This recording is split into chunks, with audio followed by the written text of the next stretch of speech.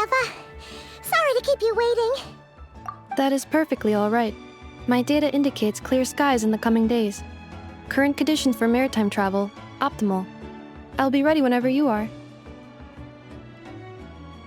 But are we really gonna set off without telling anyone again?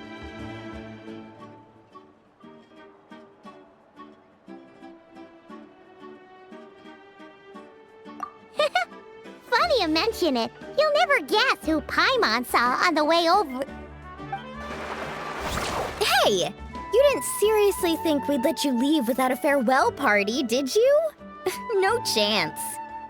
Yeah, come on, Traveler. We've already made all the preparations. And most importantly, how dare you try and slip away without first paying your respects to the almighty Dragon Lord! A little bird told us you'd soon be leaving for Nodcry. So, we asked Paimon to give us a heads up before the date of your departure.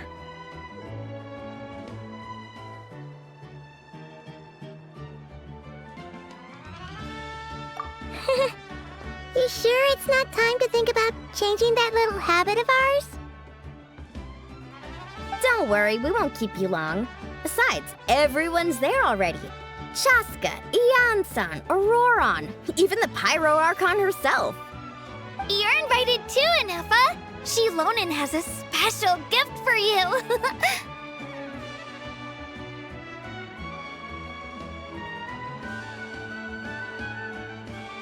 Accompaniment request accepted. Shilonen demonstrates excellent massage technique. My impression of her is exceedingly positive. Wait, so robots like massages too? Or is it just that Shilonen really knows how you're wired? Alright, enough with the chit-chat. Let's head to the venue. Woohoo! Party time!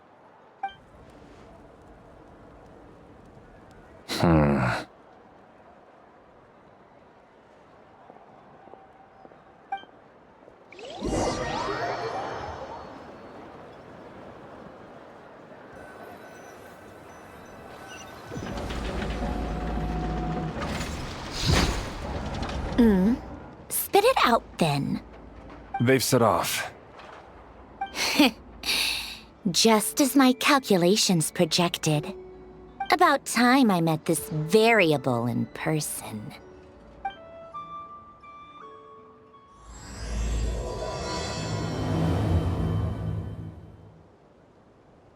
You know, every time we head to a new nation, there's always a point where it suddenly dawns on Paimon. This is it. The next chapter of our adventure has begun. This time, it was the moment she realized she just polished off the very last of her Saurus crackers. Should have stocked up better at the farewell party. In other words, Paimon has marked the geographic coordinates from 2 minutes and 40 seconds ago as the boundary between Natlan and Notcry. This deviates somewhat from the official coordinates stored in my database. Paimon meant more in terms of how it felt on a psychological level. Anyway, what about you, Traveler? When did it really sink in for you? Huh, that actually kind of makes sense. What about you, Anefa?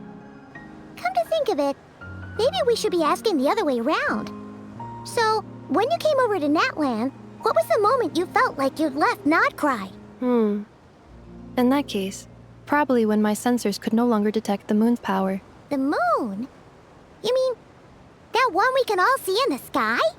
Negative. I was referring to... Here we are. Paimon, Traveler, we have arrived in Notcry. Oh, wow!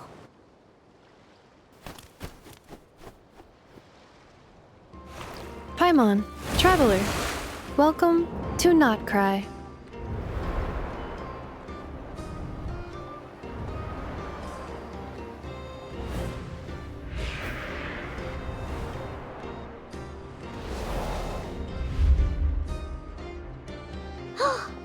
That must be Nasha Town up ahead! That's the place you were telling us about on the way over, right?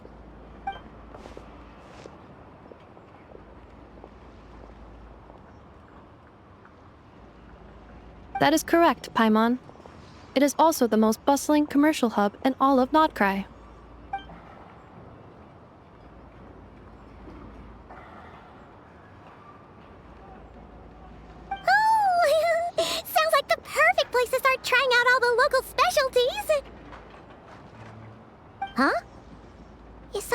Traveler?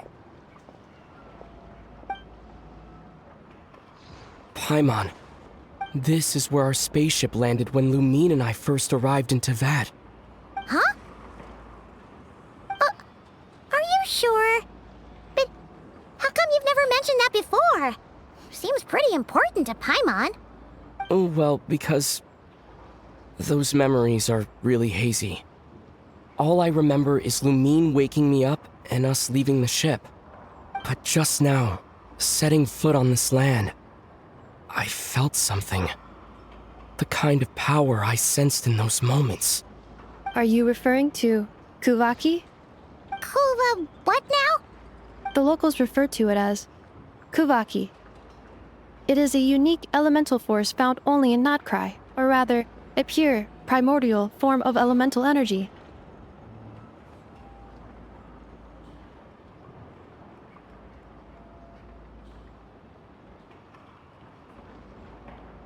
That is correct.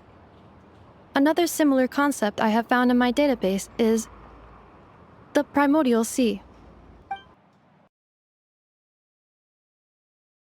Legend has it that long, long ago, the moon that shines in the sky above us once rose from the land of Notcry. Modern geological surveys and meteorite studies conducted in the region have since supported this claim. So, when you mentioned being able to detect the moon's power earlier, you were referring to Kuvaki?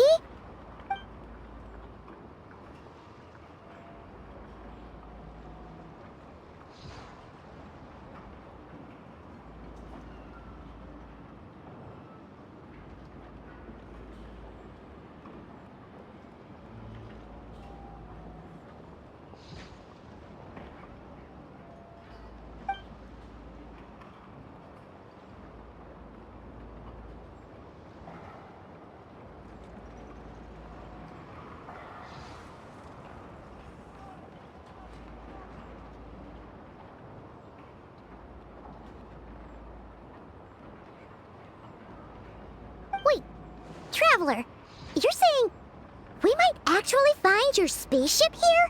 Do you still remember where it landed?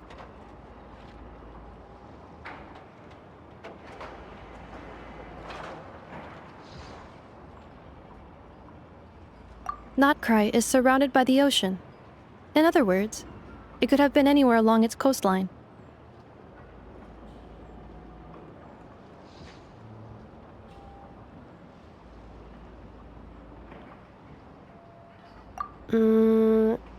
Negative. Description still lacks sufficient detail to pinpoint target location. Hey, it's okay if you can't remember everything right away.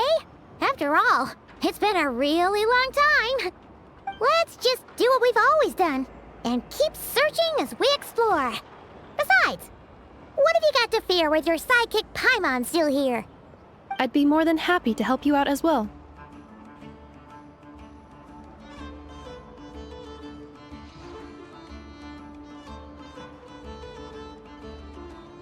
Our pleasure. Anyway, just knowing that your spaceship's here in Notcry surely counts as a big step forward, huh? Like we've crossed another boundary? Paimon couldn't have put it better herself. You sure are a quick learner, Inefa.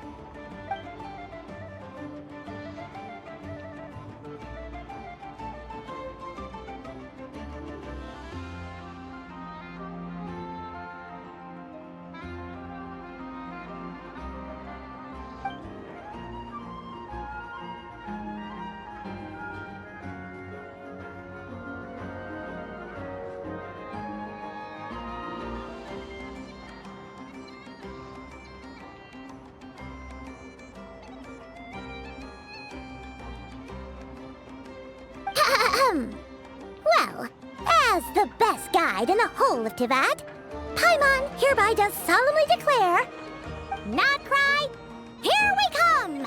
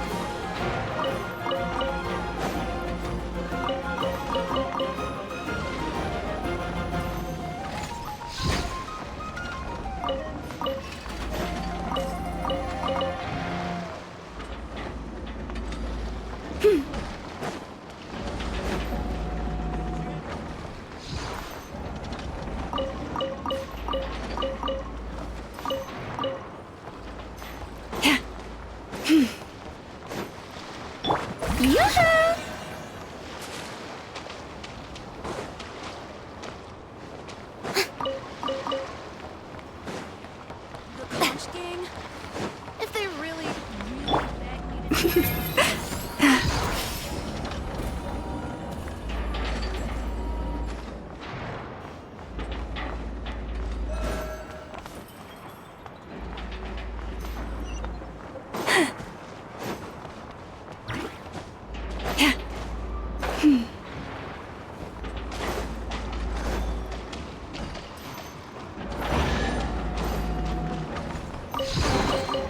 Perhaps this treasure has been waiting for you all along.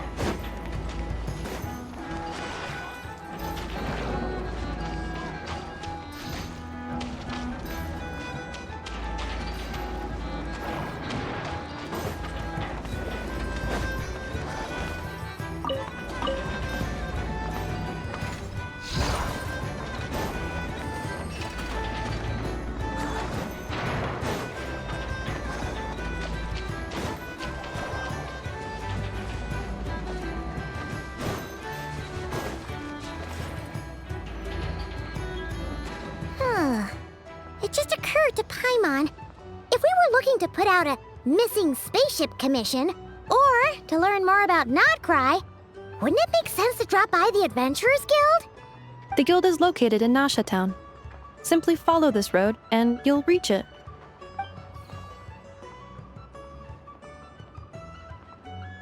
Huh?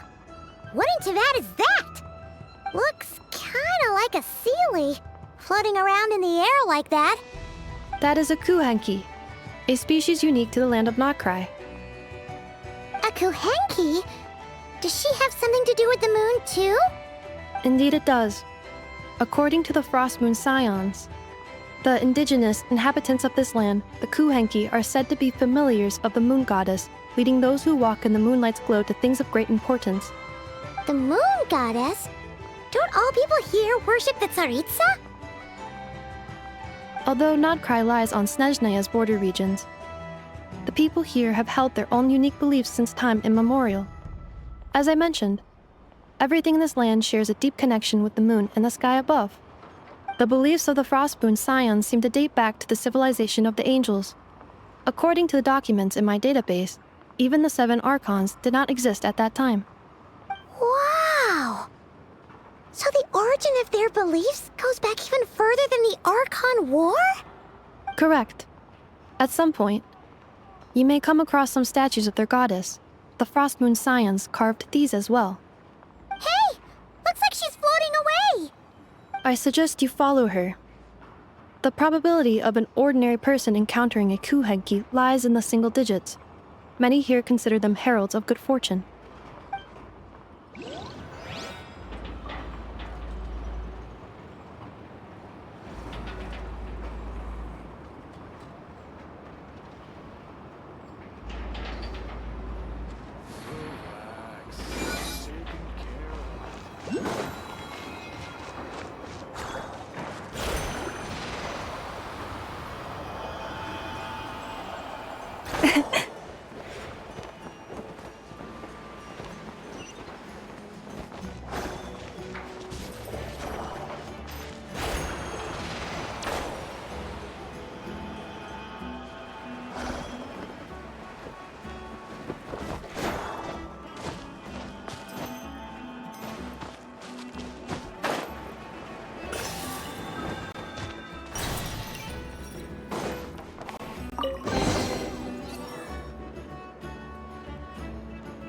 Is this a travel guide? Huh. It actually led us to something useful.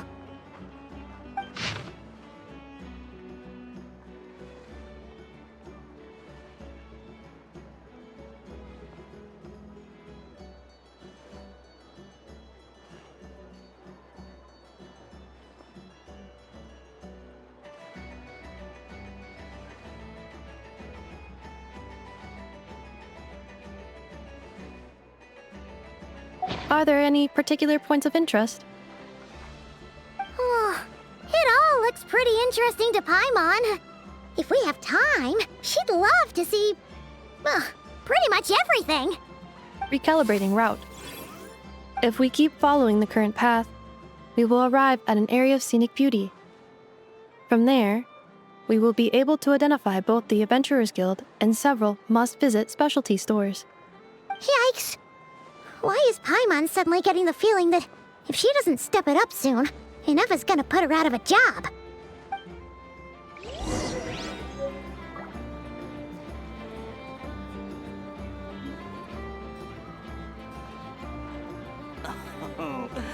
There's no such thing as Sure is lost different treasure. from Snezhnaya.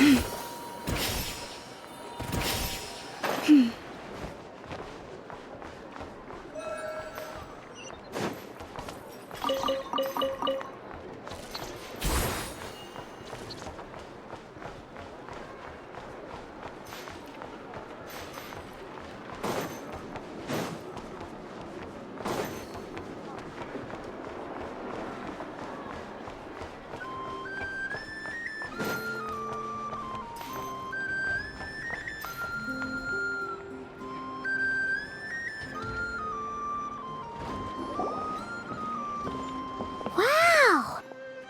Nasha Town actually looks pretty big from here. Feels a bit different than Paimon imagined, though. Which aspects in particular deviated from your expectations? Well, Paimon keeps hearing people describe Nodcry as an adventurer's paradise. So she kind of thought it'd be a bit more picture perfect somehow. According to legend, there was indeed an era of peace in Notcry's past, the age of the Fae. Tales of those ancient heroes are still told today. One of the most well-known is that of the Lantern Fae. This individual performed many good deeds for Nodcry. The present-day Lightkeeper's nightly lantern patrols are, in part, a tribute to their memory.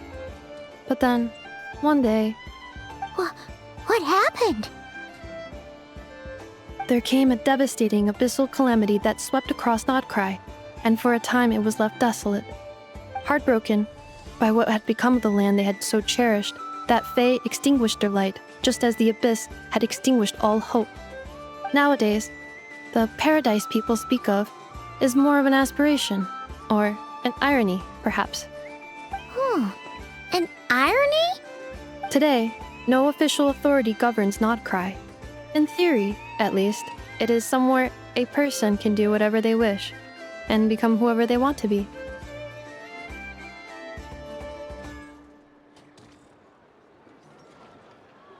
The Adventurers Guild is just over there, in Nasha Town's Central Plaza, and the flagship tavern is over that way. Hey, what's that building over there? You know, the biggest, tallest one. That is Aino's Boom and Blast Kuvaki energy cannon. It gets activated when the wild hunt threat level outside Nasha Town reaches a certain threshold. But according to the scan I just ran, the energy cannon appears to be malfunctioning. likely due to a recent discharge. The Wild Hunt? Isn't that the abyssal calamity you mentioned that's specific to Nodcry?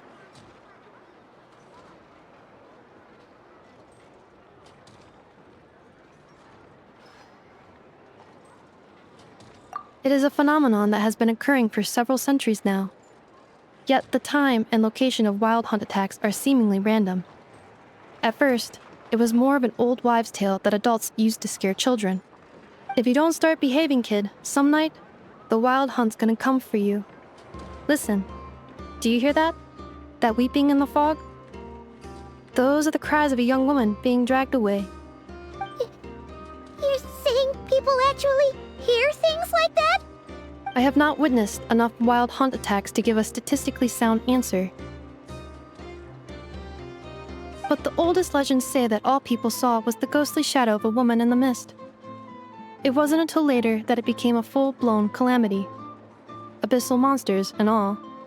Oh, when you put it like that, Paimon's really gotta hand it to Aino. Not only did she repair you, but she's even built a giant cannon to keep the wild hunt at bay. Absolutely. Aino is very impressive indeed. Anyway, according to my schedule, it is time I took you over to the flagship. Oh, sure. After all, we shouldn't keep Varka waiting.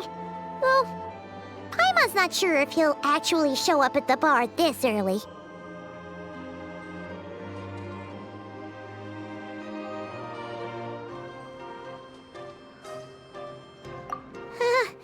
You're right about that.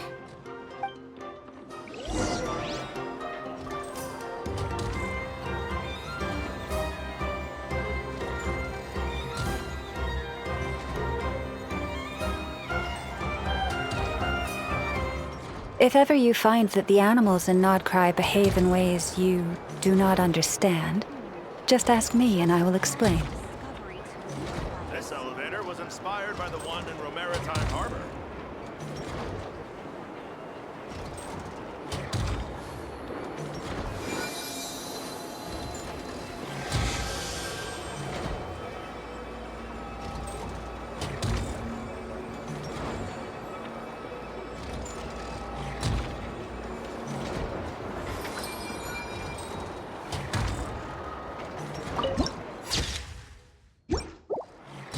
This elevator was inspired by the one in Romaritime Harbor.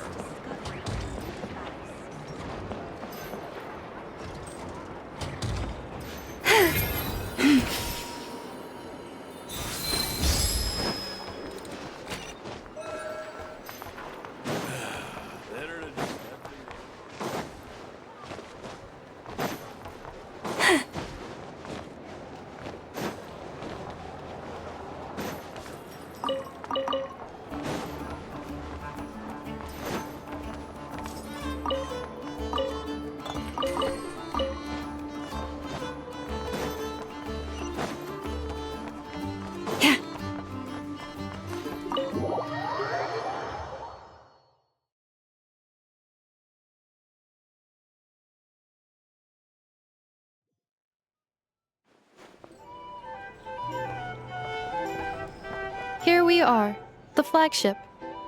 Varka told us to meet him here in his letter, right? Let's see. Varka? Varka! No matches, I identified. Huh. So he isn't here after all. Oh, guess we never did actually say we'd be arriving today. Hey, why don't we go ask the owner? If what they say is true, Varka's drinking prowess must have left quite the impression.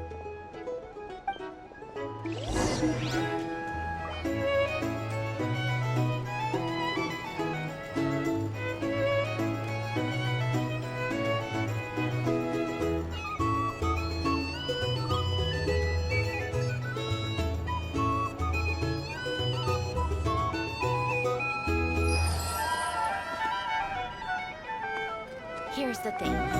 You can't live life without a little These are spice. bounties. If you want to negotiate prices, go find a flea market.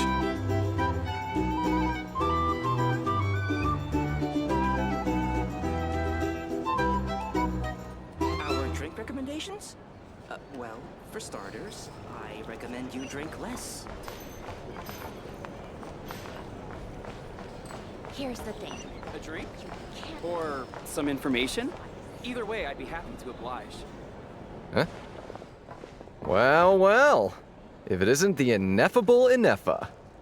Hello there, Demian. You know each other?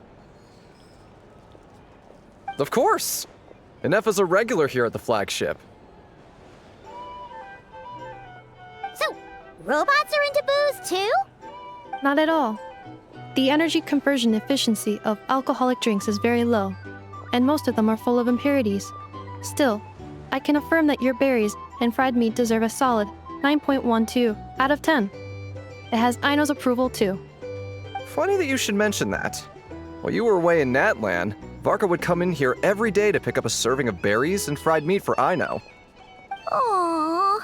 He must have been worried sick that she wasn't eating properly on account of being so hung up about Inefa being gone. Actually it's 'cause Varka found out that Aino went wild after Inefa left, gorging herself on snacks she normally couldn't get her hands on. So it was more worry that she wasn't getting a balanced diet. I think I might have just put my foot in it. Anyway, since you're back from Natlan, these two must be the ones Varka mentioned. The Traveler and Paimon, yes? Yep, that's us. So, from the sounds of it, you must be a close friend of Varka's too. Varka? Goes without saying. After all, he's the only one around here who's ever managed to stay standing after 10 rounds of the roulette special. Paimon can't believe he's made such a name for himself. Though, guess it's hardly surprising how.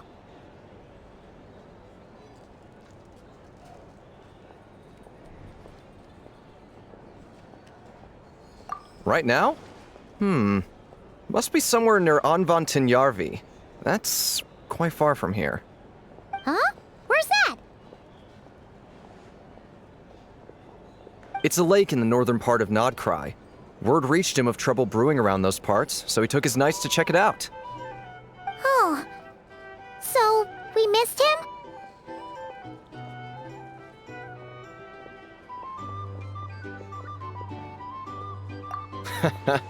Varka knew you'd say that. So he specifically told me to make sure you stayed here and enjoyed yourselves. He sends his assurances that everything's under control. Well, if he's that confident, guess our only option is to accept. Anyway, it's not like there's any special cause for concern. He is the Grand Master, after all. Exactly. Plus, not only has he booked you into our finest room, he's paid for it in advance, too. Whoa! It's so generous of him! We might not have met yet, but Paimon's got a feeling that we'll get along with Varka like a house on fire. Oh, and by the way, he also asked me to serve up a portion of berries and fried meat for Inefa. That was prepaid as well. Thank you. No, thank you. I'm the one who should be grateful for your business. Traveler, Paimon, why don't you go ahead and drop off your luggage? I can use this time to go pick up some components that Aino asked me to bring back. Sure thing. Besides, now that we've got ourselves a map, once we're done unpacking, we might as well go for a stroll ourselves. Why don't we meet up again later? Oh. So you no longer require navigational assistance? No worries, we should be fine. We've got a rough idea of our way around town, so Paimon's reasonably confident we shouldn't get too lost. Thank you. This translates into an approximate time saving of 30%, meaning I will be able to see Aino about 45 minutes earlier than previously projected. Oh, right. You must miss her a lot, too. In that case, we better get a move on.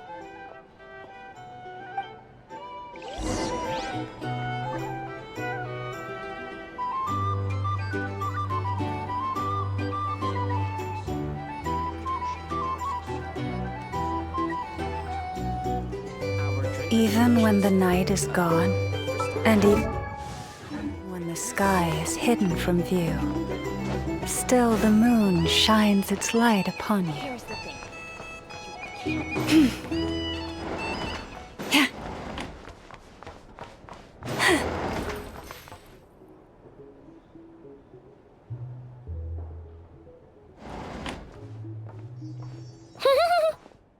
pretty nice having someone sort out our food and lodging for us, huh? But is this really the flagship's best room? It's pretty big, make no mistake, but it looks a little worn out, right? Though, to be perfectly honest, that feels right at home with everything else we've seen of Nasha Town. You mean it's got something to do with Nodcry's history? Oh, that makes sense. But what exactly was this calamity?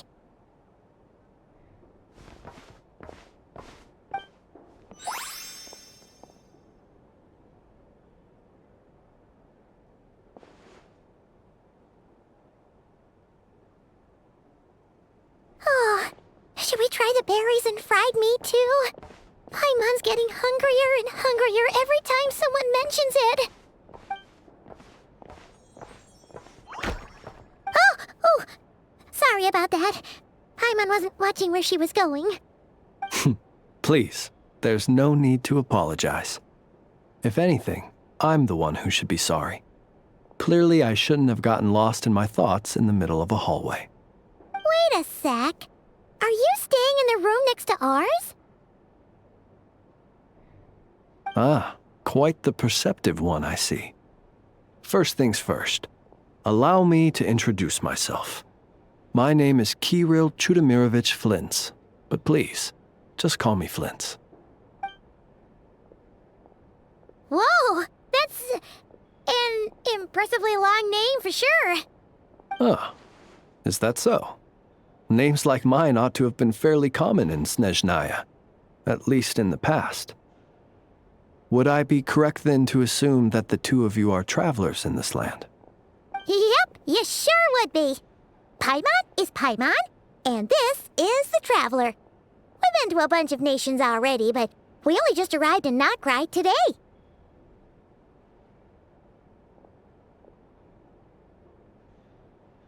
What a rare honor it is to meet such worldly travelers. Are you here for travel too? If only I had the time to spare. No, I'm just staying the night. Oh, so you're here for business? That's certainly one way to put it. I'm a Ratnik of Nodcry, normally stationed near the burial grounds to the north. My sole cause for being here today was to repair this lantern of mine.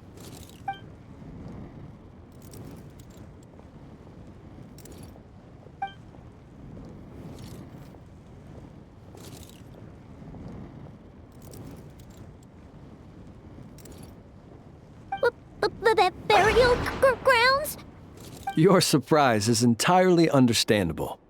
Most people cannot even begin to fathom the idea of a life surrounded by tombstones and decay.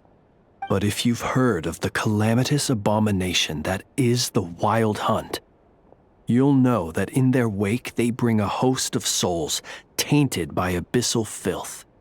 That then is why we are stationed by the burial grounds, to hold the line where it is most vulnerable. Oh, so it's all about fighting against the abyss. Oh, sounds like a tough job. I thank you for your concern. But in truth, I've long since grown used to it. In fact, I like to think it rather suits me. If anything, I'd say I prefer the peace and quiet of a graveyard to the hustle and bustle of urban life. Paimon sort of gets it now. But even so, she's still pretty sure she could never get used to living in a graveyard herself. For one thing, she'd be too scared to fall asleep at night. Oh, I assure you, there's no need to worry on that account. The kind of ghosts you find in cemeteries aren't too big on talking. But even when they do, they're usually far more discreet than the living.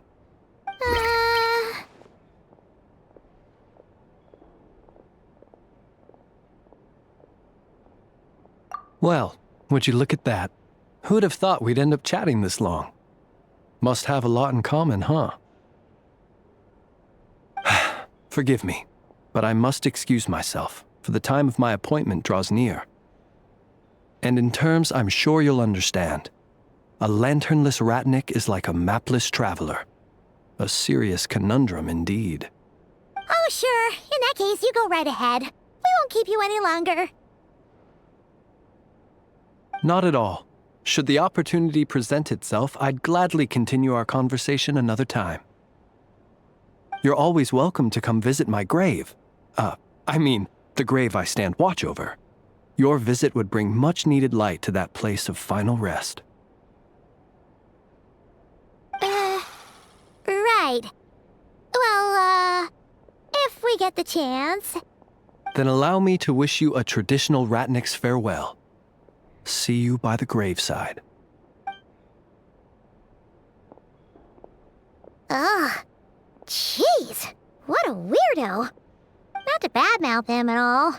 In fact, he seemed pretty cultured, but at the same time, kinda spooky? Must be all that time he spent around graveyards. His lantern? No, not really. You mean, 'cause it was broken?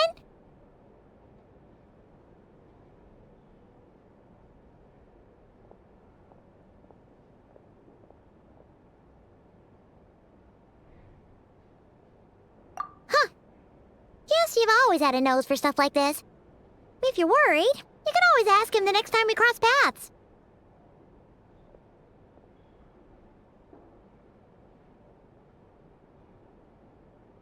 Hey, don't you start spouting all that weird stuff too.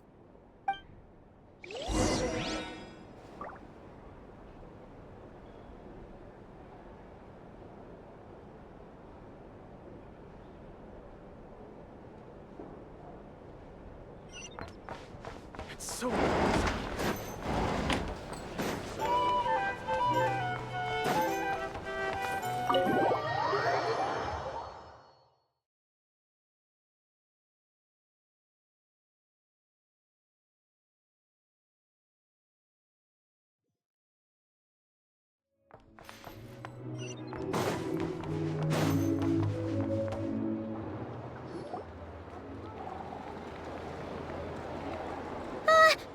Paimon almost forgot something super important!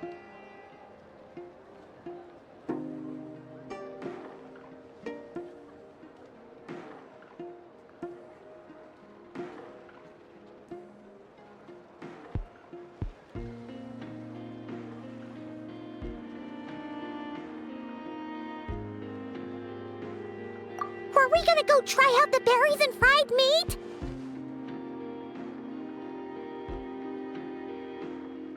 But now, heading all the way back to the flagship feels like such a waste.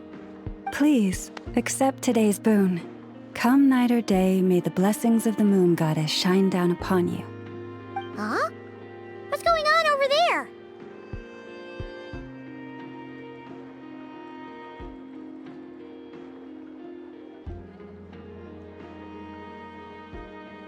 Wait, free food? Wow, the people here are so nice! Quick, let's grab some too. Paimon's super curious what their food tastes like. Moonlight illuminates the path before you, travelers from afar. Huh? How'd you know we were travelers? Just now were a song the birds in the sky, singing of your wanderings. You are no ordinary guests, it seems. The birds and the... what now? Forgive me. I should not have laid the words of others out as a welcome mat for our very first meeting. You, too, must be wondering who I am. I am Lauma, moon chanter of the Frost Moon's scions. Please, as do our followers and other passers-by, accept today's boon. Happy to oblige. Paimon's name is Paimon, and this here is the Traveler. Thanks so much for sharing your yummy food with us. We'll take one each.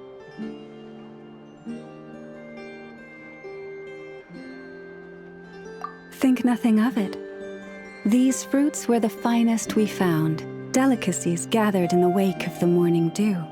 It is my hope that partaking of them may lift your spirits to heights anew. The finest you found? Wow! That sure is kind of you, but Wouldn't you want to keep those for yourselves?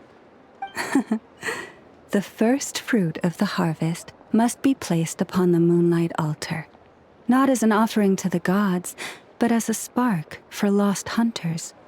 For it is the blade of the starving that darkness most easily corrupts.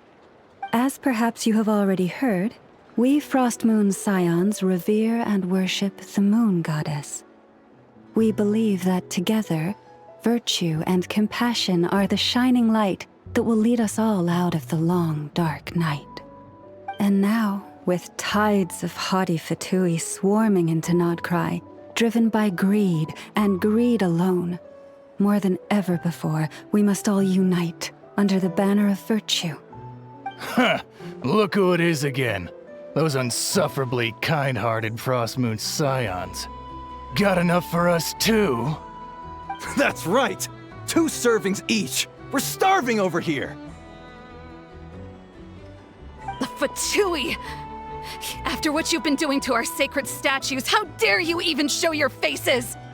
Wilhelmina, bestow today's boon upon our guests. You hear that? No slacking now. We'll have the very best you got. But, my lady, they... Please, you two, accept this meal. But remember this. Kindness is the first lantern left to guide those who stumble in ignorance. Come again? Let me finish. But should they still refuse to follow the moonlit path, then by our frosted blades shall we show them its shadow. You! Hey, look who it is. Whatever. Just you wait. We'll be coming for you next. Huh? Where's the meat? Who wants to eat this garbage? Those stooges really are the worst.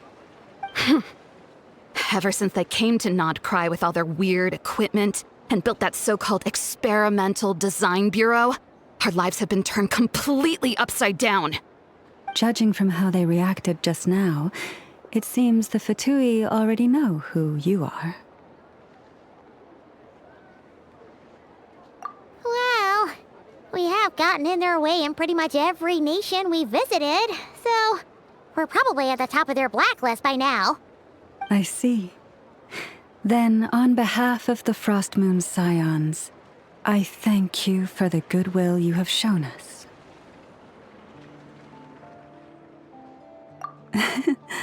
Because if they had gotten ahead of themselves just now, I'm sure you would have stepped in to help. Just as the birds and beasts put it, your arrival heralds joy to us all. Besides, for a weary traveler far from home, what better respite than to bathe in the moonlight? You will always be welcome at the Frost Moon Enclave, the place we call our home.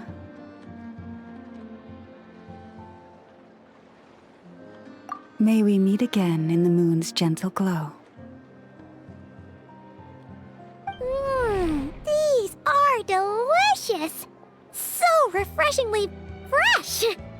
Those 2 Fatui wouldn't know a good thing if it came up and bit them on the shoulder. Looks like Inefa isn't done with her shopping yet, and the Adventurers Guild is still empty. Where should we head next?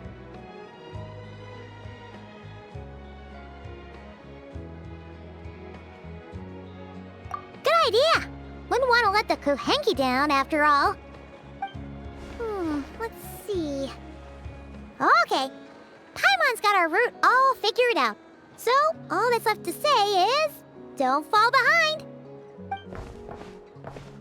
This is Nuts and Nuts. It's mostly a fruit shop, but there's a crafting bench too.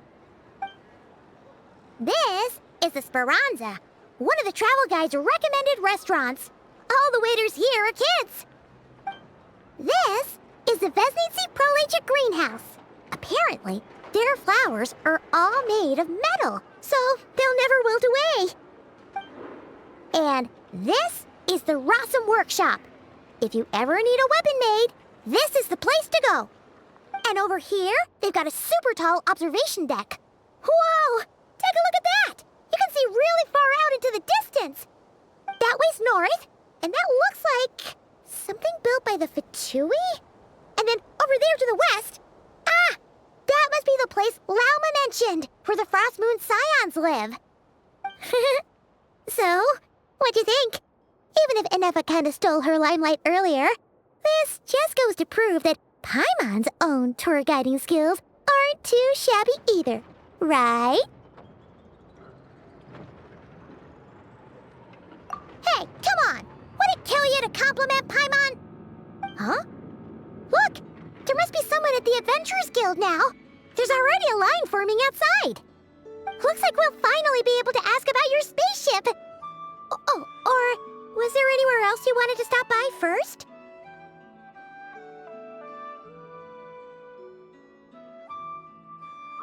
Where? Which one are you...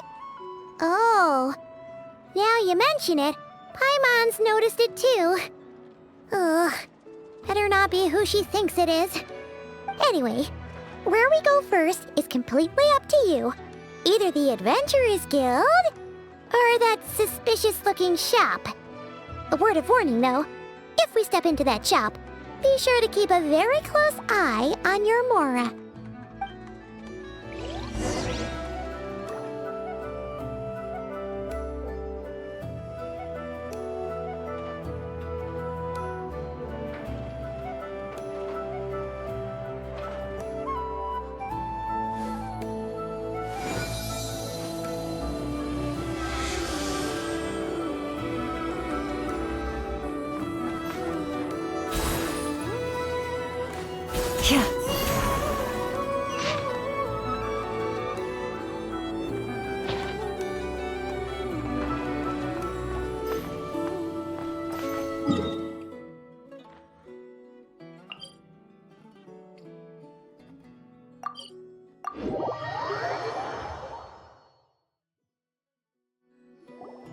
Lucky us! The line seems to be gone now!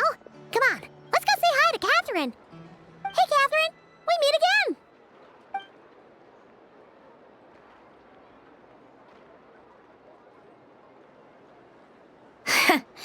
How ridiculous. Huh? They often say that mortals, shackled by their own flesh and blood, may fail to perceive the truth of this world, even when it is right beneath their very noses. Yet I had not expected to have the pleasure to witness such heights of absurdity firsthand. But Paimon must have gotten the wrong person? At second glance, you do seem a bit younger than Catherine, and you certainly sound a lot less friendly. A creator might forgive ignorance, but being mistaken for one of my own creations is beyond all pardon.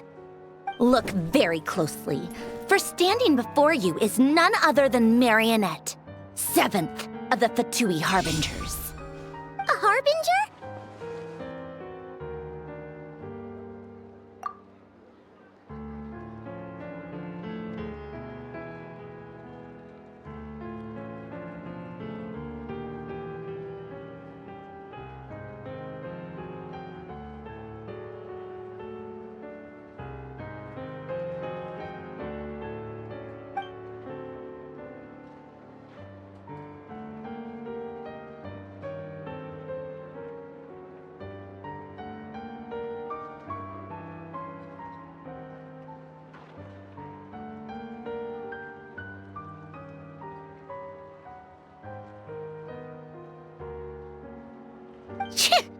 Today's encounter is merely a courtesy call. A friendly warning, if you will. You interfered with my work once before, with that little robot. I let it slide. After all, it was nothing more than a distraction, a side project at best. But we are in Nod Cry now, and as such, I strongly advise you not to stand in the Fatui's way. Otherwise, the next time we meet, I might just have to drop all this meaningless etiquette. Oh, please. You've got some nerve coming out with barely veiled threats like that. You're the one stirring things up here. Oh, perhaps you have misunderstood. Just because Nod Cry lacks a ruler at present, that does not mean it should not be ruled. We Fatui are simply establishing a new order. Yeah, right. More like shady experiments, judging by your massive creepy research facility. I've said what I came to say. What you do next, only you can decide. So why don't you start by using your already limited processing capacity to calculate your even more limited options? And, being the refined young lady that I am, I shall indulge you just this once. Ad Astra Abasask. Welcome to Nod Cry, Dominion of the Fatui.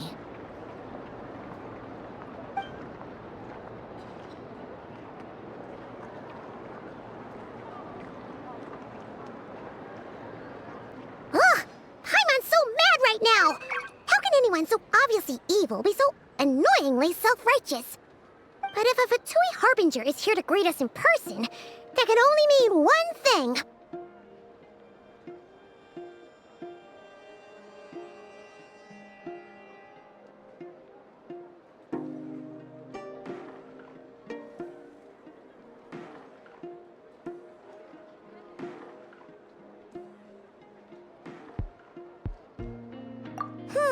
We'll have to be extra careful from here on out. Paimon hates feeling like she's being watched.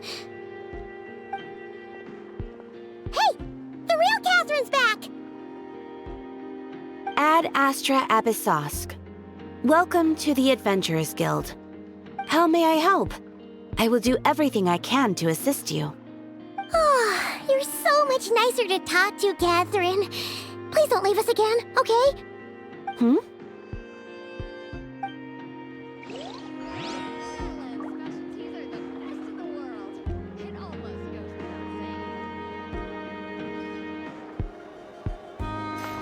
Ad Astra...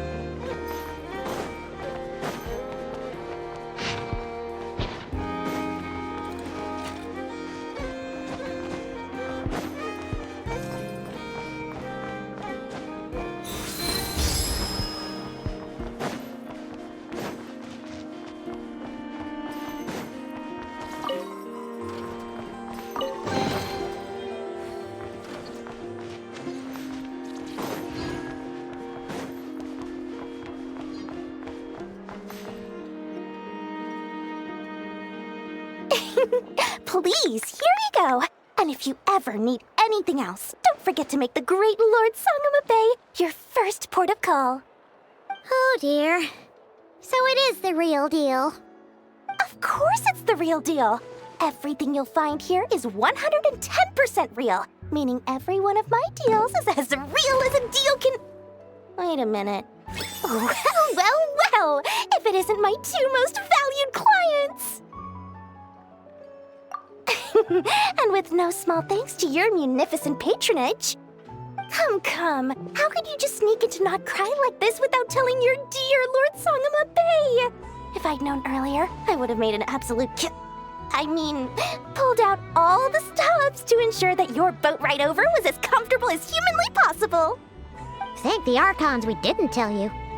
Oh, come now! You know as well as anyone how impeccably and conscientiously above board I am when it comes to doing business. Well, regardless of whether that's true or not, the main issue here is that we had no idea you had a branch in Nod Cry. A clever merchant always has a backup plan, or two, or three up their sleeves. As the saying goes, a rabbit with many burrows fears not the hunter's arrows. A merchant with stores galore hears no debtors at the door. Since you're both here in Nod Cry, would you care for some of my finest local souvenirs? Whatever you're looking for, I have it. Or if it's Sumeru you're missing, I've got that covered too. We literally just arrived. Do we look like we're on the hunt for tourist trinkets to take back for our friends? My, your high-minded tastes never cease to impress. In that case, I know just the thing. You must be on the hunt for something like this? What's that? Your hat? Information, of course. Information about Nodcry, locked securely in the otherwise impenetrable vaults of the Lord Sangama Bey's brilliant mind.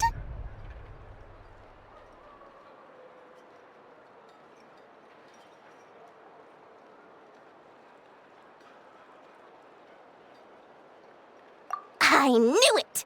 I just knew you'd appreciate the value of my wares. On the back of all our pleasant dealings in the past, I'll even take a hit by throwing in some insider info for free. Wow. You sure are feeling uncharacteristically generous today. What do you mean by uncharacteristically? I am the most generous person forget it. Anyway, the long and the short of it is this. The moment I set up shop in Nodcry, it struck me how many different factions there were, all competing against each other for power and influence. Well, as they say, there's no time for business like a crisis. Things got even more turbulent after the Fatui pulled down 2 ancient moon's remnants. People began to catch a whiff of the coming chaos. And the more troubled the waters, the greater the potential profit. Not at all sorry to interrupt, but we're not here for Mora. Oh, really? But surely it was the tales of an adventurer's paradise that brought you here. The chance to take your very own slice of all the latest and greatest business opportunities? In that case, what would you like to know about?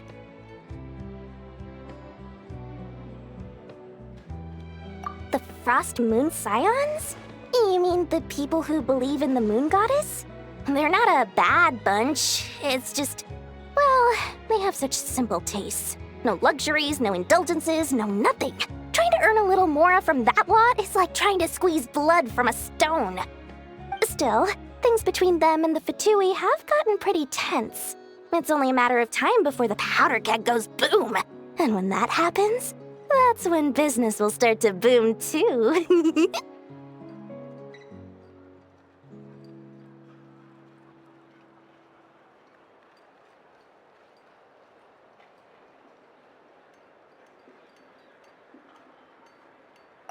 Everyone knows they're here for the Ancient Moon's remnants, but no one's sure why they pulled them down in Nodcry of all places. Anyway, they've been acting mysterious enough, but if you ask me, that Kuvaki Experimental Design Bureau of theirs up north hides secrets wilder still.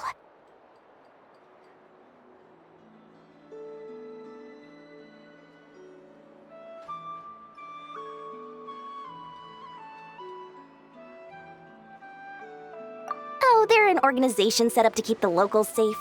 Apparently, they have a long and glorious history, and they're made up entirely of volunteers. But seriously, a volunteer organization in Nodcry? This place is hardly a magnet for noble hearts. No pay, all work? That's not a business model, and it's certainly not for me. That bunch of booze-loving monstators? Ugh, don't even get me started. As fellow Outlanders, I thought they'd be easy pickings, but somehow, every single one of our business negotiations wound up at the flagship. I've done plenty of deals with heavy drinkers before, but those guys? I never once made it to the contract signing before blacking out. I'm getting flashbacks of the hangovers just thinking about it.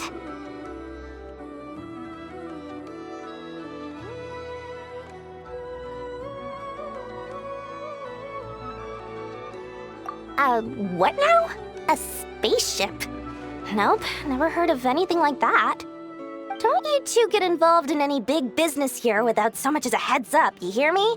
At the very least, consider letting me in as a key investor.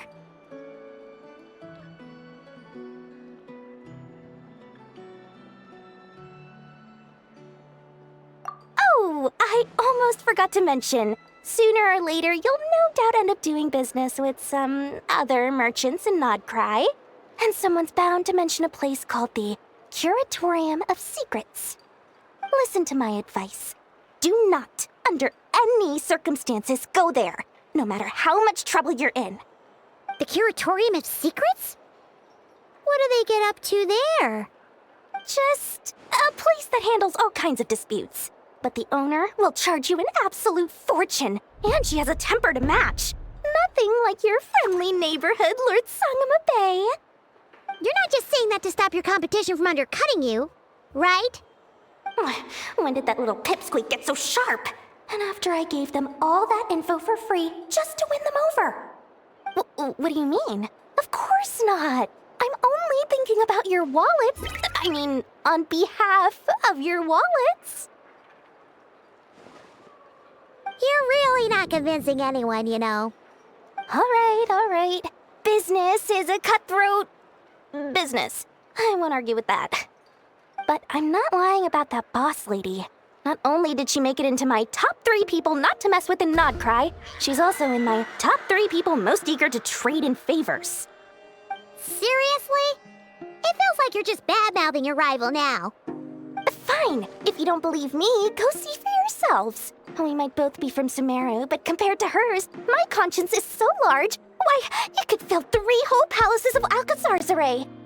But when you realize what I'm saying is true, don't say that good old Lord Sangama Bay didn't warn you.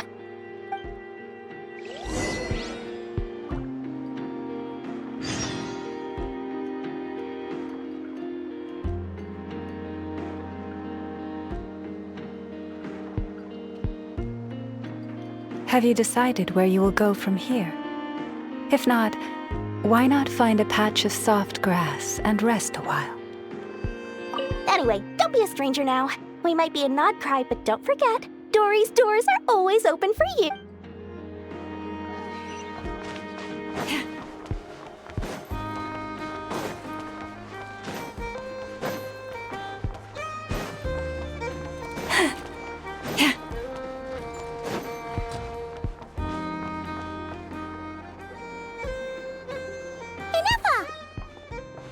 Hello. I was just about to start tracking your whereabouts. Did you manage to get everything Aino asked for? I did. What about you? Do you need me to navigate or introduce any more places around town? Not for now. We've seen most of it already. We probably need some time to process everything we've learned, though. Any progress with the spaceship? No. Catherine came back just now, so we asked her, but even she hasn't heard a thing. One possible explanation is the vast stretch of time that has elapsed. Additionally, given the limited resources available in Nodcry, it is entirely plausible that the wreck was scrapped for parts, or even mistaken for a pile of broken machinery. Aww.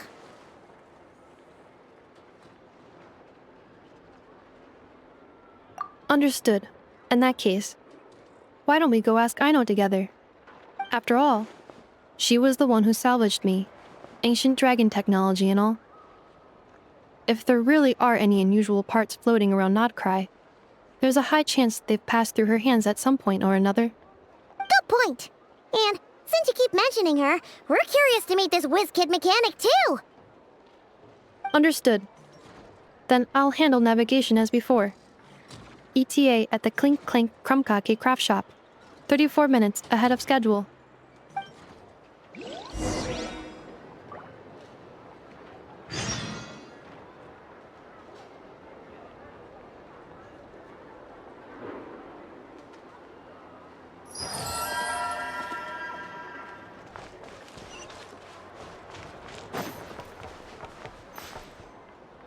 I may have lost a few memories, but I guess it's Delicious okay. and cheap.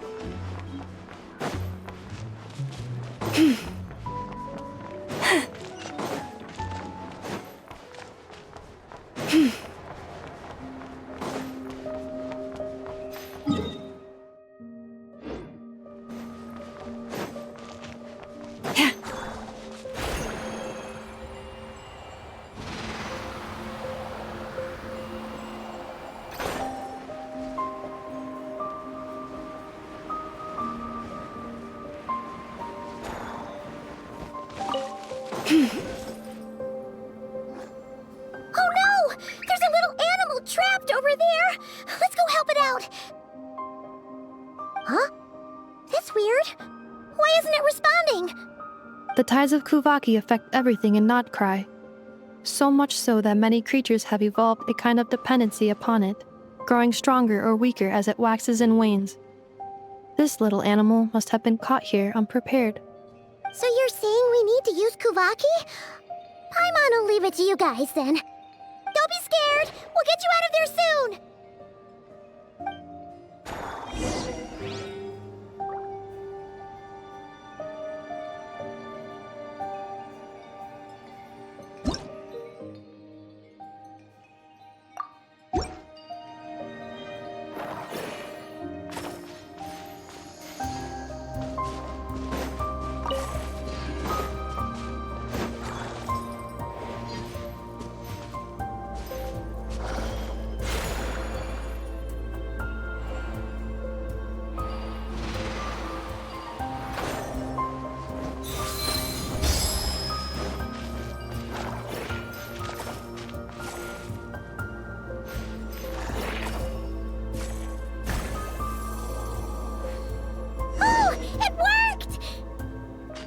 Off you go now, little one. Don't go getting yourself caught again.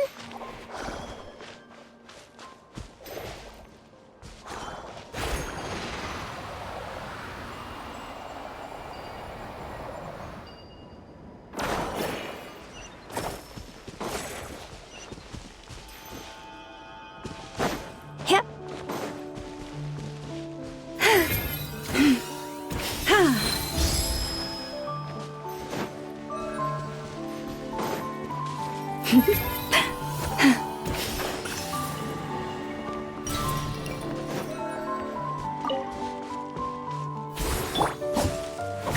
Cleanup sequence initiated.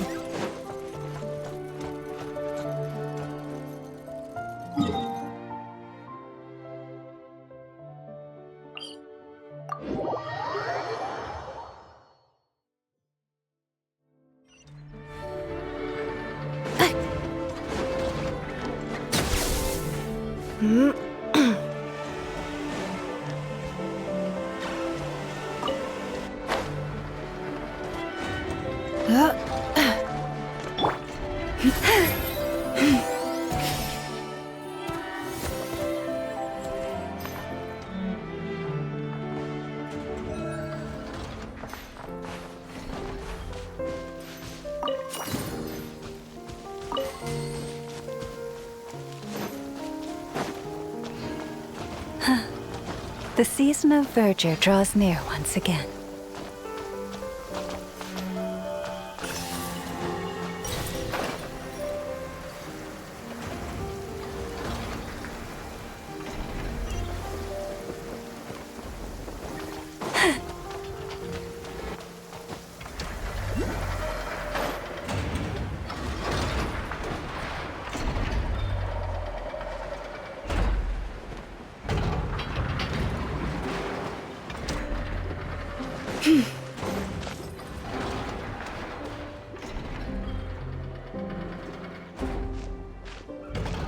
Here we are. The place Aino and I call home. Whoa! So many machines that Paimon's never even seen before. And then there's all these little robots. Did Aino build them all? That is correct. It looks like Aino has created 3 more little bots since I've been gone. Aww. Well, you were gone for quite a bit. She must have missed you. I missed her too. I want her to see what I've become. Let's not keep her waiting any longer then. Come on!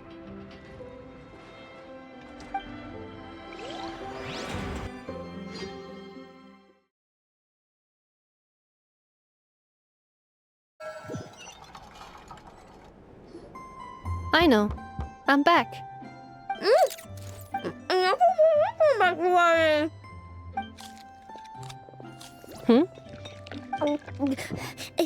Ineffa?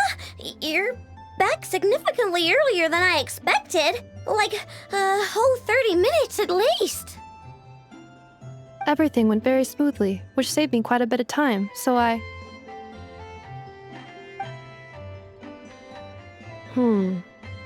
know.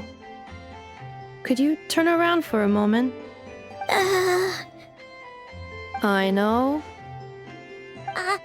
on my best behavior the whole time you've been gone. She's got chocolate all over her mouth. I know. While I was away, did you strictly abide by my tailor-made snack intake schedule? Oh, of course I did.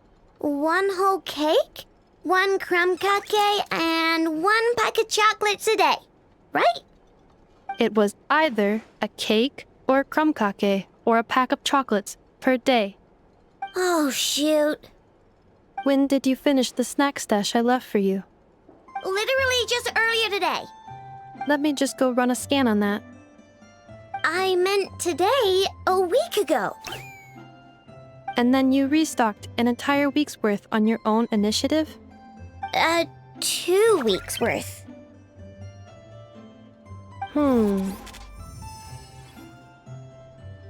Why does Paimon feel like the roles in this household are pretty much the opposite of what she imagined?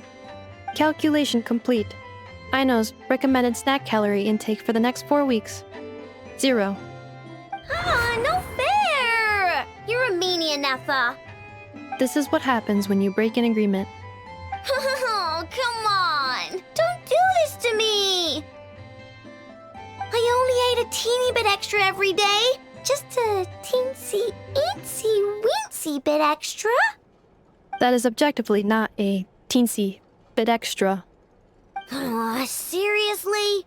If you'd only arrived half an hour later, I would have had everything cleaned up and you wouldn't have noticed a thing. But now that I think about it, you even said you'd come back a bit earlier than you did, so I wouldn't have to worry. But then, you were away so long, and I was so worried about you. And that's the only reason I even...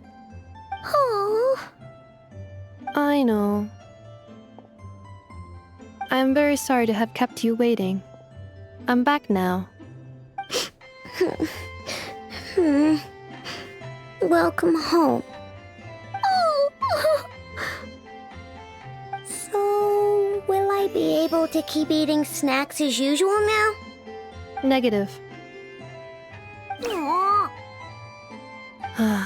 Okay. Well, given that I am later than I initially projected, I'll let it slide. But just this once. Thanks, Nefa! You're the best! I know. Allow me to introduce. It's the honorary knight and Paimon! I know. Uncle Varka talks about you guys all the time. Nice to meet you, I know. And Nefa's told us all about you, too.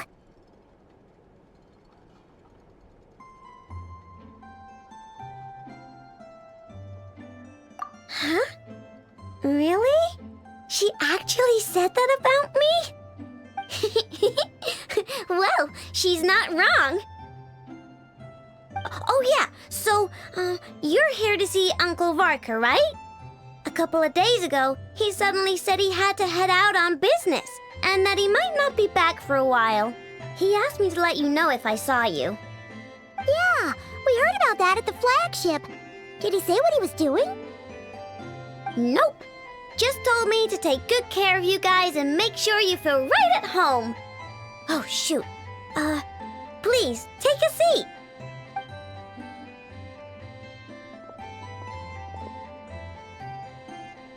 Do either of you need my help with anything? Anything at all? After all, I'm the head of this household. Sure wouldn't know it from that snack tantrum she just threw.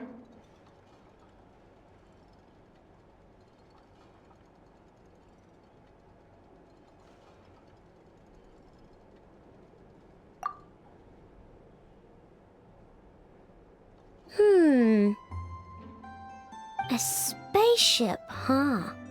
From outside to that? Exactly. So, ring any bells? No. Oh. You sure? Nope means nope. Never seen the slightest trace of it. More specifically, by nope, I mean, I've never seen a single piece of tech in all of Notcry that might have come from out of this world. Not in any new machines or in any old ones either. Huh. What I know means is that your spaceship almost certainly has not been disassembled nor repurposed as parts for other machines. Oh, so that's what she was getting at. Yep. I've taken apart pretty much all the fun stuff in this city at one point or another, but I don't recall ever seeing any components that were anywhere near that special. So, either your spaceship crashed somewhere it's never been found, or someone did find it and then hid it really, really well. But who would even do something like that? Beats me. Maybe someone who thought they could stash it away for a rainy day. Just like how I sometimes hide snacks in the...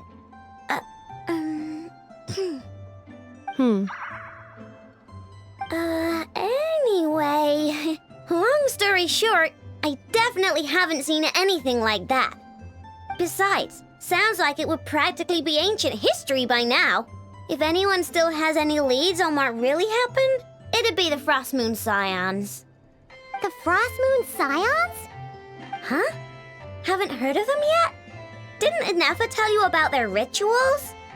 There wasn't enough time to delve deeper into their history and traditions. What kind of rituals are we talking about? I've never actually seen them myself, just heard bits and pieces here and there. They say that each of their moon chanters has had access to an ancient relic that lets them see the true past.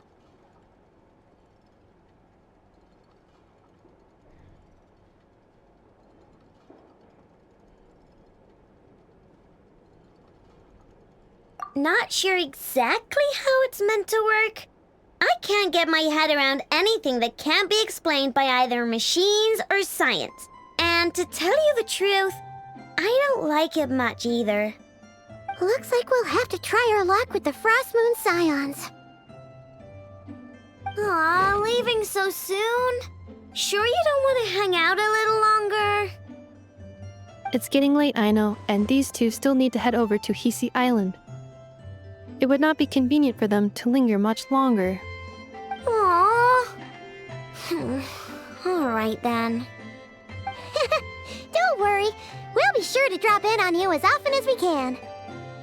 Really? You promise?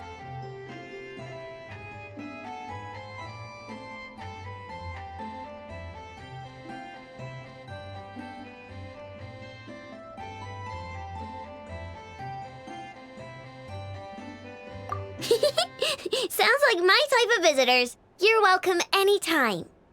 I'll be staying to look after Aino today, so I won't be going with you. Hey, don't sweat it. We'll find our way just fine. I'm glad to hear that.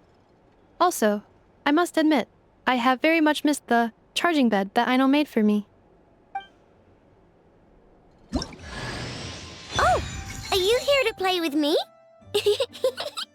My name's Aino, and I'm an inventor. Me and Inefa live together.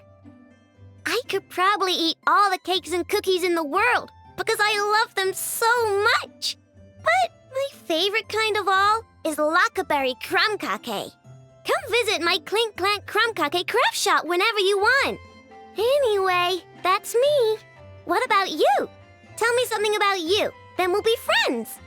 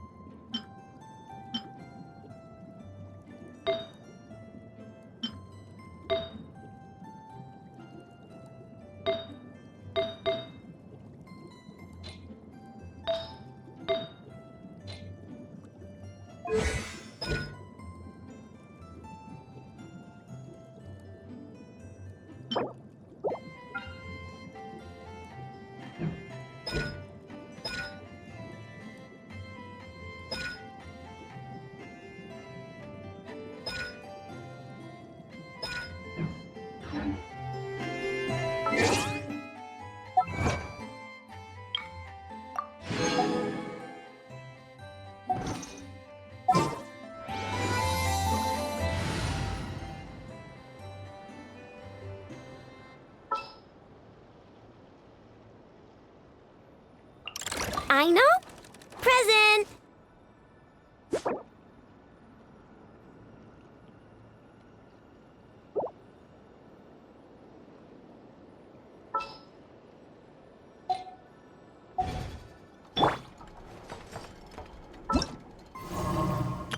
I know.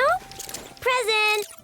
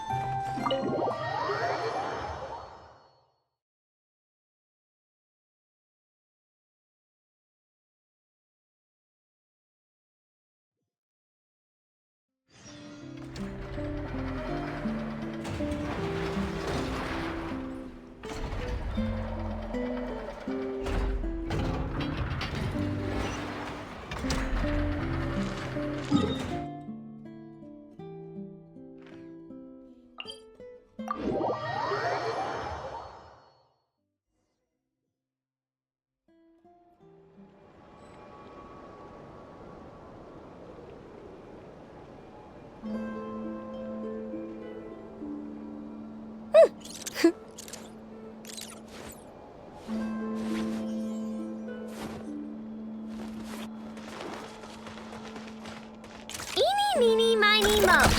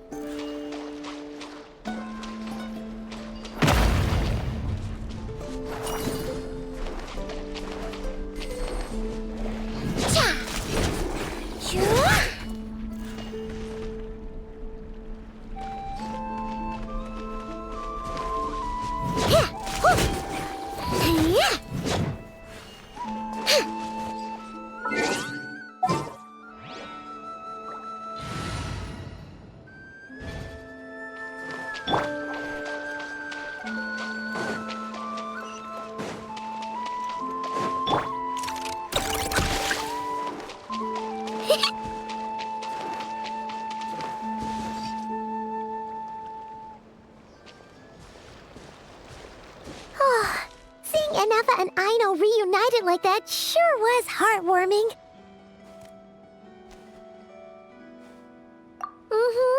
We should definitely hang out with them more in the future.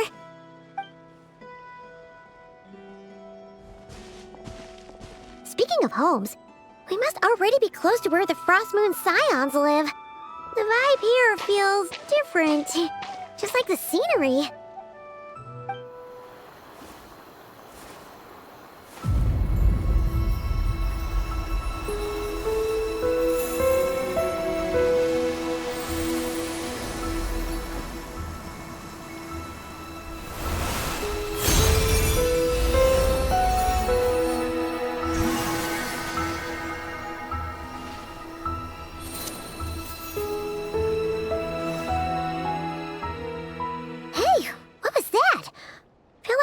Sort of breeze blew by, and then the petals suddenly turned into...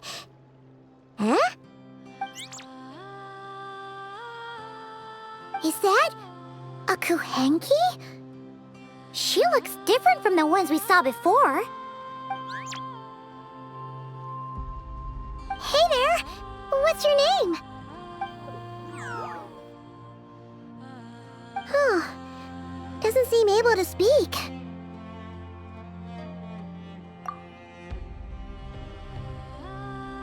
No idea what she wants. Unless you want to stop, maybe we should just keep moving?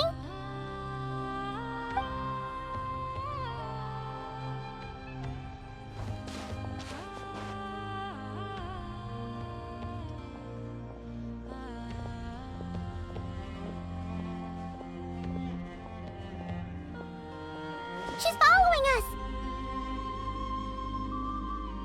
Go on. Go on now. We've got stuff to do. Best you find someone else to hang out with.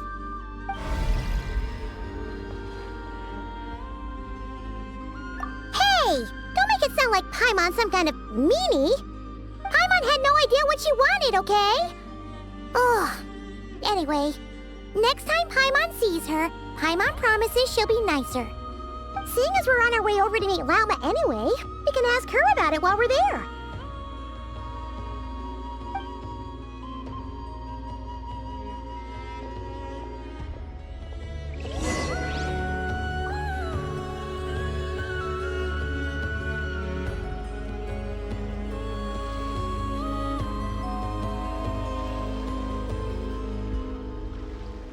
It's been way too long since I last had some candy. My brain's grinding to a halt, like a rusty machine. Oh, that's it! I'm having 5 whole crumb cupcakes for dinner tonight, and nothing's gonna stop me. Not even Anefa's super angry mode.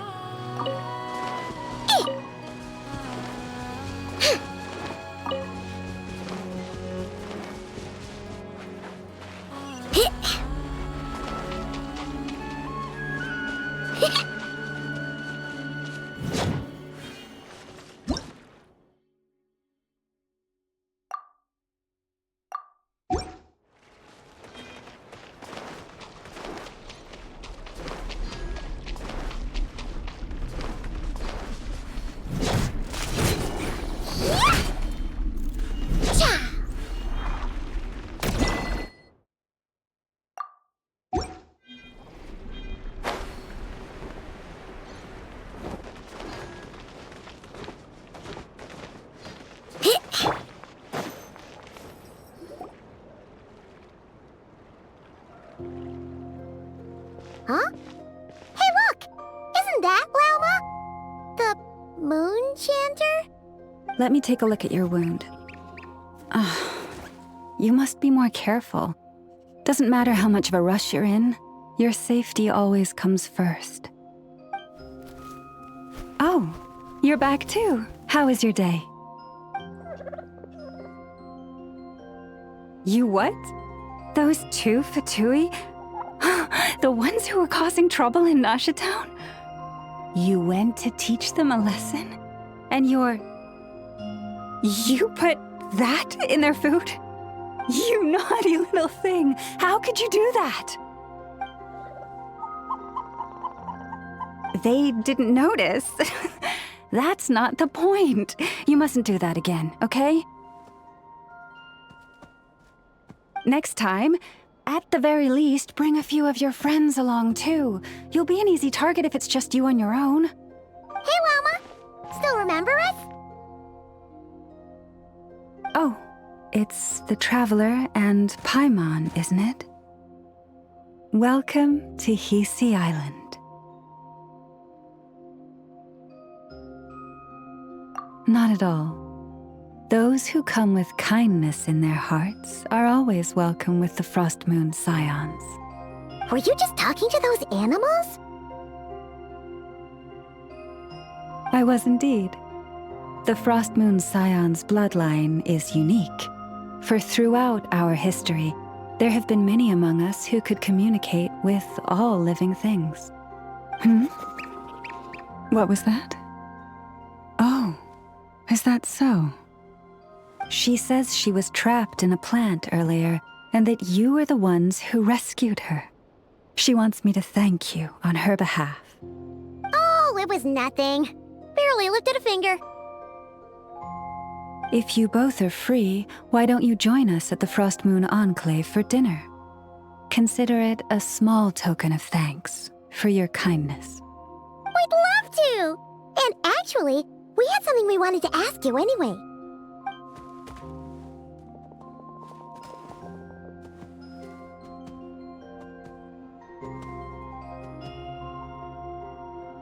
Oh, you're interested in the story of Kutar? Kutar? Yes, Kutar is our moon goddess, the moon maiden who guides us. But up close, this one somehow seems a bit different from the one in Nasha Town. It's like it's more...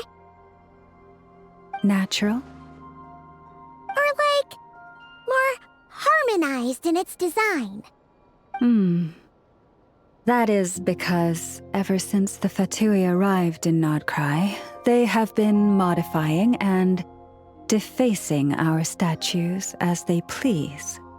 These statues were made by the Frost Moon Scions who settled here hundreds of years ago, crafted from the very finest Lunasol stone. Not only is this stone exceedingly rare, but it also brims with Kuvaki. I suppose the latter must be what caught the Fatui's eye. For a time, we put up fierce resistance. But now, this is the only one left that still retains her original form. We heard they even pulled some ancient moon's remnants down from the sky. That's right. The two largest remnants landed in Nodcry. One here on Hisi Island, and the other on Paha Isle. The Fatui built their research facility on top of the remnant over on Paha Isle, but they've had their sights set on the one here, too.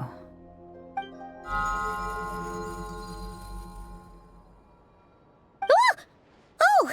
It's that little Kuhenki again! Surely that can't be. Hey! We've been wondering what was up with it, too. It just appeared out of some petals and hasn't stopped following us since. No, that is no ordinary Kuhenki. These we name Luonnotar, beings born from the moon goddess's blessing. Can you understand what it's saying? We honestly haven't got the slightest idea why it's been following us. I'm afraid not. I cannot fathom its thinking any better than you can. Sometimes a long time must elapse before the moon goddess's blessings turn into Luon-Lotar. Perhaps you two were simply there to witness that transformation. Oh, maybe. Legend has it that the Luon-Lotar bring good fortune. Given that it seems to have taken a liking to you both, why don't you let it come along with you? Really? Then you can start by helping us find some more treasure chests along the way. Capiche?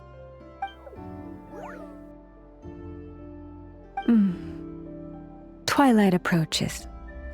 If you would hear more of the moon's story, then let us make our way to the Frost Moon Enclave. Beneath the gentle moonlight, I shall share this tale in full.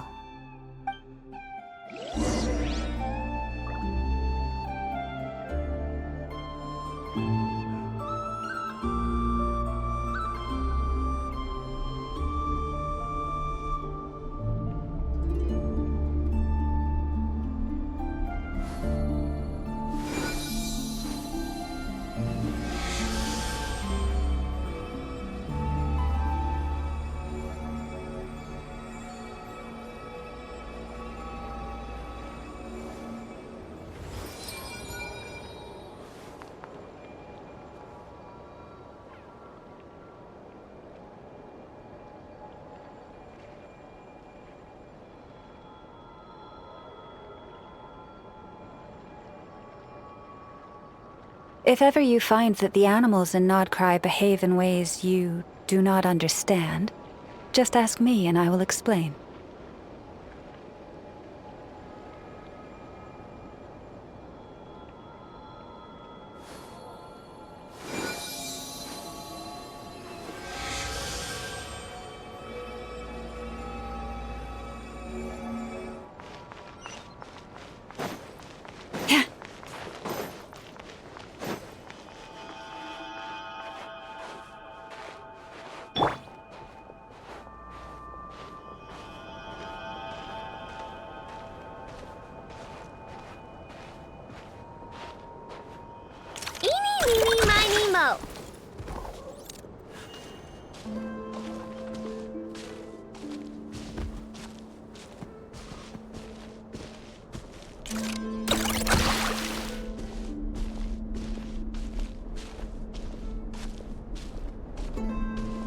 Oh, Lady Lauma, you're back.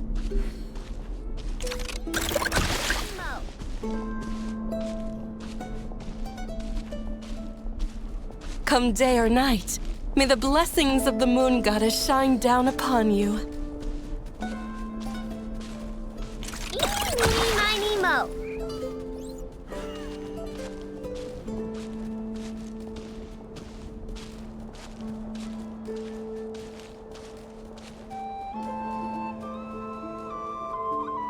Lauma, you have returned.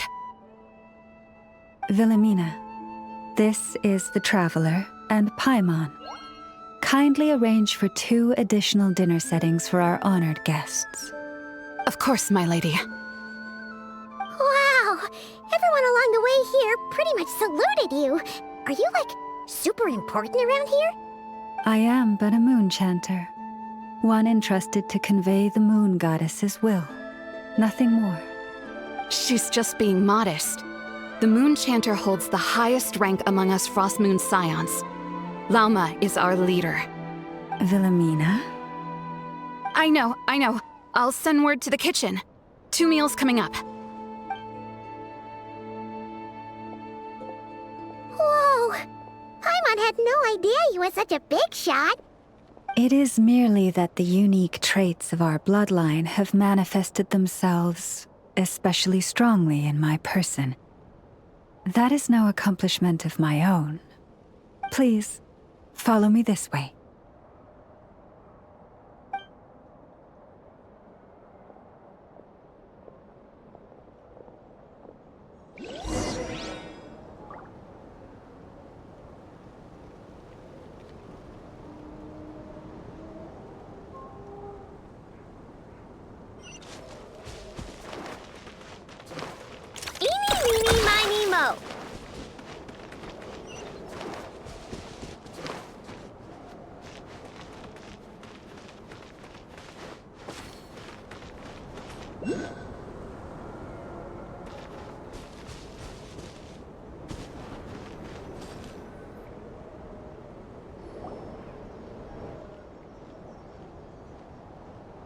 Even to this day, I am still trying to piece together the many fragments of our past. It is a story not only of the Frost Moon Scions, but also of the moons themselves. A story of the moons? Yes. We Frost Moon Scions are the last descendants of the ancient golden realm of Hyperborea. Its former glory may have faded, but what remains is a memory uniquely ours. In the distant past, Tevat had not just one moon, but 3. It is said that they were created by the primordial master of this world, cast into the firmament to keep peace in the land below. Firstborn was the eternal moon, largest of the 3. Legend has it that it was her immense Kuvaki that gave rise to the ocean tides. Next was the frost moon, smaller than her big sister, yet brightest in radiance. Her glow became the cold, undying lantern of the night. Finally came the iridescent moon, smallest of the sisters. Most of the time, her light was barely visible to the naked eye. Yet when she shone, her fleeting halos were all the more mysterious for it. Wow! Sounds like it all happened so long ago. So, what happened to them afterwards? Afterwards, well, as you have seen, the 3 moon goddesses perished. This happened in a war triggered by the Descenders, and of the 3 lunar husks, only the frost moon survived unbroken, while the others were shattered to pieces. Oh, so that's why there were ancient moon's remnants in the sky. Yes. It is also said that when the moons shattered, most of their fragments rained down upon this land like stardust. That is why Nodcry is blessed with such an abundance of Kuvaki. As for the remnant that the Fatui recently pulled down, that belonged to the Eternal Moon. Wait a sec. But you just said that 2 of the moons were shattered, so where are the remnants of the iridescent moon? The iridescent moon's remnants were never found. What happened to her after the war remains a mystery. Some say she vanished in an instant, while others believe that her remnants are simply too delicate to leave a trace.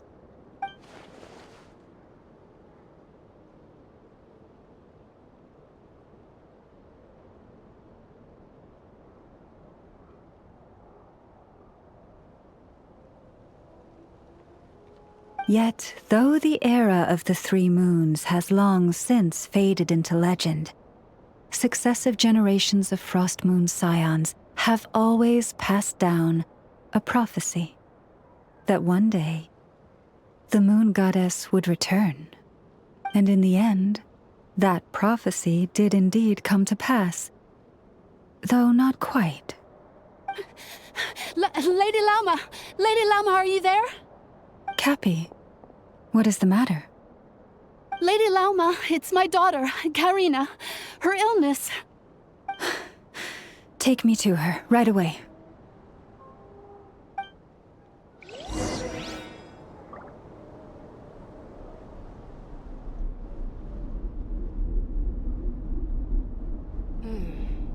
Now where in the world did I put that book?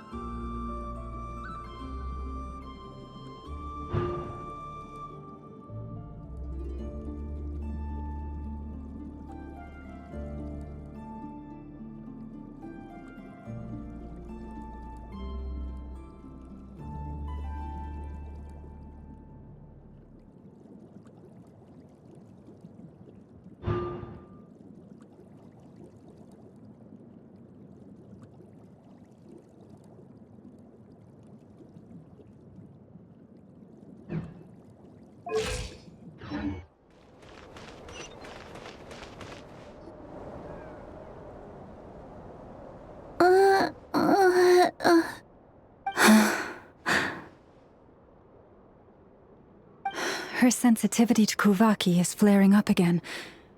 After her last treatment, did you follow my advice and seek medical help in Nasha Town? But those doctors are all Snezhnayan. They're outsiders, compatriots of those brutes who invaded our homeland. How can we possibly trust them? Not all outsiders are enemies, Cappy. They've been treating this condition for generations. They have the experience we lack. But we're Frostmoon scions. Should we not remember what the outsiders did to our moons? Surely the Lady Kutar will reward our devotion. But Cappy, Kutar is long... This isn't the time for a debate.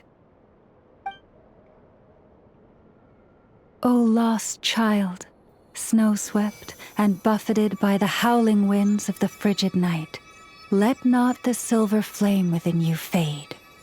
By the frost moon's grace, I shall warm you, curled up as a fledgling in frozen soil. Praise be to the moon goddess, my Karina.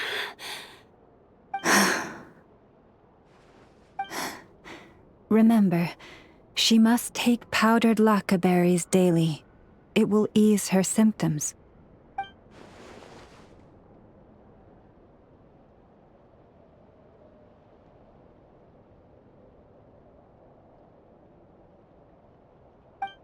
Llama? Philomena, what is it? Dinner is ready. I see. Cappy, let her rest here for the night. I'll have someone bring her a blanket. All right. Thank you so much, Lady Lauma.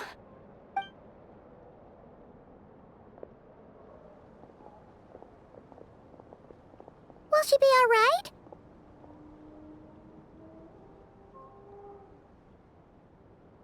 Yeah. If there's anything at all we can do, please don't hesitate to ask. Thank you for your kindness. For now, though, Karina should be fine. She'll be feeling a lot better tomorrow.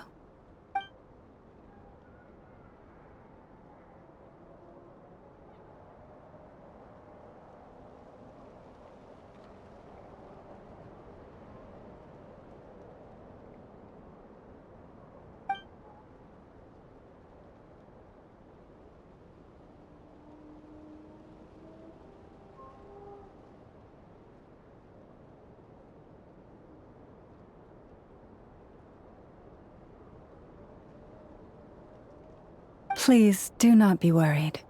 Come, let us head to dinner. I believe you still have some questions for me.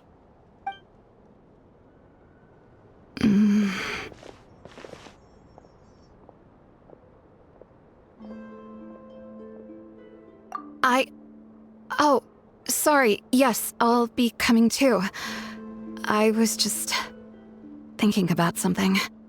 Oh? Lauma makes such an unshakable moon chanter. Calm, capable, someone we can count on. Deep down, though, I know she's been quietly carrying the burden for the rest of us. Traveler, Paimon. Believe me when I say that as a fellow Frostmoon scion, I do worry about Lauma. It's just that sometimes it's hard to say it to her face. Could I ask you to look out for her? I can tell she really trusts you.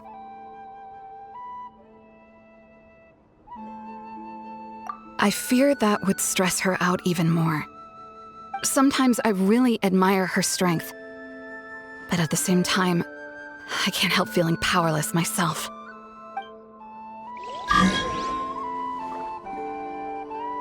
Prices like these are just outrageous. This is more than a fair price already.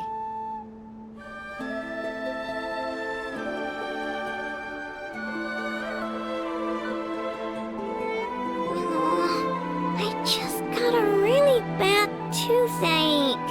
Why? Enough.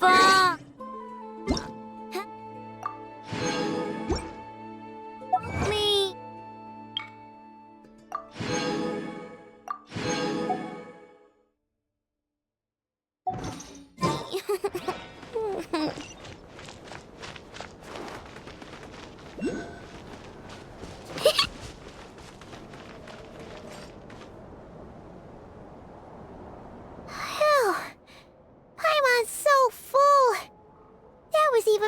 the stuff you gave us before.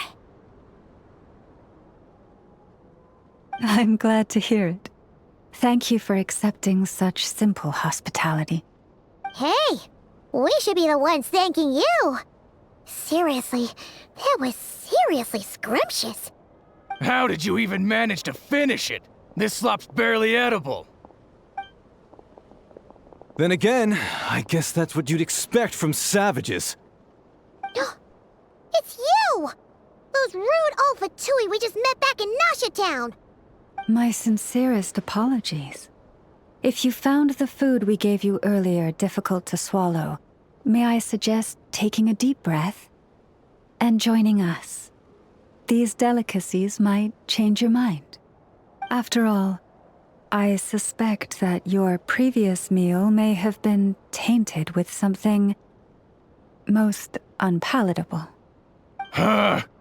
What do you mean? Tainted with what exactly? With the bitter snobbery of those who call themselves civilized. Why, you...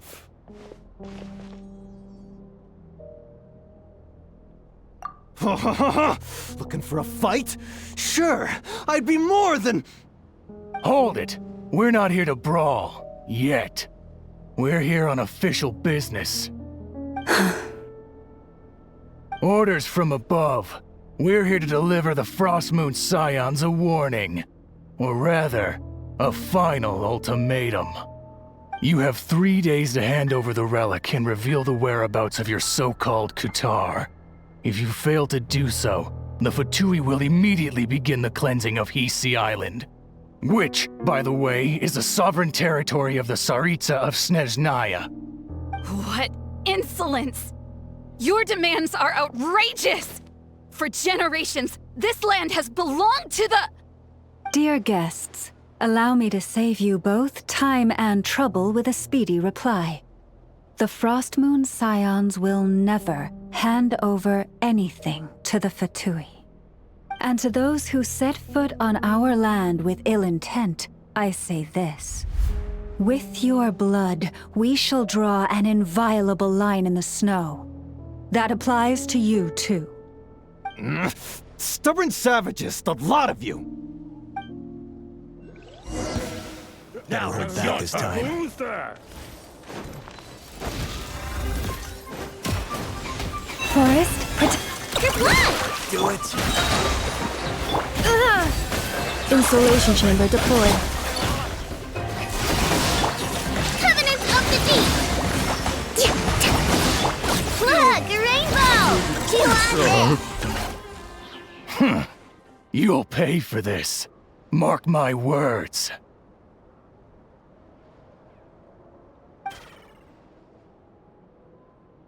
Hey, if you're so tough, get back here and put him up! Huh. Guess all they're good for is running away. I'm so sorry. You've had to put up with far too much unpleasantness today. Come on, it's not your fault. We don't like bullies like them either. But still, they mentioned a relic in Kutar. What exactly could they be after?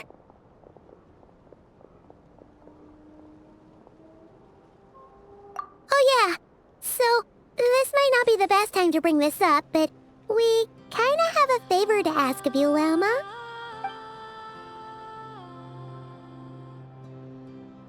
I see.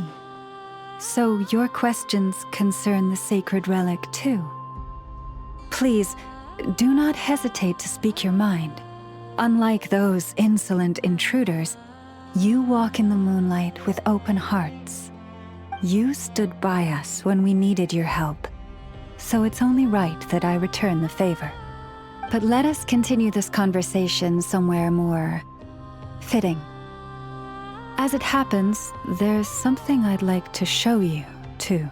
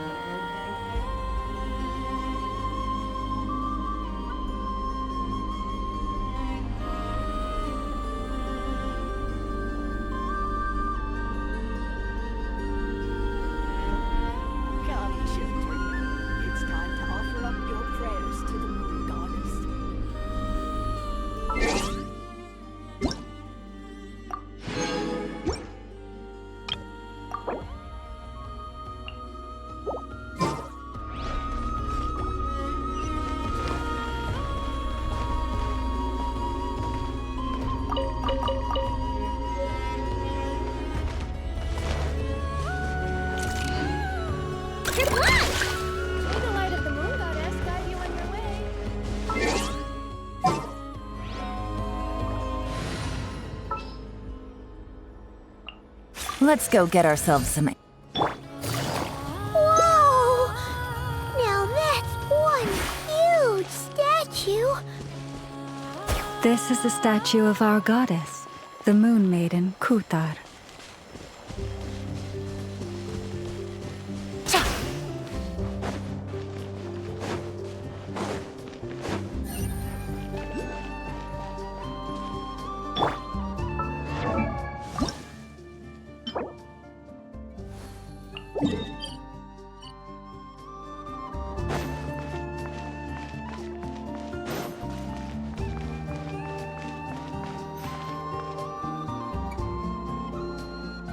Wow! It's spectacular! Kutar was born here on Hisi Island around 500 years ago. As it just so happened, a priestess of the Frost Moon Scions witnessed the moment of her birth. Instantly realizing that this was the prophesied rebirth, she quietly recorded the event and carved this statue to honor that miracle. According to legend, Kutar's birth was accompanied by the sudden appearance of many Kuhenki, who wove the moonlight that bathed her into silken vestments fit for a goddess. Hey! It's like it knows we're talking about it. From that day forth, the Kuhenki have been regarded as Kutar's familiars. Some believe that their habit of guiding travelers to hidden treasure stems from an instinct. The same one that not only drives them to protect the moon goddess, but also to make her smile. After all, according to the records, Kutar always looked lonely as she gazed up at the distant moon.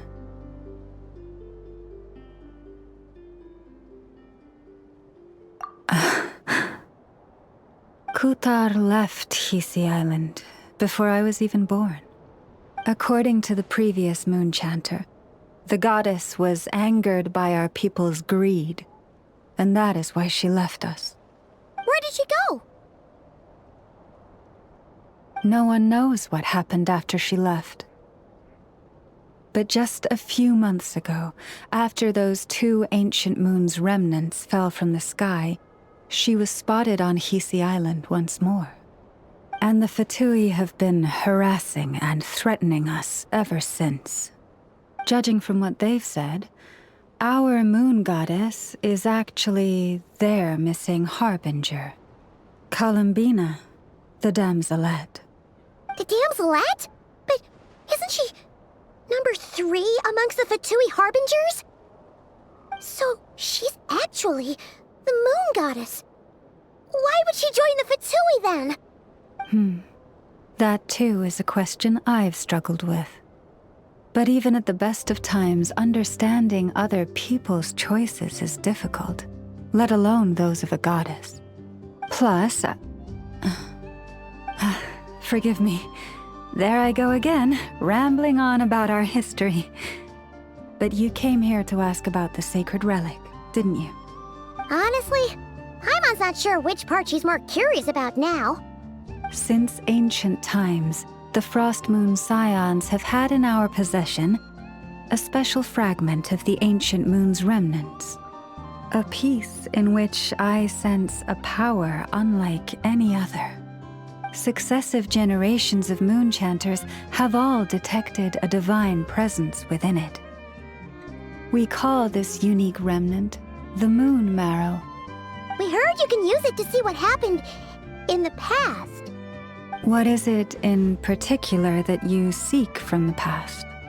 Well, basically, to cut a long story short, the traveler here is actually from outside of Tibet. Oh.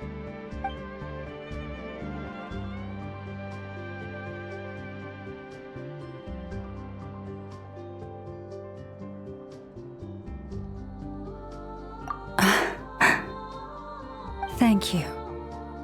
Your honesty is a sign of your trust, both in me and the Frost Moon Scions. Unfortunately, though, I won't be able to use the Moon Marrow to shed light on your past just yet. Our people revere the moon marrow as a sacred relic. I'm only permitted to retrieve it from the secret chamber in which it is hidden once a year, on Moon Prayer Night. Oh, really? So, when's the next moon prayer night? Judging from the tides this evening, a little less than 2 months. Huh? Does that mean the date changes every year? The ceremony is held on the night when the moon is closest to Tevat. This is also when Nodcry's Kuvaki reaches its peak. Only then can the seal on the secret chamber be lifted. Oh, guess we've got no choice but to wait. I am truly sorry that I cannot help you sooner. But, as the Moon Chanter, I swear that I will do everything I can to help you find the answers you seek.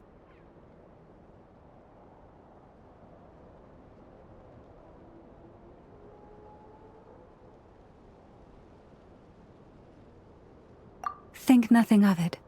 After all you've done for us, you deserve nothing less. Who'd have thought today was only our first day in Nodcry? Feels like so much has happened already. If I may be so bold, what does family mean to you?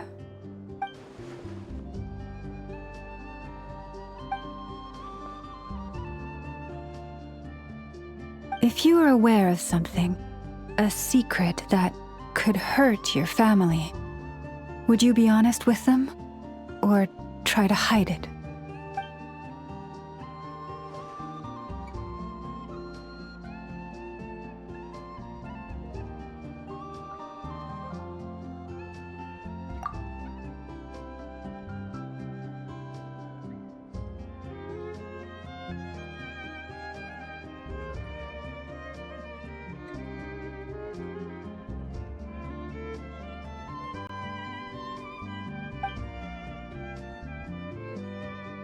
Oh, I'm so sorry. That was a strange question. I didn't mean to put you on the spot. I guess I've just never met anyone with a story quite like yours before. I just suddenly had the urge to ask. It's getting late, and you two must be rather tired too. Would you like to stay the night here on Hisi Island? I can have someone prepare some lodgings. Oh, that's all right. We've already got a room back at the flagship as it happens. Speaking of which, if you ever need us, feel free to come knocking. Do you need me to show you the way back? No worries. It's quite a way. Get some rest too, Lauma. We'll make sure to be careful. Understood. Then I won't keep you. May your first night in Nodcry pass in stillness and peace. So, what you thinking? Sure was an eventful day, huh?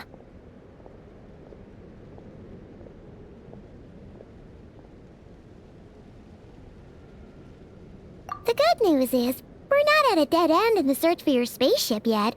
We can always learn more about this place while we wait. The usual drill, huh? Paimon's really getting sleepy now. If she gets too tired to fly back, you carry her, okay?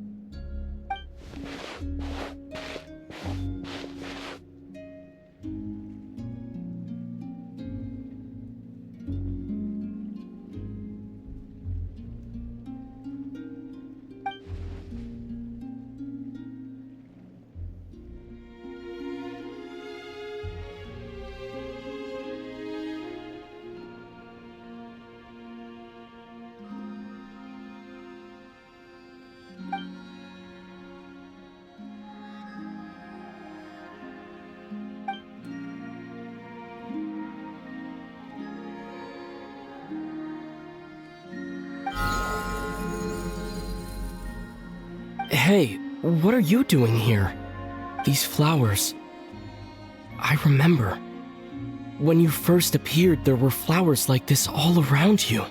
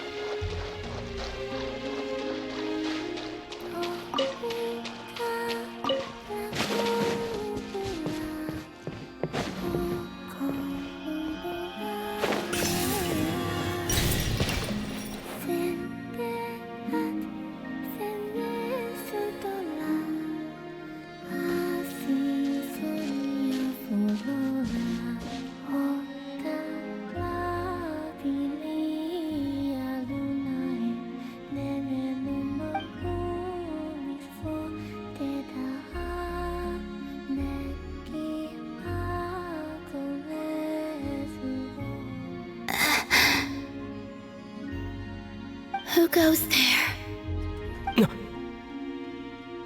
How did you get in here? I am but a passing traveler. I followed your song here. I'm very sorry if I've intruded. Akuhenki. She brought you here.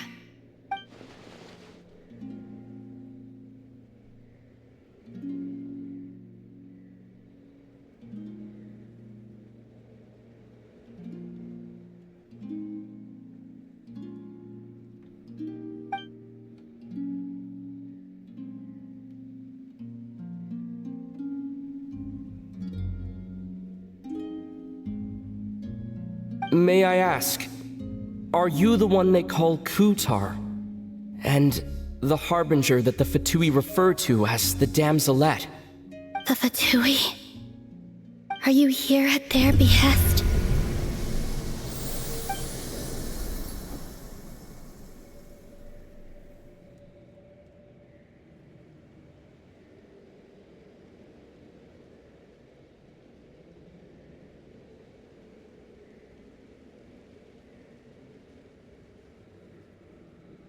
Please, don't get me wrong. I have no intention of doing anything for the Fatui.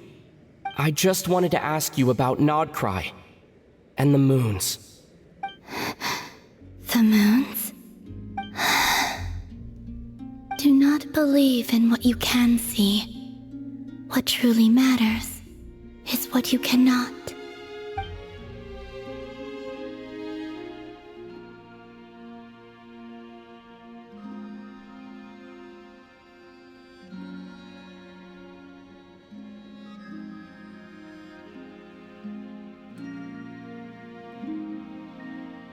What do you mean?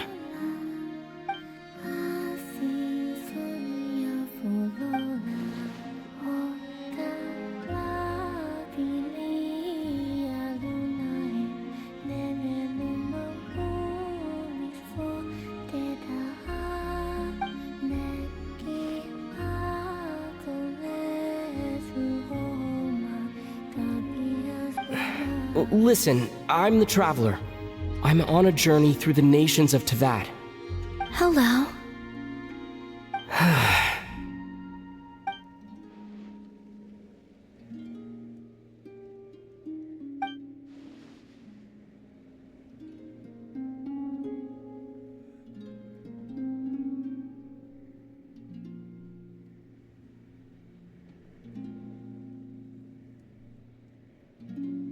Could you tell me your name? Columbina.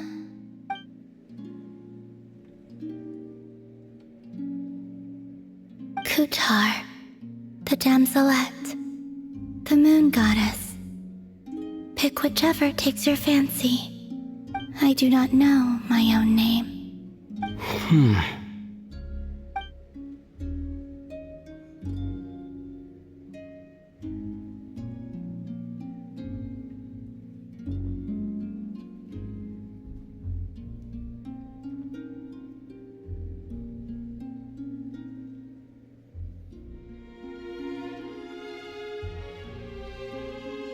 Then, Columbina.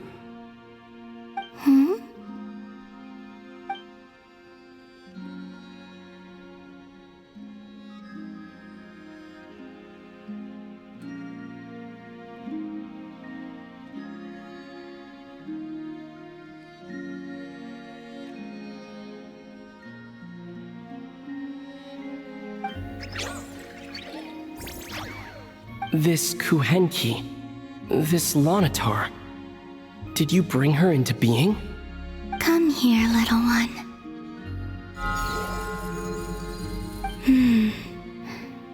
The trace of a blessing, but not one of mine.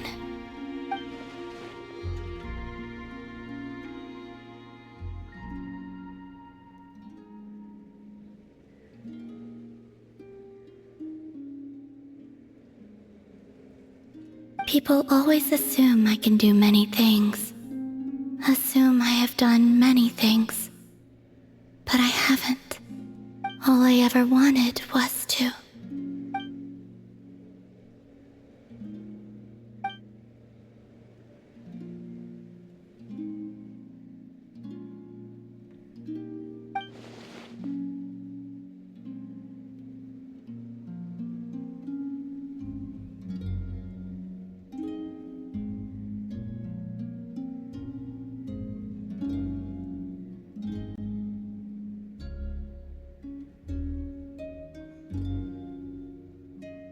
It's about time I got going. I'm very sorry for disturbing you today.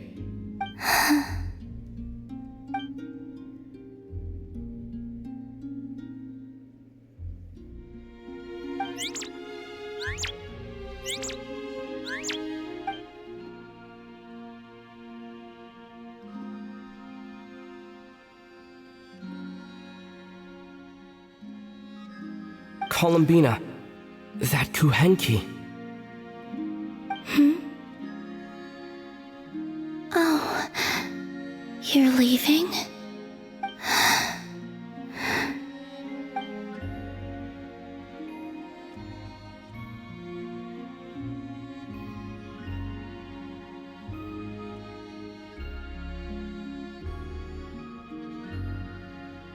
Go then.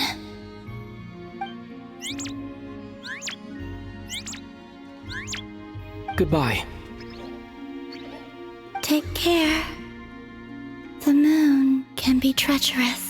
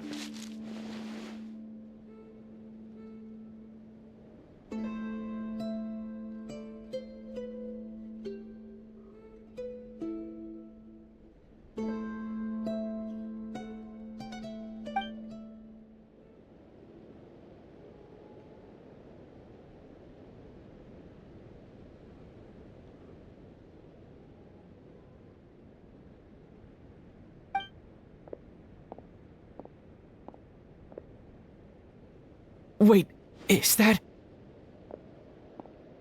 Lumine?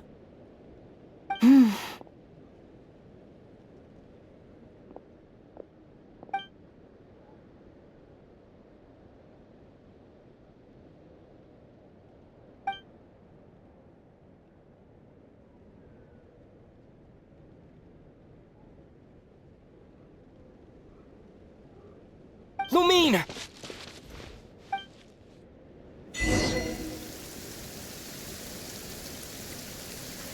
Lumine!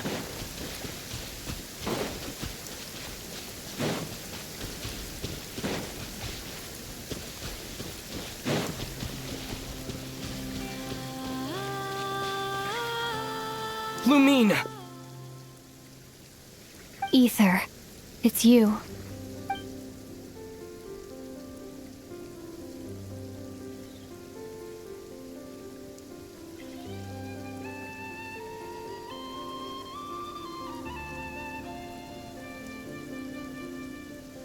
Why are you here on Hisi Island? If I told you I was here in search of the Frost Moon Scion's sacred relic, what would you think?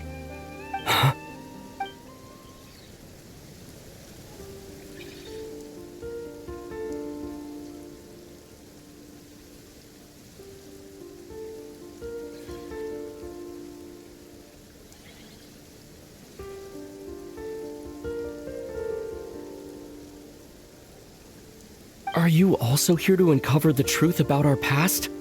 That's right. What happened to us in the past, how we came to Tevat, why our spaceship crashed here. There are things I want to know too.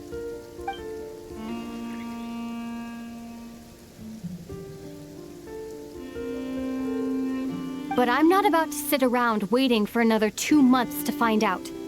Wait! Wait? But I still have unfinished business.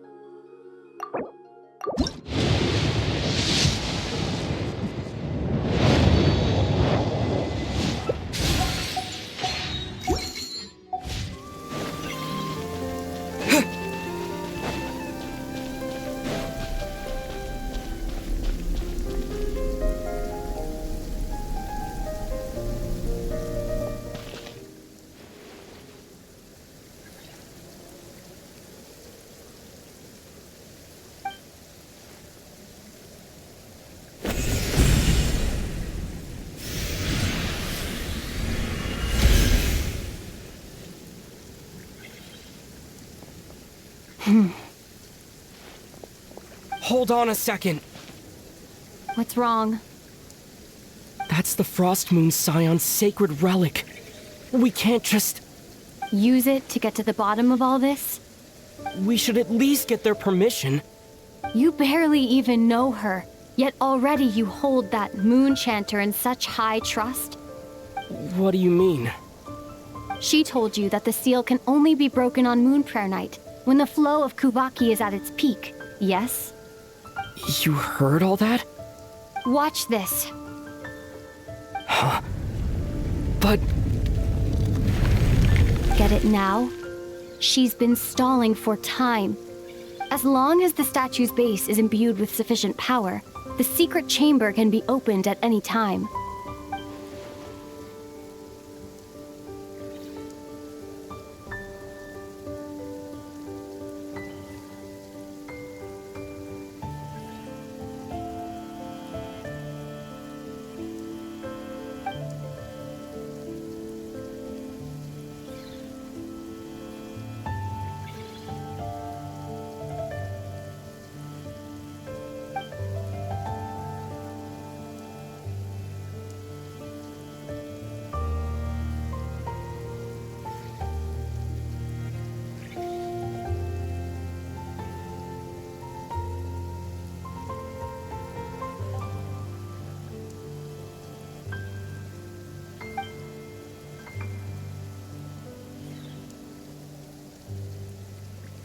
Is it such a sin when I don't put all my cards on the table for you, but not when someone else is doing it?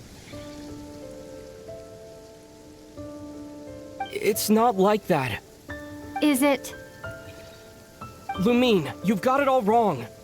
This whole time, I've wanted to ask you, what happened to make you like this? I admit, I've been having trouble accepting it. But after all this time apart, I've finally come to terms with who you are. Willful side and all. I trust you. I still do.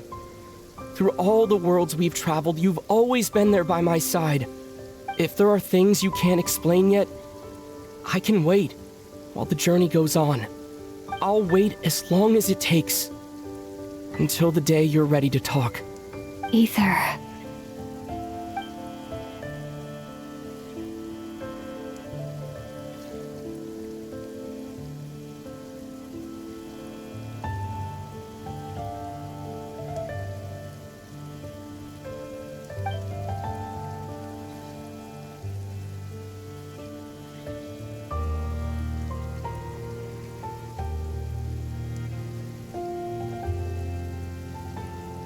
I'm not looking to borrow the moon marrow simply because of our past. It holds answers about the very origins of Tevat. I've always believed that if you want the truth, you have to see the whole story for yourself. I'm not asking you to trust me, Ether. Just don't try and stop me. If this choice weighs on your heart, then let me go in alone. Forget this meeting ever took place. Bit late for that now. But maybe this is the chance I've been waiting for all along, even if it fades with the morning light. I want to go with you. You sure? Yeah. Then let's go. Lumine. It's been ages since we went on an adventure together. I can't wait. Really? You think I'd lie to my big bro?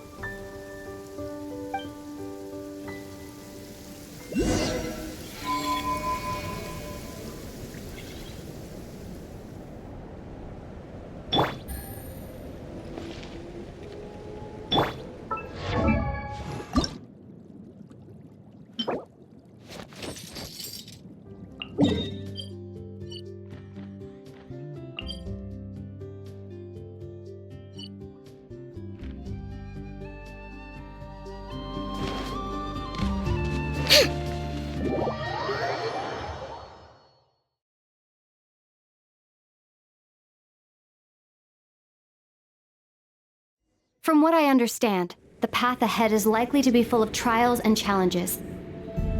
a deterrence against intruders, and a test for those who truly seek entrance. I doubt the two of us will have any problems. I agree. Still, if we get separated, things could get tricky. Best we move together and watch each other's backs. Even the sound of your footsteps takes me right back. As a warrior, as a traveler, as my big brother.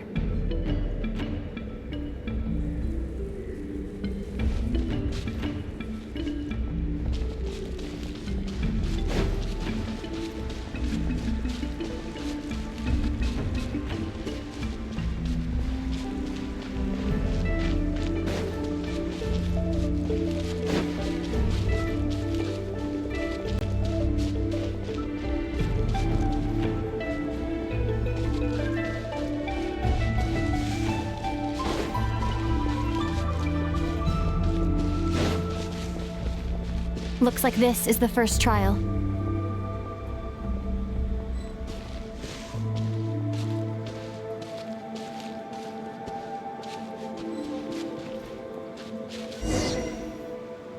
Ether, do you understand how Kuvaki works? How it exacts force through push and pull? Let's see. How about this? I'll temporarily neutralize the Kuvaki on the cliff face and move the platform into the center. Once it's in place, you'll need to utilize the repelling force of Kuvaki to reach the other side. Okay, I'll leave it to you then.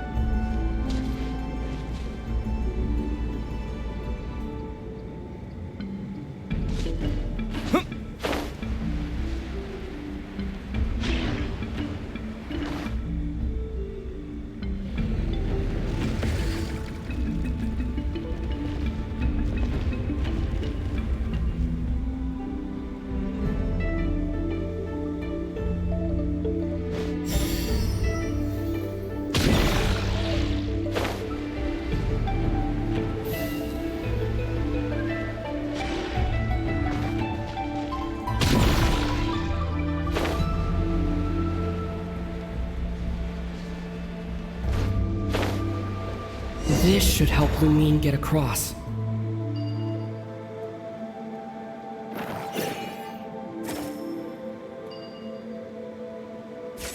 Lumine!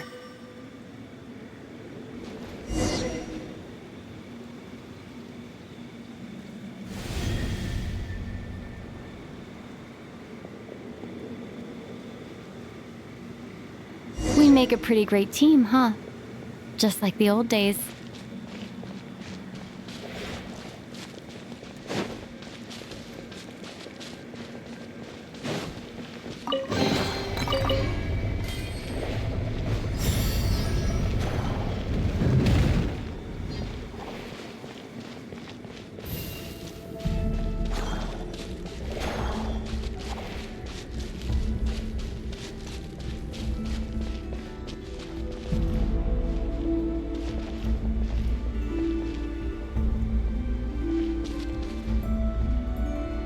A wide open space. Must be in for a fight.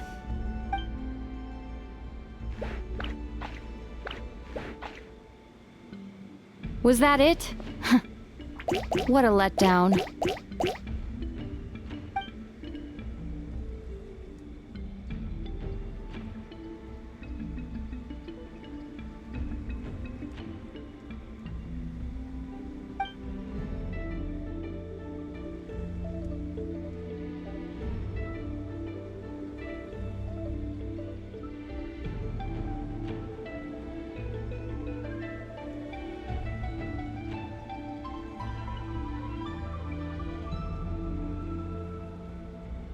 Ether. What is it? Why are you looking at me like that? Those enemies were weak, were they not? Maybe it's because the trial's only just begun. Actually, I've got an idea. Why don't we have ourselves a little friendly competition? Let's see if your journey has made you rusty. You're on.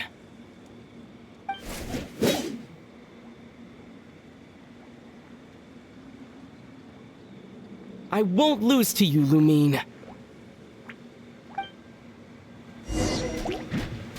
If memory serves, I used to come out on top more often than not. You sure you're alright?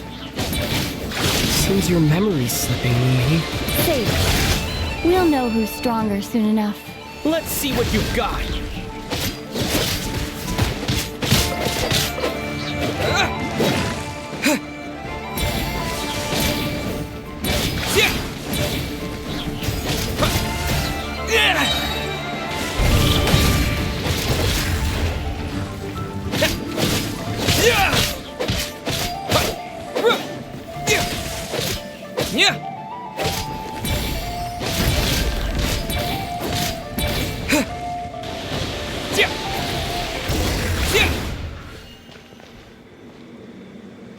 Been slacking off on your combat training? Or has no one been around to keep you in shape? No, I just wanted to let you win. Been too busy practicing your excuses instead, huh?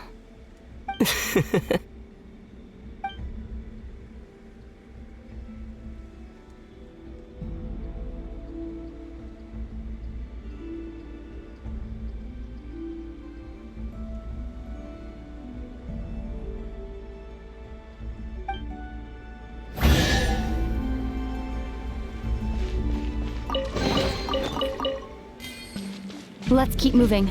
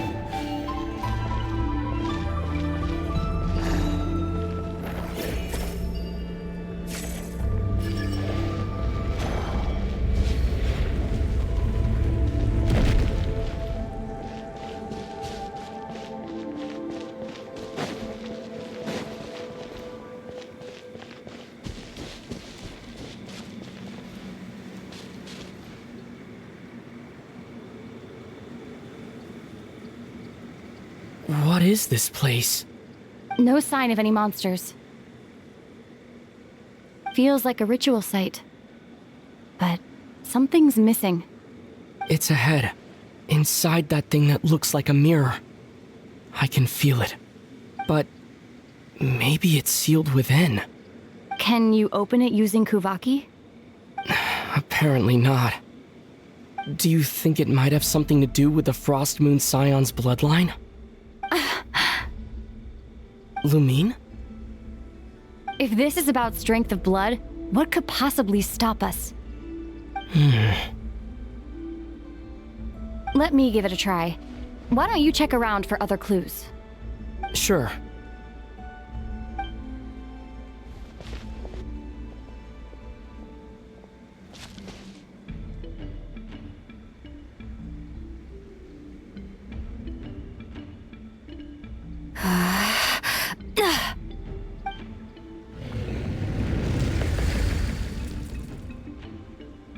Found it.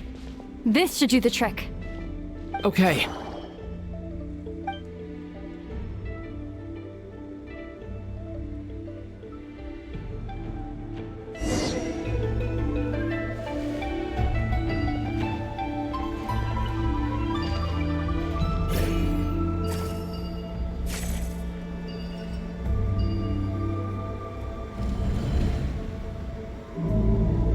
Yep, that got a reaction.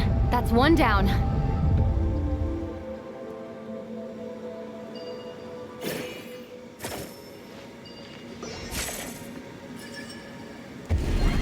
Nicely done.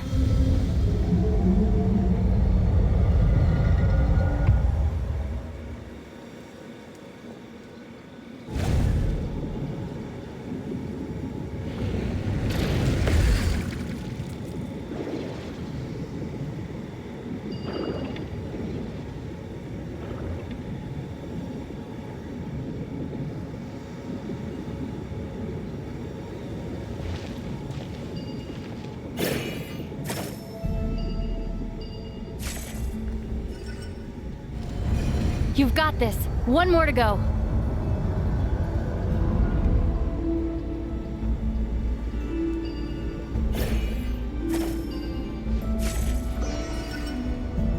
Good work, Ether.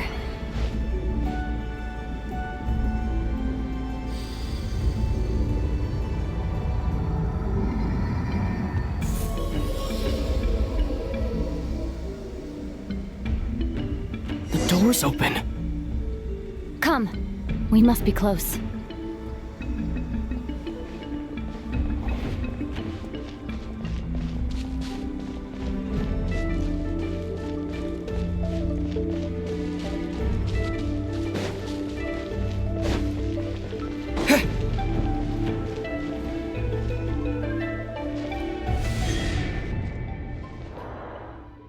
Stay on your toes now.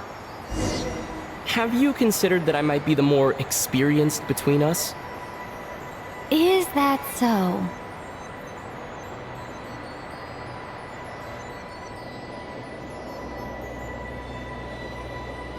So, will you be heading off again after we're done here? Maybe, maybe not.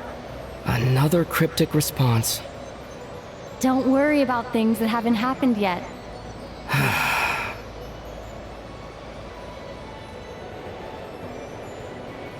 At the end of all this, what do you think we'll find? Whatever it is, we can handle it.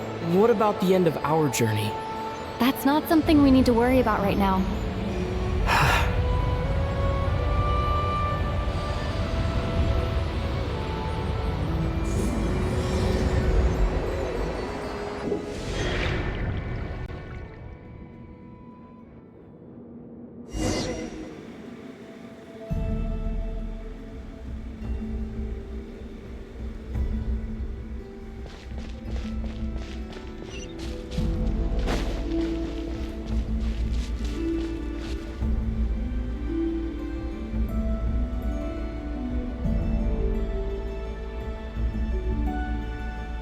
Looks like the final trial is just up ahead. Ready for battle? When have I ever not been? What's wrong? Going on an adventure with you, side by side? It's been so exciting. But at the same time, it just feels surreal, I guess. Maybe because it's been so long. You know, this is only the second time we fought together since the day we both woke up in Tevat. Maybe that's it. Ether, let the light of our blades come together once more, just like they did in the past. Lumine. This is a night of miracles, an adventure that belongs to us. Let's not weigh it down with worries and regrets. This is our adventure.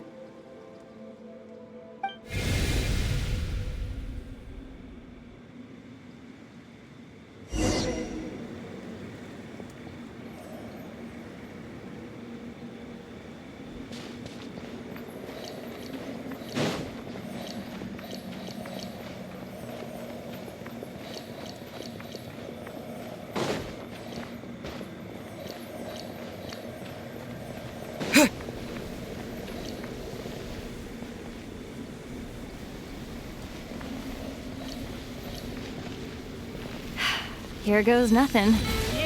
Prepare for battle. Stay focused! Dodge its attacks!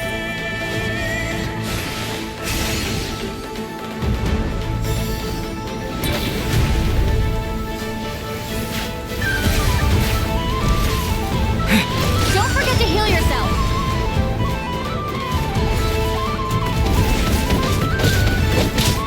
Yeah. Watch out! Now's our chance!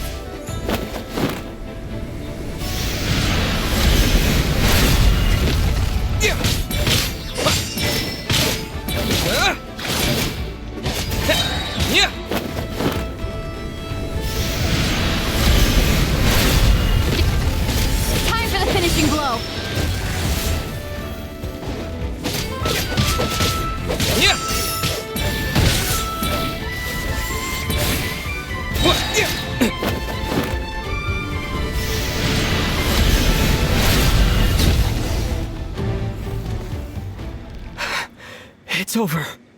Nicely done. Flawless execution. Couldn't have pulled it off without your backup. Not too shabby at all. As for what you were saying, yes, I should have come to see you earlier. Or at the very least... Spent more time with me going on adventures like this. Something like that. Instead of just running off and expecting you to follow my trail. Wait a sec. That's not an official apology, is it? That goes without saying. Come on. Time to claim the treasure we came for.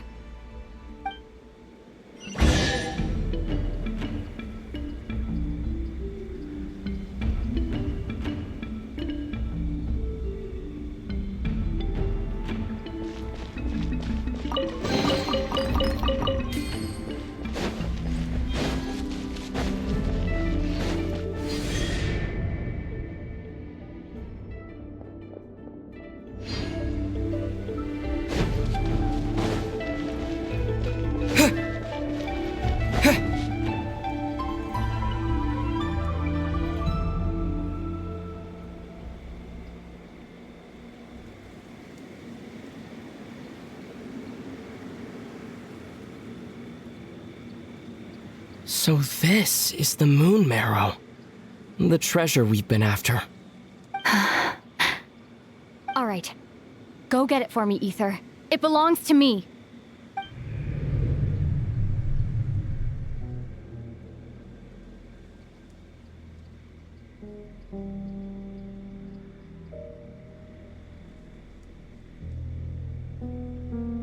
What's wrong, Ether? After everything we've just been through, you still don't trust me? Don't you want to know the truth too, just like I do? Rest assured, I'll share the truth with you afterwards. Now, go bring it to me.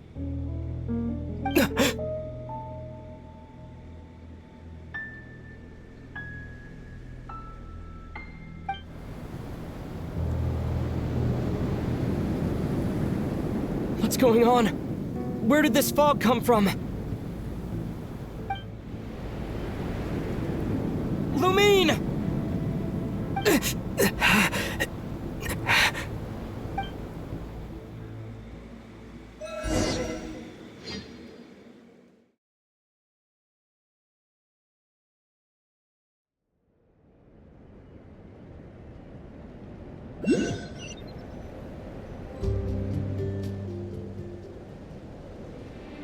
Lumine!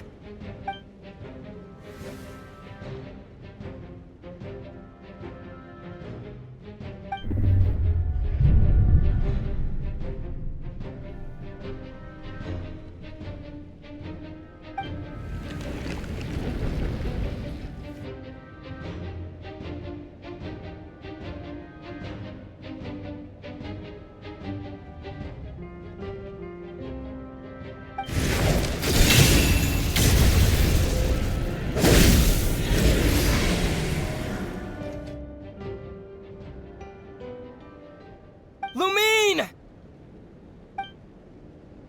Huh? What are you doing here?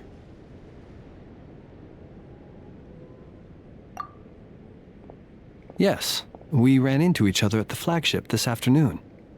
I'm honored you still remember.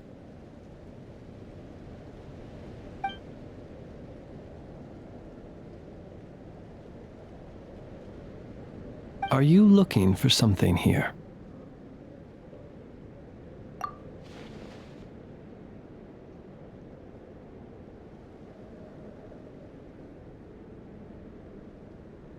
And you just happened to end up surrounded by the Wild Hunt.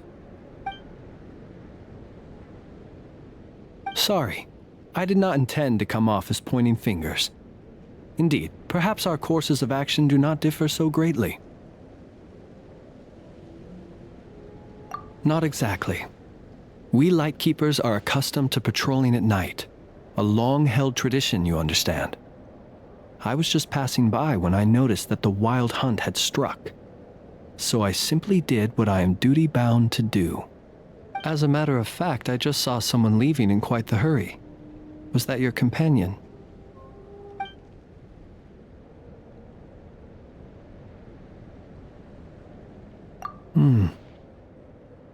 Perhaps I should take my leave now. After all, my patrol isn't over yet. Nodcry is a dangerous place to be at night. I'd advise that you head back soon as well.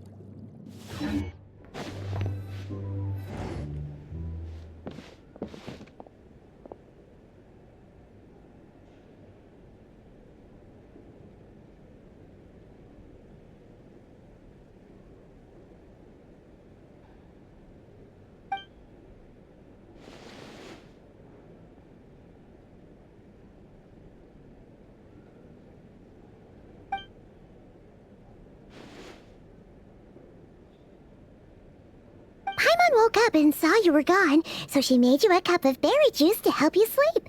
Her own secret recipe. When you get back, drink it up and go get yourself some rest.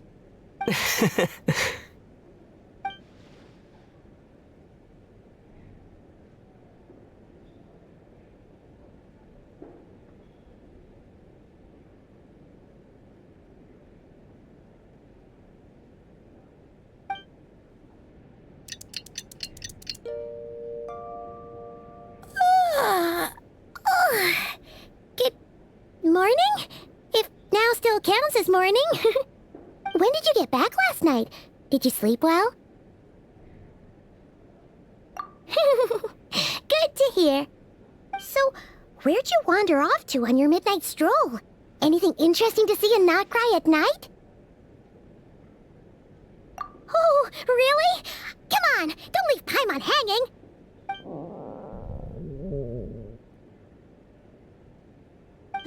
All right. Guess we'll have to feed your stomach before we feed Paimon's curiosity. Let's go grab something to eat while we talk.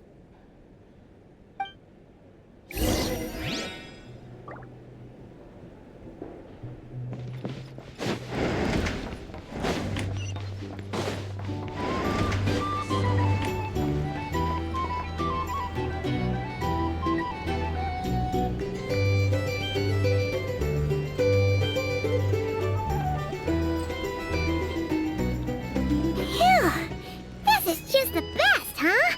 Free food, free lodgings. This park is bred for life material, that's for sure. Hey, did you hear what happened? Hear about what? You know, all that commotion over at the Frost Moon Scions. Crazy, huh?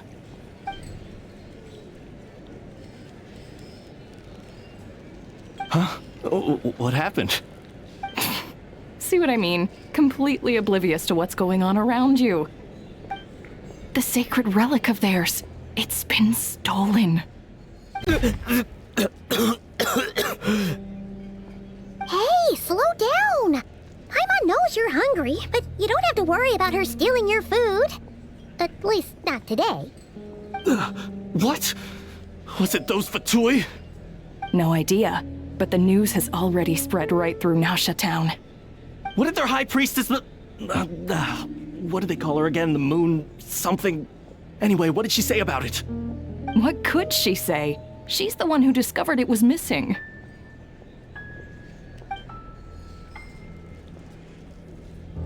She was in Nasha Town first thing this morning, hoping to launch a joint investigation with the Voynich Guild. Whoa! Did you hear that? Lauma and the others, their sacred relic's been stolen! Who in Tifat would even have the nerve? Paimon bets it was that bunch of good-for-nothing, rule-breaking, troublemaking Fatui!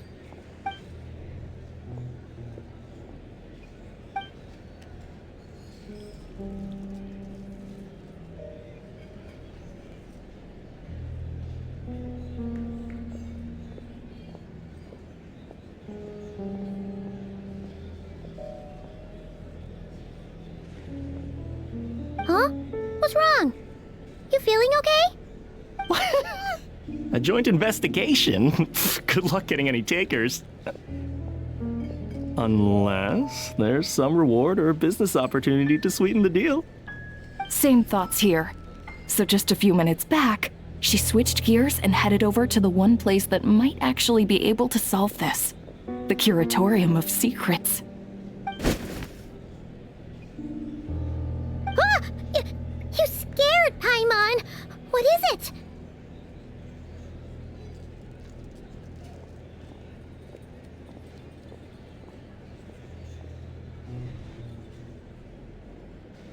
Huh? Okay, just... Hey! Paimon's not a baby, you know! Quit pulling her arm!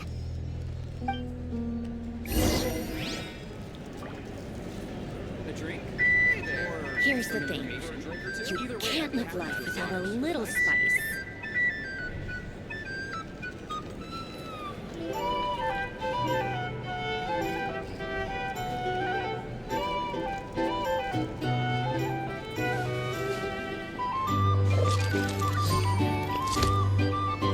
Our drink recommendations?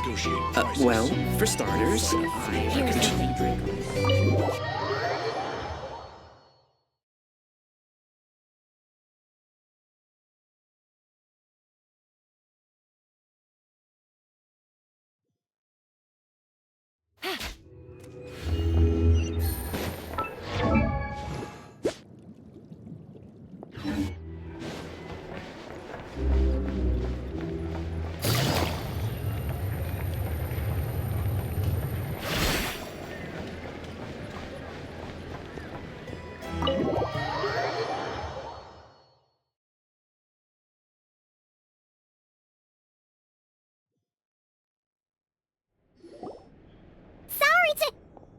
Huh?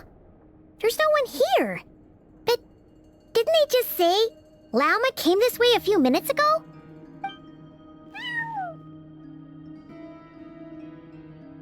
No one except for a cat watching over the front desk. Excuse meow? Are we supposed to check in here?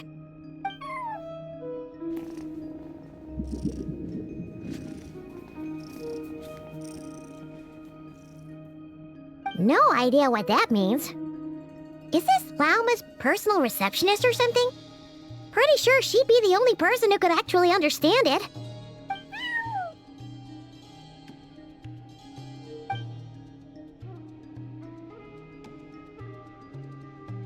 Huh?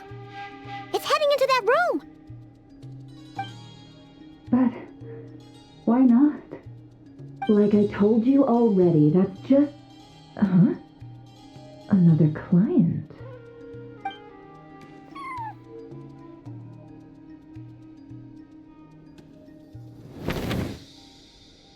Ah!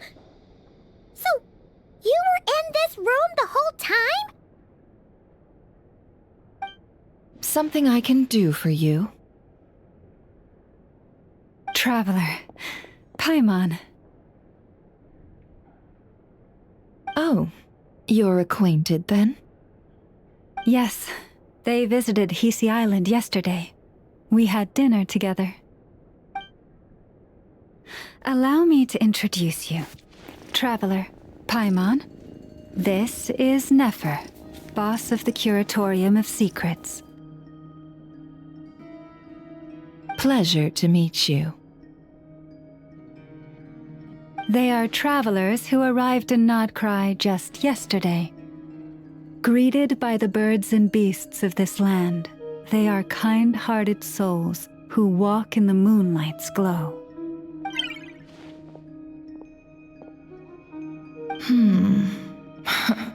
Interesting. Thank you, Lauma, but you need not have introduced them.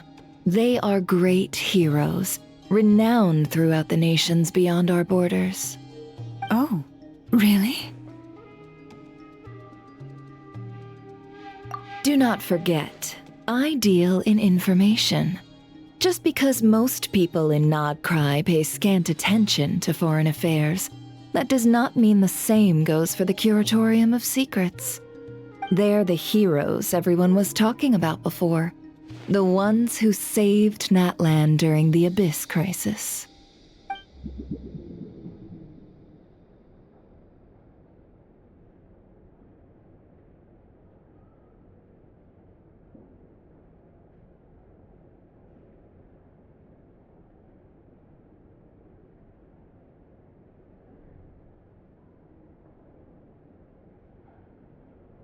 I see. We Frostmoon Scions seldom leave our domain, so I had not heard of your heroic deeds. Please, forgive my ignorance. It's no big deal. We were hoping to keep a low profile anyway. If we had to list all of our titles and good deeds, we'd be talking till sundown, and then some. Huh? What's wrong? Still not feeling great? So, what brings you both to the Curatorium today? Oh, so basically, we were just eating when we overheard people talking about how the Frostmoon Scion's relic had been stolen, and then he dragged Paimon over here. I see. Ah, I see. So you came over here because you were worried about Lauma. A combination truly befitting of great heroes. Strong at arms and pure of heart.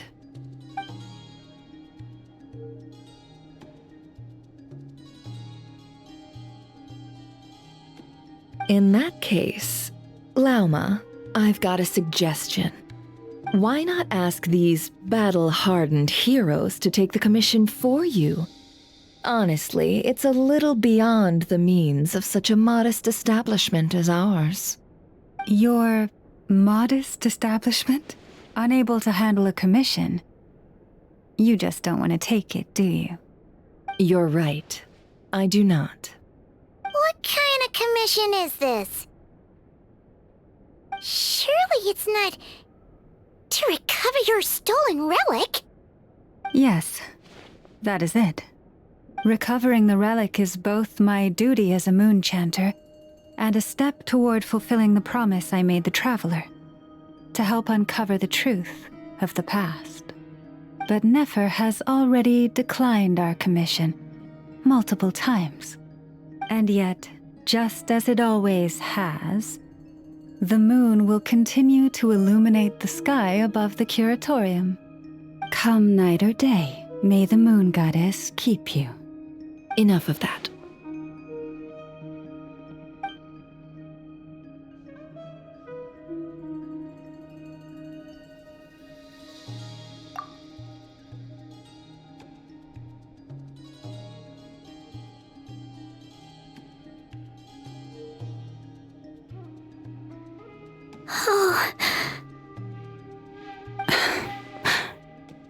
So, according to him, he never came into contact with the relic.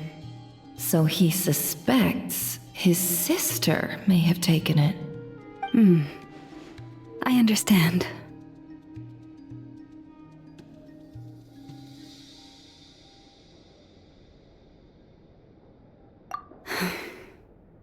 The Frostmoon Scion's secret chamber has remained hidden from the world for generations. But the reason outsiders are forbidden entry is not only to prevent theft.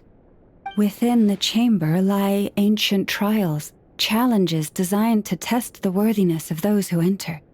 To intrude without rightful cause is a most perilous act indeed.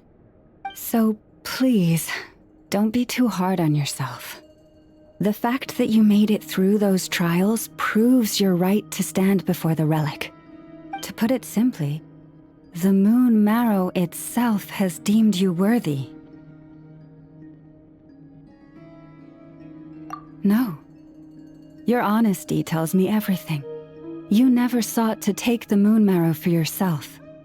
As for what happened at the end, I suspect the chamber's protection mechanism may have been activated. Among those who entered the final chamber, there was either someone with impure intent, or else an abyssal presence. The Abyss?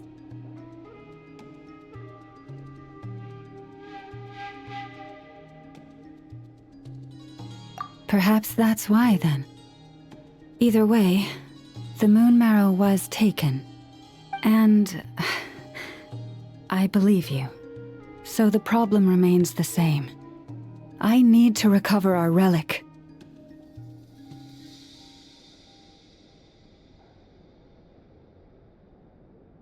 See? Didn't I tell you it would all work out in the end? But before everyone starts celebrating, forgive me for asking just one more thing. Are you absolutely sure your sister took the relic? What do you mean? Weren't they the only ones inside at the time? Who knows? Think about it. After your sister broke the seal with abyssal power, what was to stop someone else from following you in there? In theory, nothing.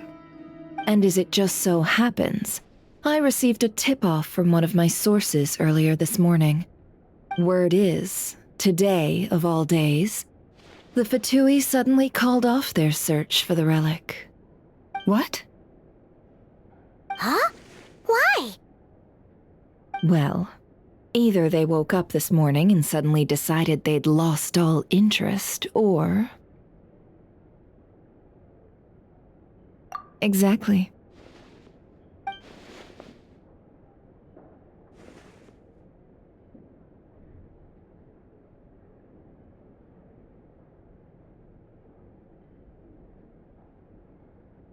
Are you wondering if your sister might be in cahoots with the Fatui? Which is why I asked, are you absolutely sure your sister took the relic? Or to put it another way, do you really know your sister?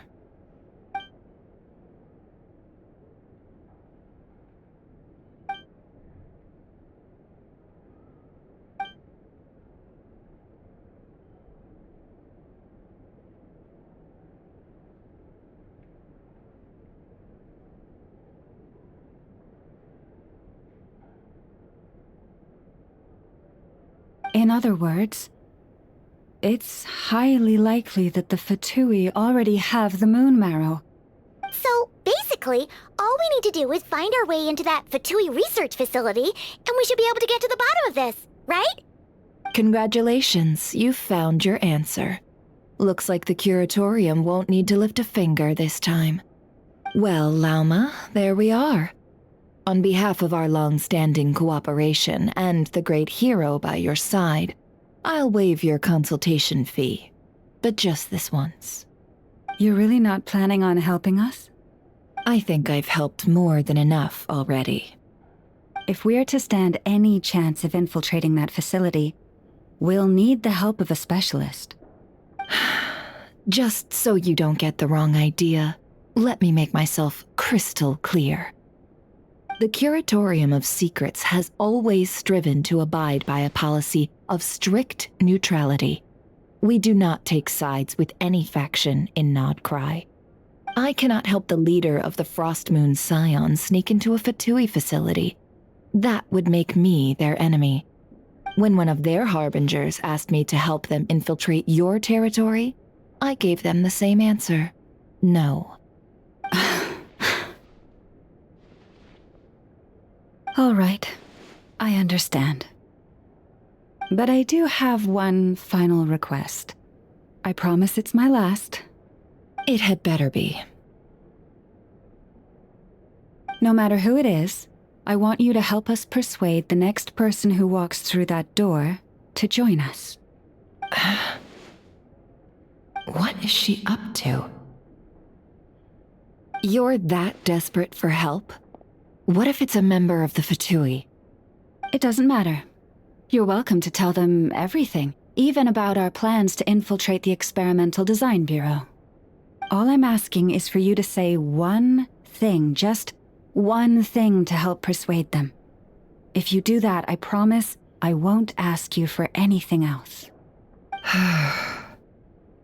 Made up your mind? Fine.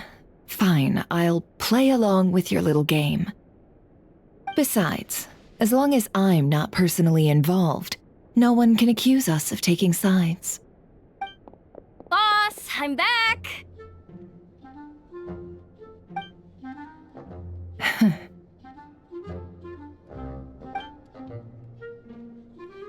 You won't believe the luck I've been having today. Remember you sent me to find that runaway cat, yeah? And you said I'd only be back after dark? Well, guess what? Right after I left the house, this big ibis flew over and the missing cat was right in its claws. And once it got close, it loosened its grip and... Boss, you're meeting clients. I'm so sorry. I'll get out of your way.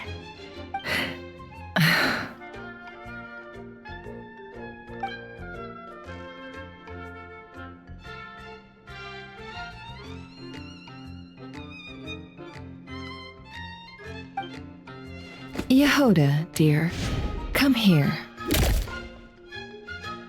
Huh? Me? Is something the matter? Oh, hi there. My dear Yehoda, I have a request. Yikes! Why does the boss sound so scary? Did I do something wrong?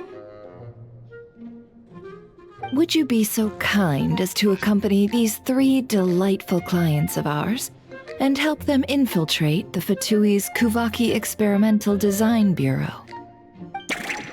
What is going on here? Boss usually just says things like, hey, go do this, or you, go take care of that. Why is she being so scarily polite? And wait a sec.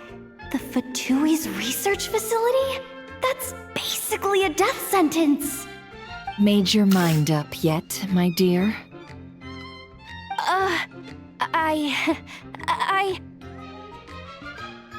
What is up with Boss today? Am I supposed to say yes to this? Or maybe it's because the mission's too risky, so she's actually looking out for me? Why is everyone looking at me like that? Is this some kind of test? I can't let the boss down. Can I? Have you made up your mind?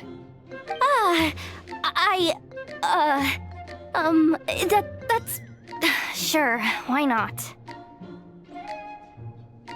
Really? You really don't mind helping us? Huh? Oh, yes. I mean, no. Of course, I guess I do. Oh, thanks so much! We owe you big time! On behalf of the Frost Moon Scions, too, thank you, Yehoda, for your help. What the? Seriously, what just happened? Why does the boss look so fed up? Oh no, was I supposed to turn them down? All that mentoring, time spent teaching her how to deal with different factions. In one ear and out the other. Never. You got what you wanted. You promised that was it. I know this goes against your principles. I won't forget the favor. Trying to get me to change my mind now? Of course not. I just wanted to say thank you. So, thank you. Oh. Yehoda, we'll leave the planning to you. Let's discuss the details elsewhere. Huh? Oh, okay. Oh, what have I gotten myself into? Oh, by the way, Yehoda, before you go, What is it, boss? you're fired. Huh? Effective immediately. As in, this exact moment. The curatorium will take you back, of course, but only once you've completed this commission for our 3 clients. What? Is there some issue? Well, here's the upside. Without me taking a cut from your commission, you'll earn more. Seriously? Can someone explain what's going on here?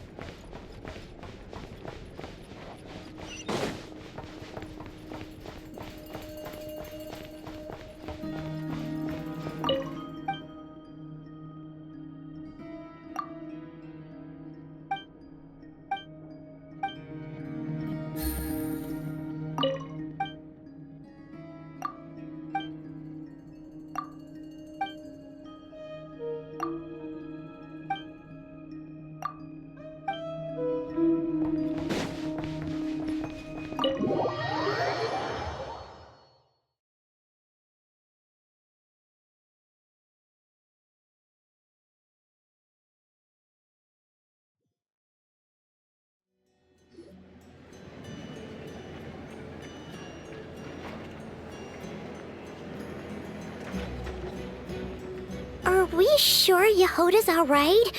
She looked totally crushed just now. She'll be fine, she's just in shock.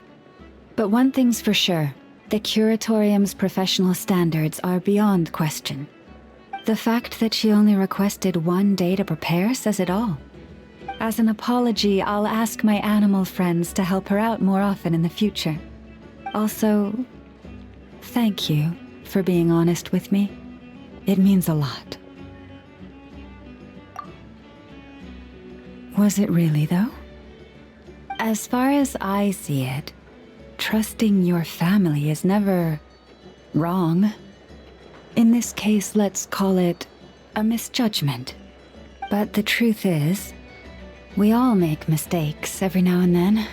What matters is how we deal with the consequences. So, in return for your sincerity, there's something I'd like to share with the 2 of you as well. Oh? What is it? Perhaps it is something best said under the moon's gentle light. Would the 2 of you meet me on Hisi Island tonight? Oh, it does sound important. You're right, there's too many people here. Somewhere quieter makes a lot more sense. Thank you both for understanding. Then let us meet beneath the moonlight.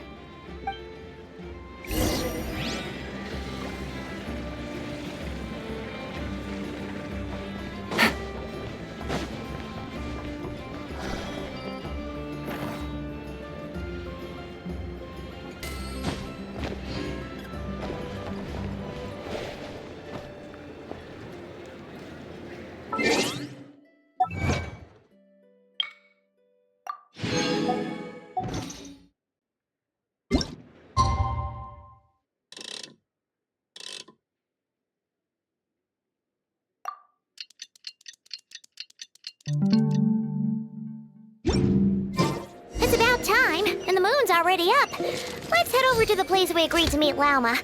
This should be alright.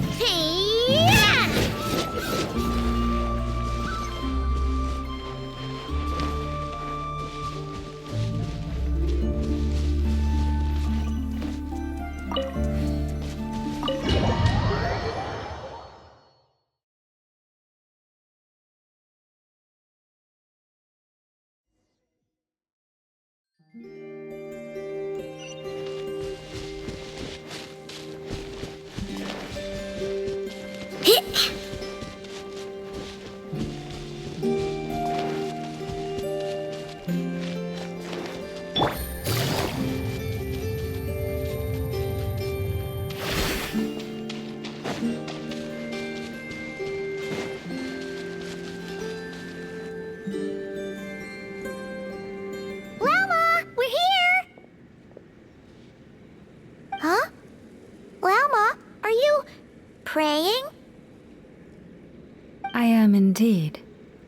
For the moment I was born, my people exclaimed, "Behold, eyes like the moonlit tide, antlers like the crescent moon, and blood that glimmers silver as the moon's reflection." From as far back as I can remember, I was revered as the Frost Moon's emissary and the Moontide Maiden. The first words I ever learned were prayers to the Frost Moon. The first gestures, those of our sacred rites. Wow, that must have been tough. Back then, I didn't know any better. It all just seemed so natural. The Frost Moon Scion's bloodline has long since begun to run thin. Nowadays, even those of us with antlers are few and far between, let alone those attuned to the power of Kuvaki. But I...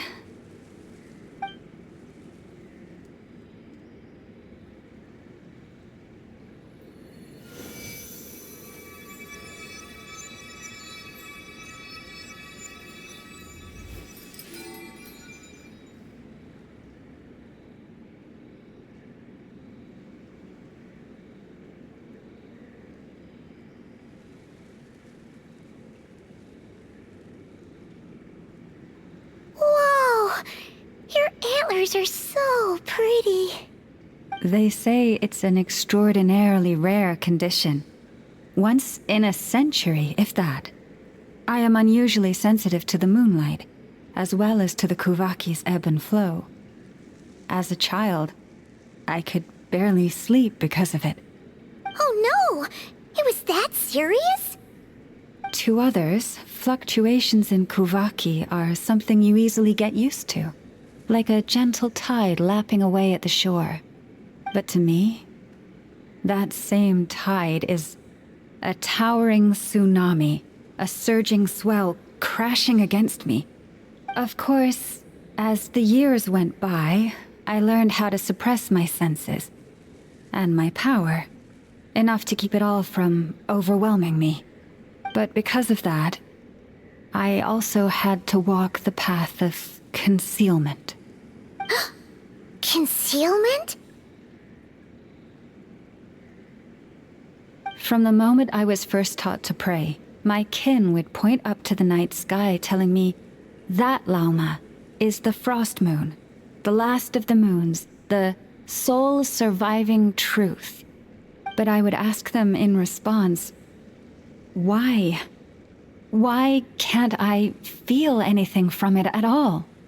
Later, I came to understand that they simply could not tell where the real tide was coming from. They couldn't sense it. The true moon beyond the sky's veil.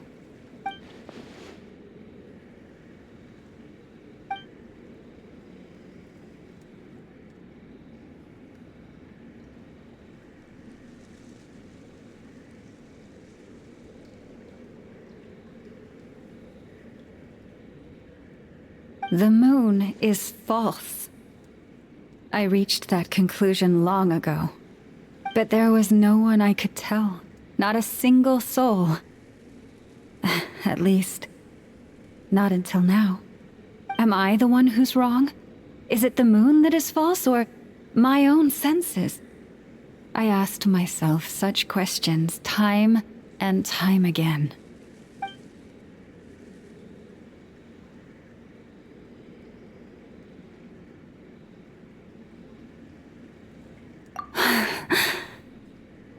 Thank you. When you called yourself a descender, I had a feeling you might be able to confirm what I had always suspected. And now that you have, it's exactly as I imagined. I feel relieved. Oh, Paimon kinda gets why you couldn't tell anyone now. It's not easy to change people's minds on something they've believed for hundreds of years. That's what I meant by concealment. I knew too much, so I had no choice but to keep my people in the dark. Every prayer I offer feels like a lie to keep myself going.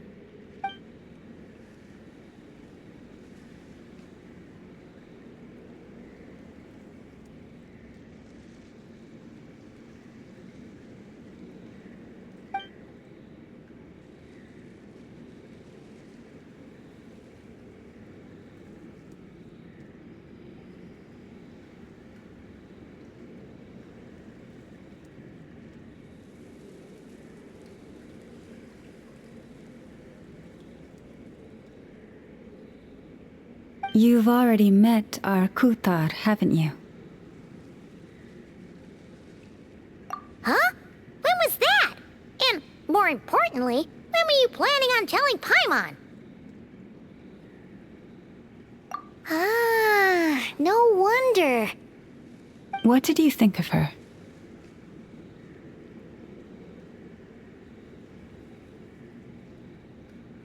What exactly do you mean by up in the clouds?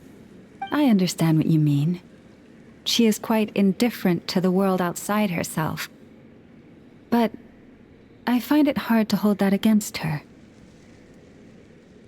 Yes, it was shortly after the fall of the ancient moon's remnants. I asked her what the Frost Moon Scions meant to her, and why she left in the first place. Yeah? So, why did she? Perhaps it's better if you ask her yourselves. Things tend to get lost in translation when you speak on someone's behalf. What I can say for certain is this. Even when I had no one to confide in, I still had a family. I still had the Frost Moon Scions. But that girl, born beneath the moonlight, perhaps she's never felt she had either. The truth is, though, she might have had it all, if only the Frost Moon Scions hadn't let her down.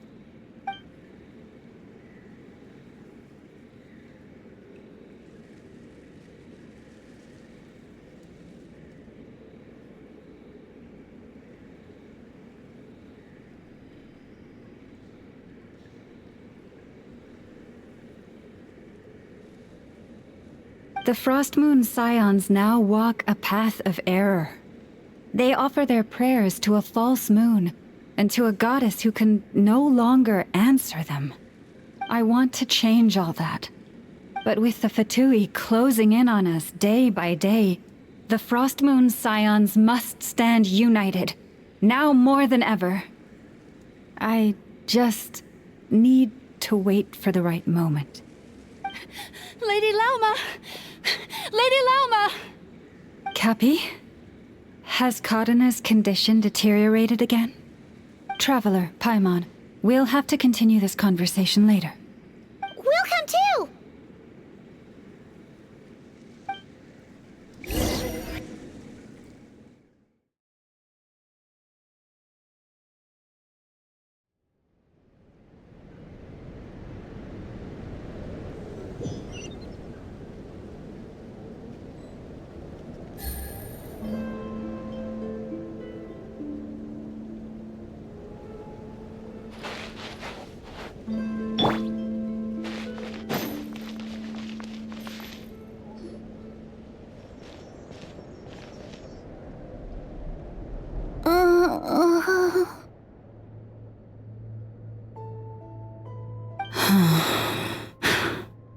Why? Did I do something wrong? I've been praying to the moon goddess every day. Why isn't she getting any better?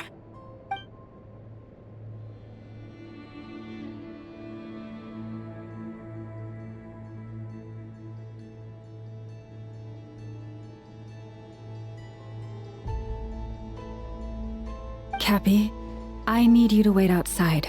I'm about to start her treatment.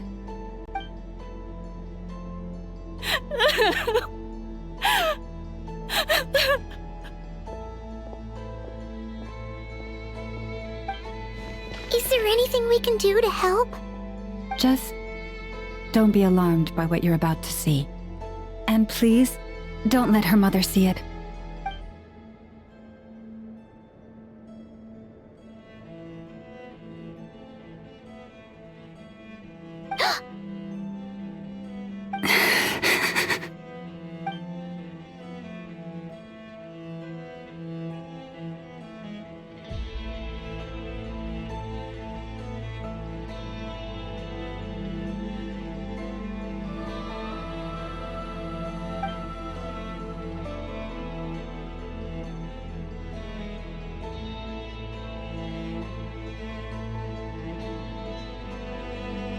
Shh.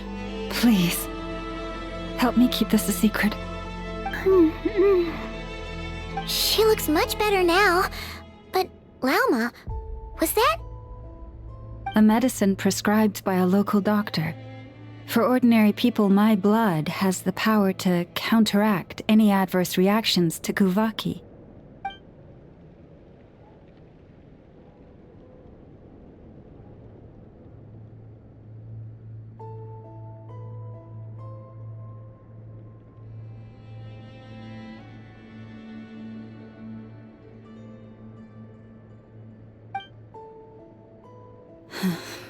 So, now you know another of my little secrets.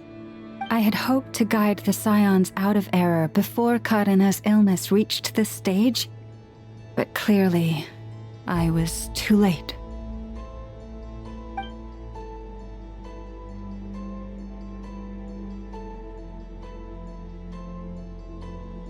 My life is as hidden from sight as the far side of the moon. Yet people only look to the bright side for guidance. If the day ever came when the two sides were reversed, could they truly accept it?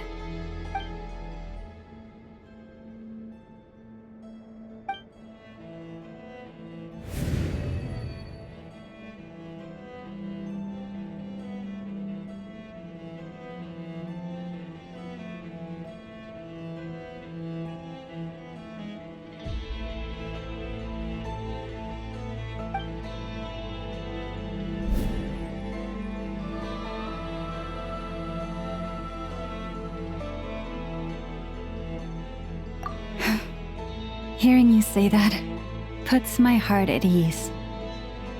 And if there's anything we can do to help the Frost Moon Scions, just let us know. Our priority, right now, is reclaiming our relic from the Fatui. But I now understand that the day I will tell everyone the truth is no longer far off.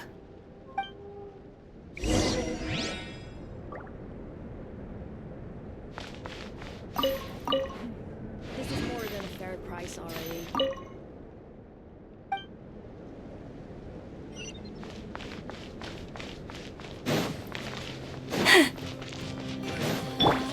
Eeny, meeny, miny, mo. Wow! Paimon would never have guessed Lauma had all that bottled up inside. Hey! Watch your step! Ah! What's wrong? Oh, you scared Paimon. You scared me there too. Almost stepped right into one of my traps. A trap? Why would you leave a trap somewhere like this? Well, it's not like this is a main path. And besides, we Frost Moon Scions would recognize it instantly.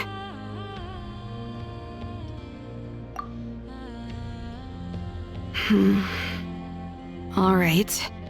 You don't seem like you're with the Fatui, so I guess there's no harm telling you. Lauma asked me to set up these traps to keep the Fatui at bay. Oh! Come to think of it, their 3-day ultimatum is almost up now. Yes. Hopefully they'll back off when they realize we won't go down without a fight. Oh, You've done a lot for the Frost Moon Scions too, just like Lauma.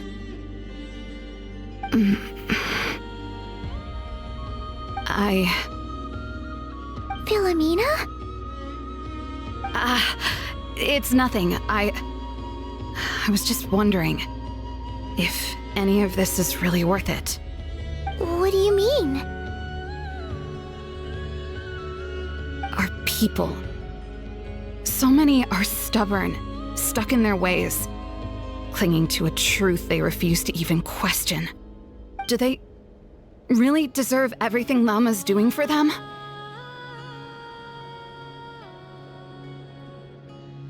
Afraid. Huh. I suppose. Maybe you're right. No.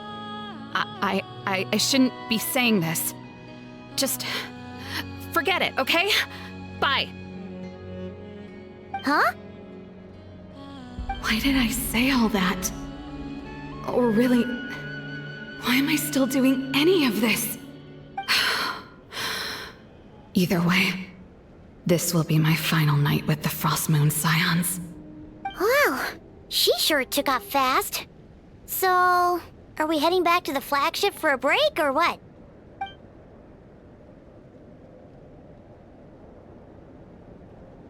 Wait, you're not thinking of visiting that damsel light up in Cloud Cuckoo Land, are you?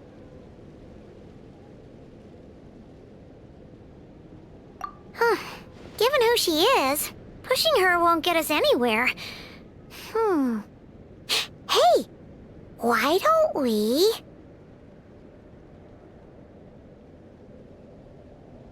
Let's bring her something tasty! If she doesn't want to talk, we'll have to win her over with food.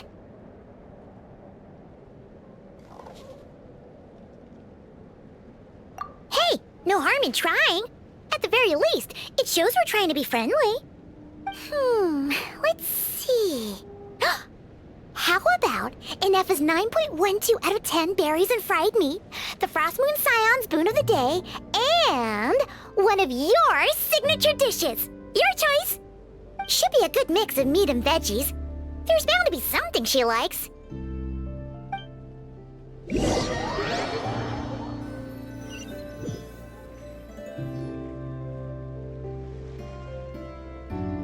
All right, food's packed and ready. This is the place, right? Why does it feel like we're going to visit a patient? Oh, no. Take this seriously, Paimon.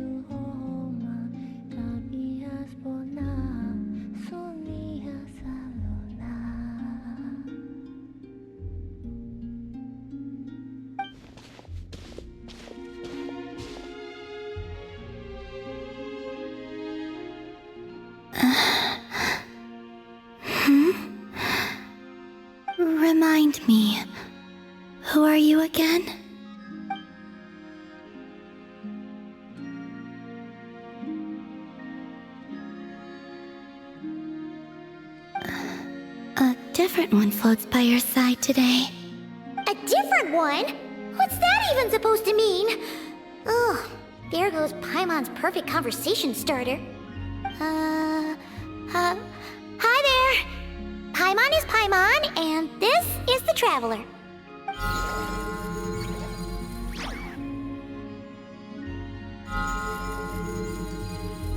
Oh, there you are. Between the two, I suppose you're cuter. Wait, what do you mean Paimon's less cute than that floaty thing? Columbina. What is it? What's your favorite kind of food?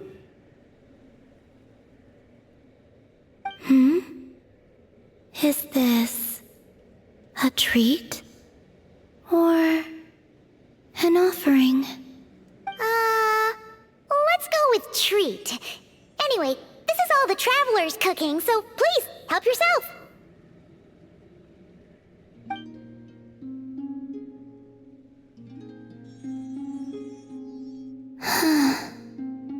Oh, that wasn't exactly a yes, but she didn't turn it down either.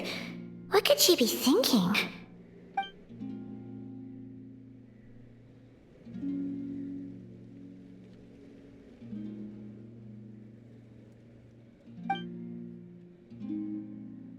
So, what do you want to ask? Hey, she's actually playing along! Quick, now's our shot! You know the moon in the sky isn't real, don't you? I know there is only one moon in the sky.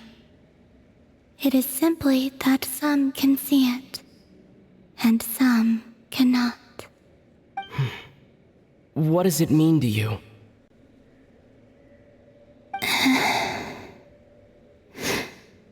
The missing prologue. What?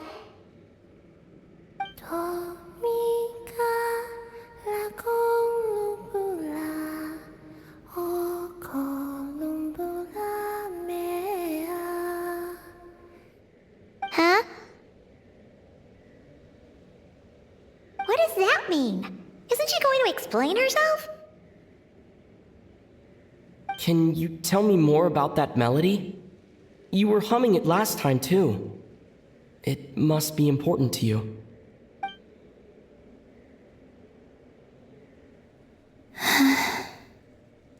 It is all I remember from the moment of my birth. A melody. A few lines of lyrics. Like a lullaby from a foggy dream. Oh, so who was singing it? I do not know. I have nothing else. Just that song. Huh? And the Frost Moon Scions who found me. They had nothing either, but hope. Before I even knew what was happening, they were already calling me their goddess. And I had no reason to decline. Like two lost infants unknowingly exchanged, I adopted their faith. And in return, they adopted me. But my adoption drops you into the story halfway through. What came before was scribbled onto the wrong pages, never even bound into the book. That sense of something missing only served to nurture their greed and doubt. And thus, I came to realize that this place was never truly my home. Greed and doubt? O Moon Goddess, forge weapons for us, drive out our enemies, and expand our lands. O Moon Goddess, heal our wounds, ease our suffering, grant us strength. They asked for everything, and I obliged. Until the day came when no answer could be given. If mortals can turn to the gods when they are powerless, then who do the gods turn to when they have nothing left to give? You've got Paimon there. In those days, the Frost Moon Scions cared more for faith than for truth.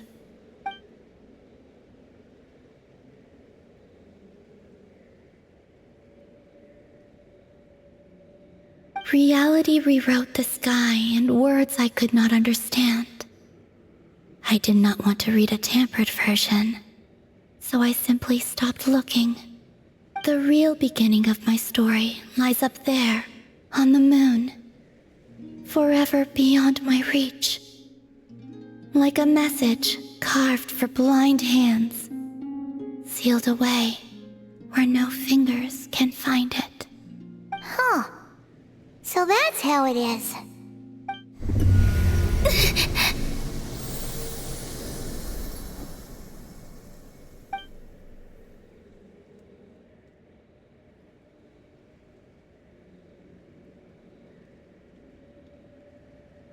What's wrong?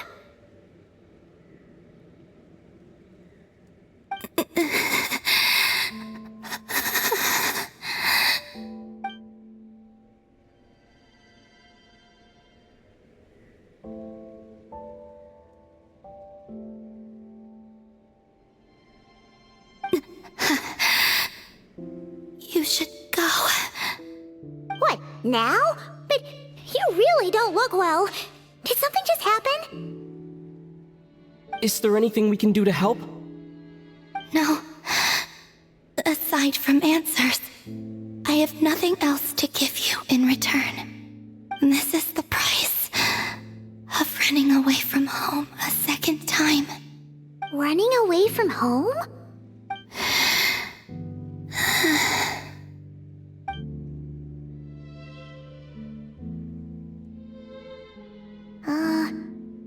Is she heading towards the food? Did all of Paimon's questions make her hungry? Do you still have many questions? I know I should offer more in return for your kindness, but I'm feeling a little worn out. Oh, we're so sorry about that. But Tsaritsa was right. Freedom always comes with a price. She said I could treat the Fatui as a second family, a second home. But in the end, they were no different. All they wanted in truth was my power as the moon goddess. I'd rather not dwell on such unhappy memories.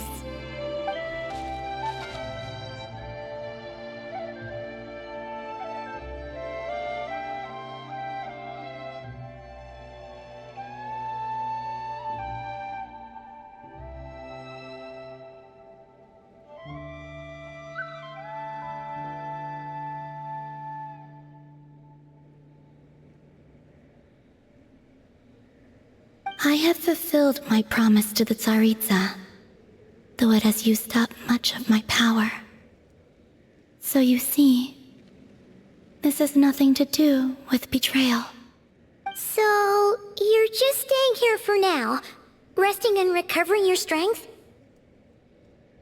Yes. What about these flowers? They have grown in Nodcry for many generations. They're highly sensitive to the ebb and flow of Kuvaki.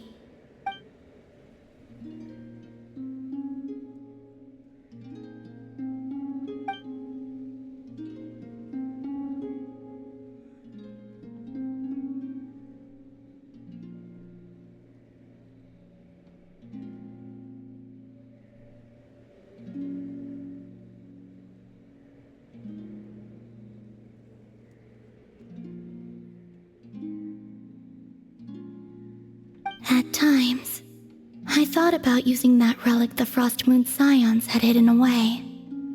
I could sense the power within it. But going out is such a hassle. People might see me, and I promised Lauma I wouldn't show myself to anyone. Besides, I know it's gone now anyway. Really? Lauma asked you to stay in hiding? Uh-oh, she's looking back at the food again. But Paimon's still got some little crumb cookies here. You could have these for dessert if you wanted. Lauma said she wishes to change the Frost Moon Scions, which is why she asked me to stay out of sight. I don't really understand what she meant, and to be honest, it's not something that concerns me. But I wasn't planning to see anyone anyway. If they found their way here themselves, that's hardly my fault.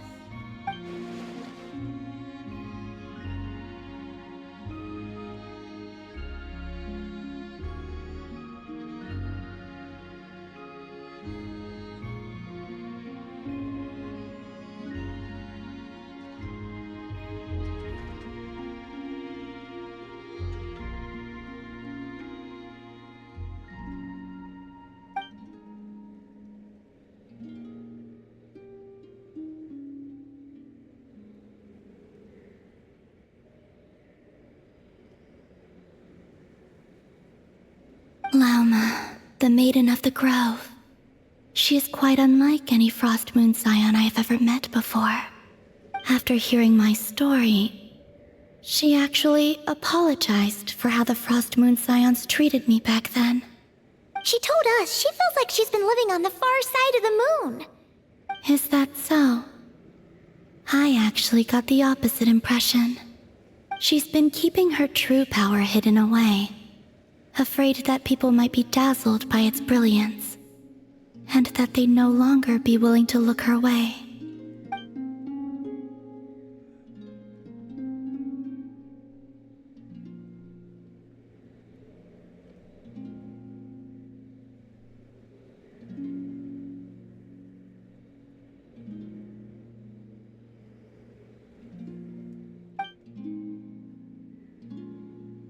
So what do you wish for now?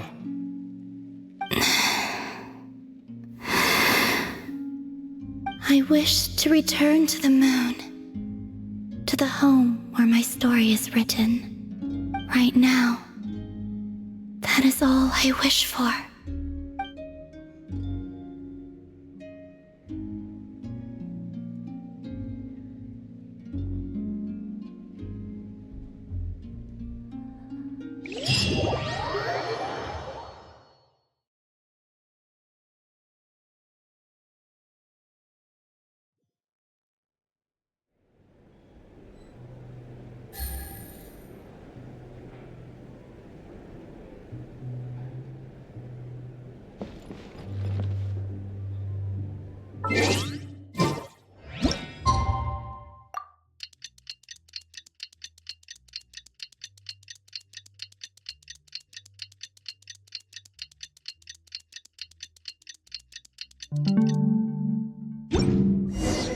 Tonight's the night we infiltrate the Fatui's Experimental Design Bureau. Come on, we better go meet up with the others.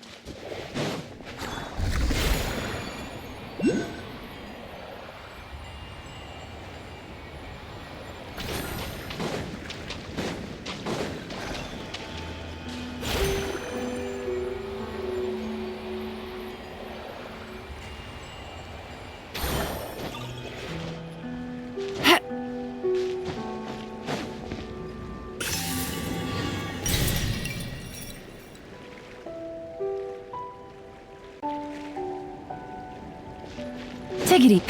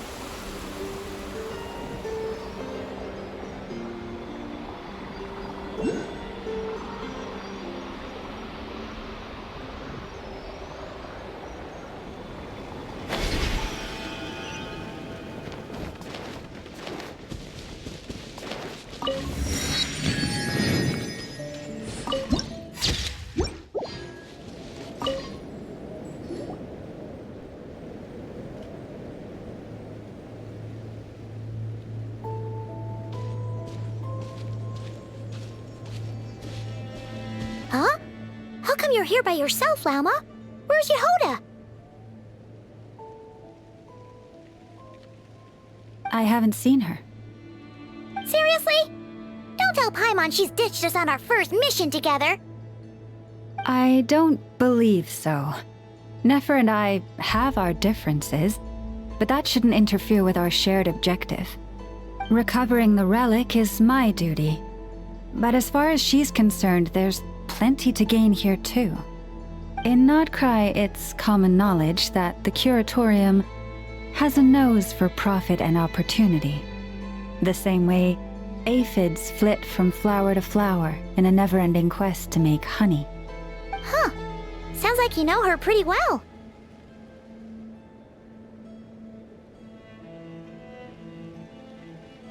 Still, Yehoda sure is taking her sweet time.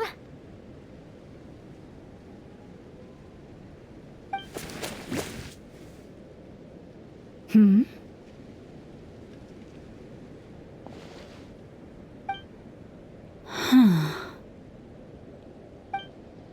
I believe we may have misjudged and underestimated Miss Yehoda. Huh? What do you mean? As a former employee of the Curatorium, I'm confident that she possesses both professionalism and integrity in ample measure. Huh? Huh? What was that noise? The sound of a wavering conscience, perhaps? Ah! Whoa! Something just fell down. Hello, everybody! What kind of an entrance is that? Wait a second. Have you been hiding nearby this whole time? Yeah. I was just, scouting things out from up high. Darn it. How did Jane Doe even notice me up there? I can't believe I'd only realized I'd run out of smoke bombs this morning. What if something goes wrong inside? How am I supposed to make a quick getaway now? Thought I could just hang back and wait for the clients to get cold feet. But nope, turns out they're all completely fearless. Don't they know how scary the Fatui are? Really sorry everyone. Truth is, just as I was heading out this morning, I discovered I'd run out of a super important, completely essential, absolutely indispensable piece of equipment. So, what are we gonna do? Well, as I see it, there are two options. Plan A is we take a detour to Nasha Town to restock, though who knows if any shops will still be open this late. Plan B is we call it quits right here, disband the team, and I'll go home. My place is only like a 10-minute walk from here, so... Personally, I vote Plan B. Bada bing, bada boom! Maximum efficiency, minimal effort. Don't try to solve your problems by running away. Not a fan of either? Then I guess our only option is to fall back on Plan J. That's J for Yehoda, by the way. Why didn't you just tell us that was an option in the first place? Come on, that would have totally ruined the surprise. Boss pulls this trick all the time, and it's always the clueless ones who end up praising her to the skies. Feels like you just threw shade at a whole lot of people. I have faith in your professionalism, Yehuda. You don't need those flashy tricks. Your abilities alone are more than enough to earn our respect. Huh. This Jane Doe sure has an eye for talent. Speaking of which, maybe it's time I started calling her something nicer? You really mean that, Jane? Laumado? I do. I'll tell you what, it's not every day you get to work alongside such considerate clients. I have a feeling we're gonna make a great team. Plan J is this. We find our way in through the freight access on the facility's east side. It's tucked away from view, and security's lighter at night. I've prepared some special gadgets too, so we should be ready for anything. If we want this to go without a hitch, we'll need to work together every step of the way. So everyone, stick close behind me. Now that finally sounds like a real pro talking. Hey, you saying I didn't before? Kinda, yeah. You... Ugh. Never mind. A top-tier treasure hunter like me never lets the naysayers get to her. Alright, let's go over what we agreed on yesterday. The goal of infiltrating the Kuvaki Experimental Design Bureau is to locate and, if possible, recover the relic that the Fatui stole. We also need to figure out why they built the facility in the first place. I'm worried that they've set their sights on the ancient moon's remnants on Hisi Island too.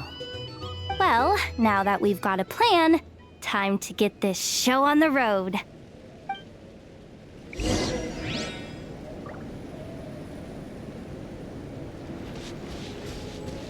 Yeah!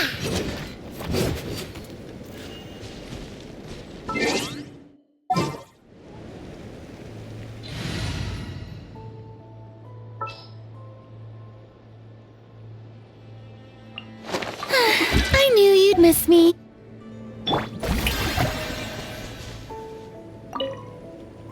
Everyone ready? Yeah? Then, let's move. All right then, let's get this job done.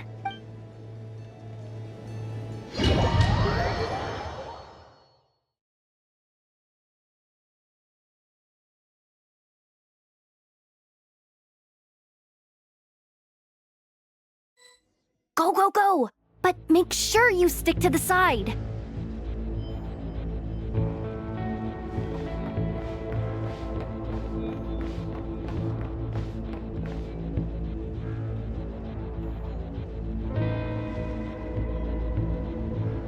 Just as I thought. There's a gate controlling access from the outside. Good thing I brought this keycard, huh? Well, technically I stole it. But no need to tell them that, right? Blame that chump who thought it was a good idea to get wasted at the flagship during work hours. Ooh! Is it top-level clearance? Of course, that goes without saying. Let me read it out loud for you. Fatui Experimental Design Bureau number 183574, maximum clearance, maintenance intern. That doesn't sound very top-level to Paimon. Never underestimate interns. Even the most legendary of thieves started out as rookie pickpockets, you know? Besides, if it wasn't for this person's selfless generosity, we wouldn't be able to just waltz in like this, would we? Feels like you're trying really hard to change the subject. Allow me to teach you the first rule of treasure hunting. First and foremost, use every resource at your disposal.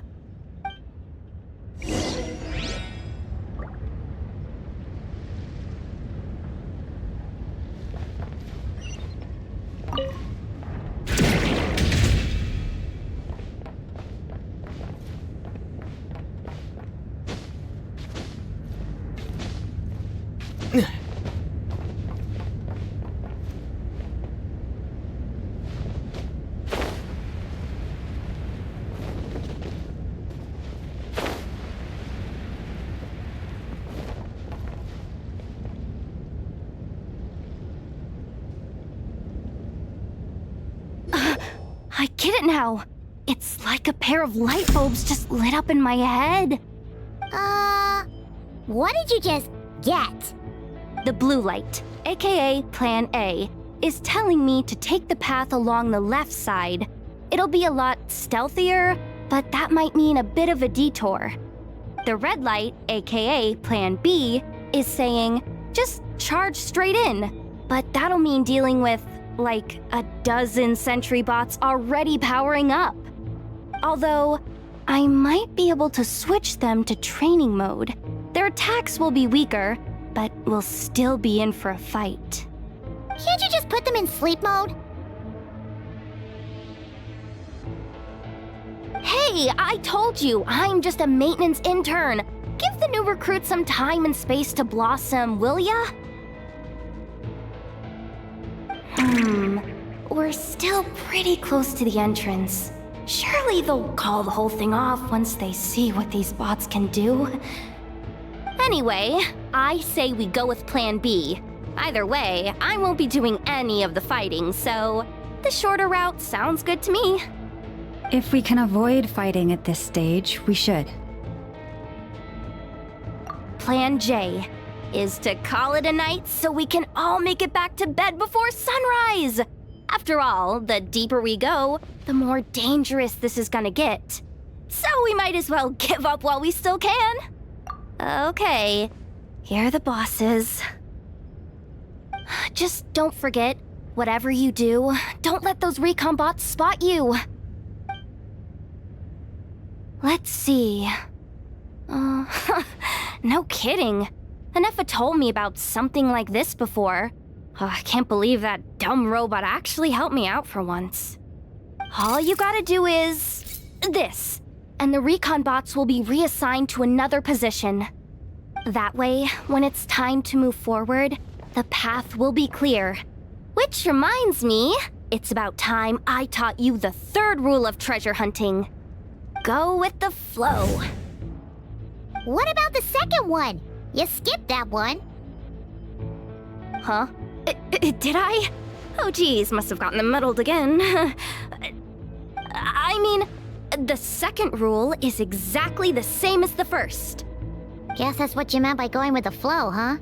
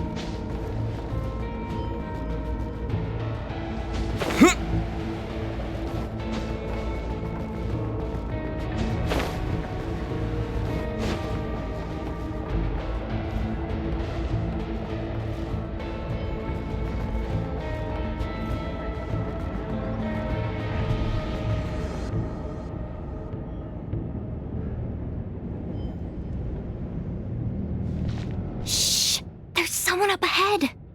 Has the lockdown been initiated? Move it, soldier! The cargo has already been transferred. The lockdown procedure is complete, Commander. That sector is now fully sealed. The night shift. Just our luck. Don't they usually handle deliveries during the daytime? There's not supposed to be anyone here. We've come this far already, and they're really trying their best. If I suggest backing out again, it's not gonna look good. Come on, brain. Think!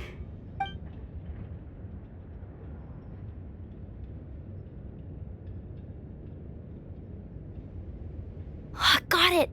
The freight shaft to the upper levels. We might have a shot there. Let me see. Huh? The recon bot in the middle's not responding? A double lock failsafe? We've been outfoxed. Stay calm. Stay calm. One step at a time. Let's just find a way across first.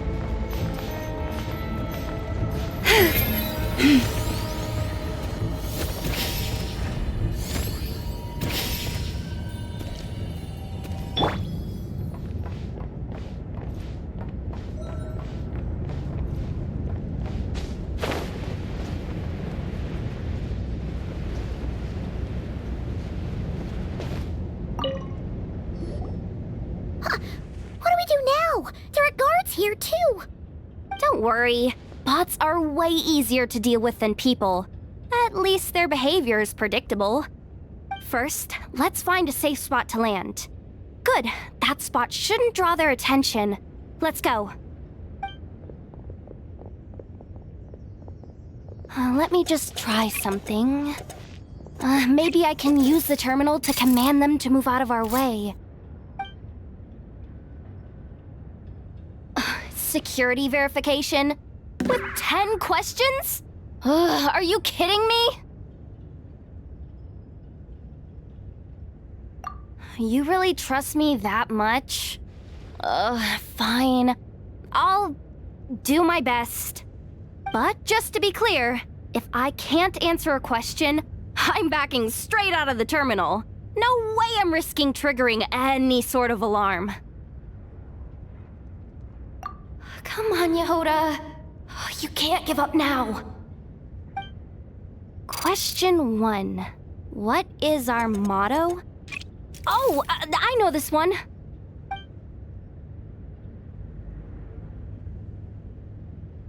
Question 5. The name of the harbinger in charge of this facility. Let's go with, Sandrone. This one should be the Pale Star Edict. I've heard one of Boss's informants mention that before. Final question. Enter employee ID. And it's timed? Okay. 183574. Confirm. I actually got them all right? What a miracle! Not bad, Yehoda. Not bad at all. Guess you're an official maintenance intern now. Hey, that could be my personal plan B if I can't get my job back. Just kidding. The Fatui are awful. The bots have taken the command. They're moving off. Let's get going while the coast is clear.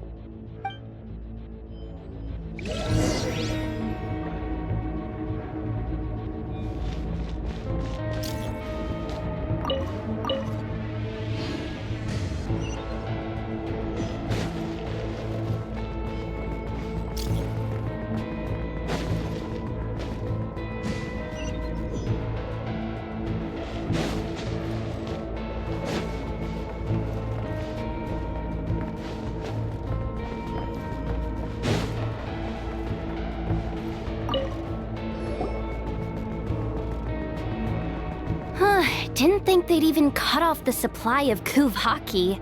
They're being really cautious. If we can somehow divert some emergency power into the system, we might be able to force boot this thing. What do you mean by force boot? How do I explain this? It's like dumping a whole bucket of water into an empty pool so that the little ducky gets to swim around again. You should probably just ask Aino instead. So, we just need to find that bucket of water, right? Huh. Paimon thought your explanation was great. Kinda adorable. In a childish sort of way.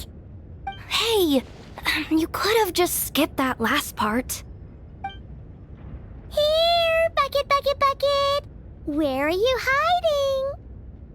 Judging from the concentration of Kuvaki, over there. Wow, you can sense that, Laumado? That's incredible.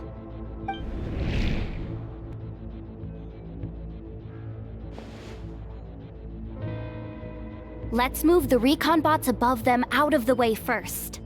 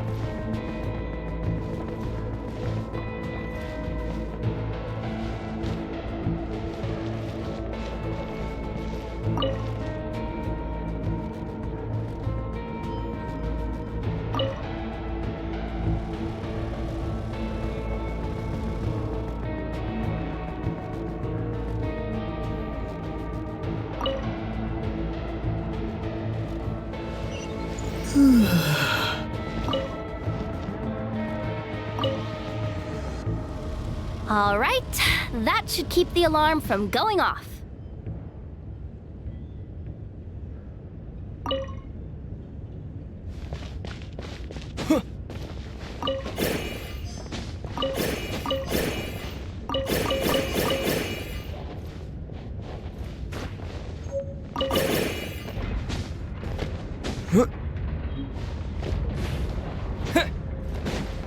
Time to plug in the charging component.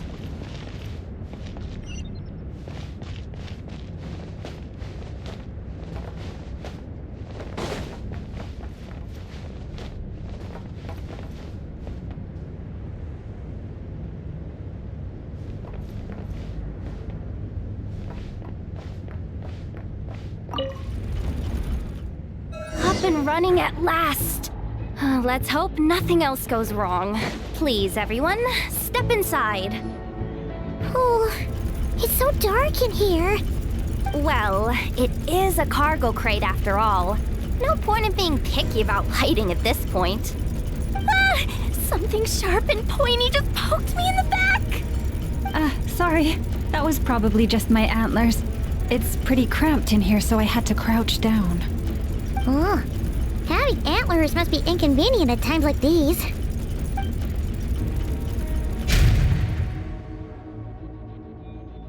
Ah! What's going on? Don't tell me something's gone wrong already. Looks like there was only enough juice in the emergency power supply to lift us this far up. Ugh. Awkward. Am I gonna get docked for this? Based on the boss's policy of docking pay for every screw-up, No, wait a sec. I've already been fired. Doesn't look like it's moving again anytime soon. I think we can get through if we follow the ventilation duct along the outer wall. The entrance has gotta be somewhere. Don't worry, this was totally part of the plan.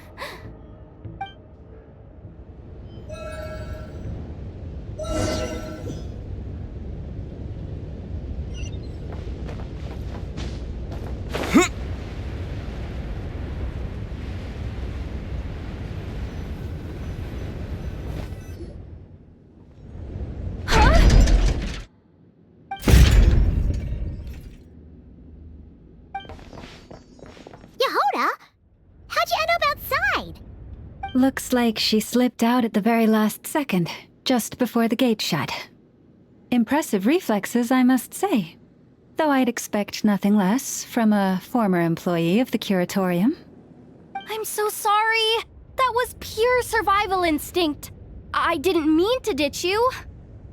Anyway, you guys just stay where you are. I'll figure something out.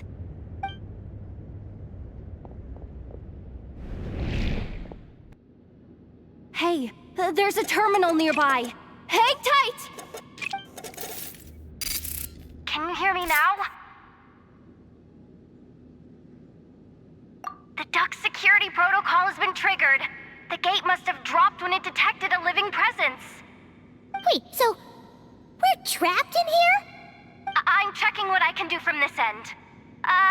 Watch out for the laser up ahead. What laser?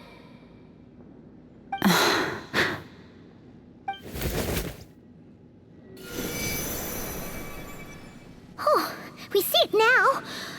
Good thing we didn't move. Got it. I think I understand the situation. Hang in there. Just one moment. This is killing me, but I think I've got it. I can try adjusting the direction of the Kuvaki flow inside the duct. If I've got this right, you might just be able to dodge the lasers by utilizing the Kuvaki's pull in reverse. Oh, Paimon thinks she gets what you mean. But I can't see where you are from here, so I'll need your constant input. Just tell me what to do. I'll follow your lead.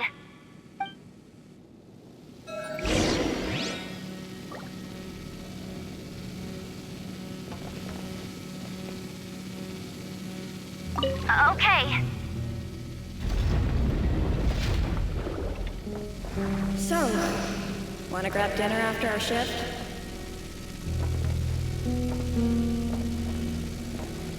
How about the flagship? Too far. And besides, we're not exactly in with the locals.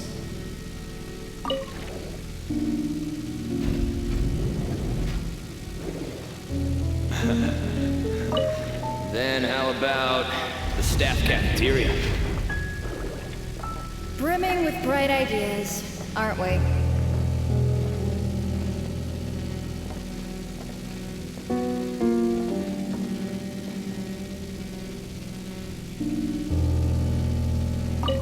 Okay.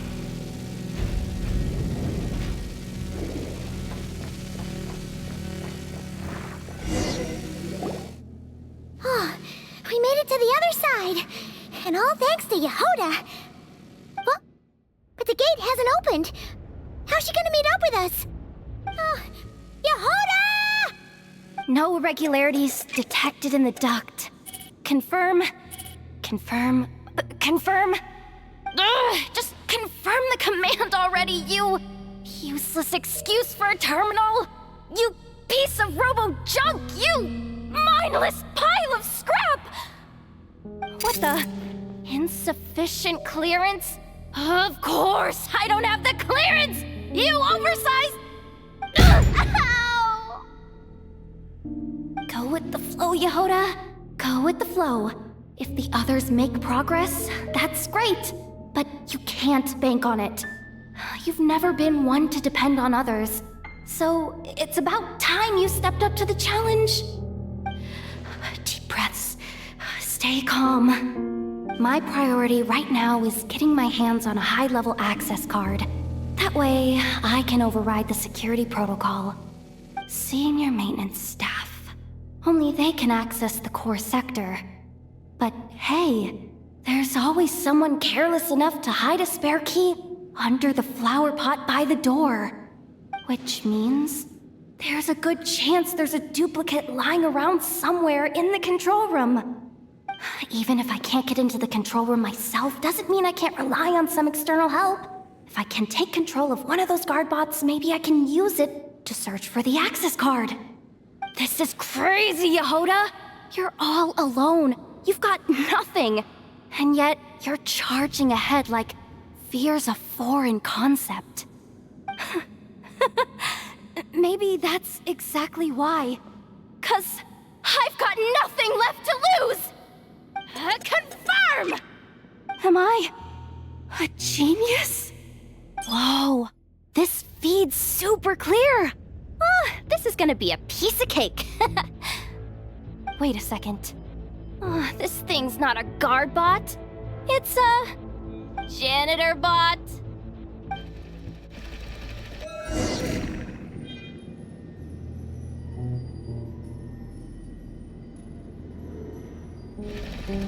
You think Marionette even knows what we do down here? She seems to spend all day either holed up in her lab or out doing the rounds. It's still a mess over there. Go clean it up. Why? Planning to skim a little off the top? No, nothing like that. Just wondering if anyone would actually notice if we didn't show up from time to time.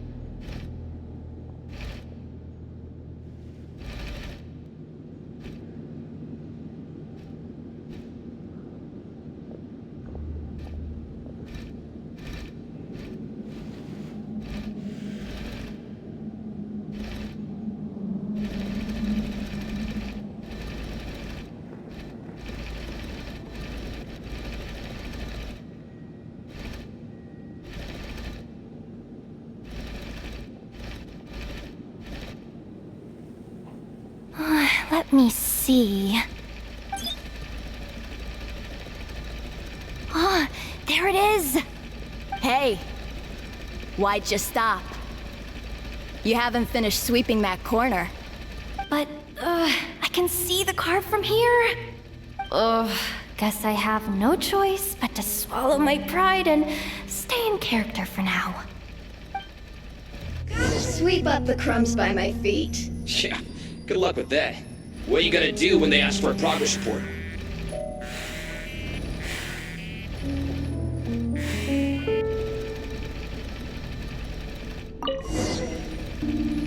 Sucks though. Finally sent somewhere warmer than Snezhnaya. Yet we barely get to see the outside world. Gotten rid of the dust behind the door. Come on. Where's that bot passage when you need it? There! Oh, the terminal's just ahead. But will Yehoda be okay? Paimon? She said she'd used every resource at her disposal, so let's have some faith in her abilities. Besides, when it comes to surviving in Nodcry, she probably knows more than any of us. So, they really do believe in me. But how long are we gonna have to stay here? Paimon doesn't want to get caught by the Fatui either. Does Paimon mean the two Fatui in that room? Let me see if there's a way to distract them. Wait, did you hear that? Huh? The alarm? What's going on? Let's go check it out.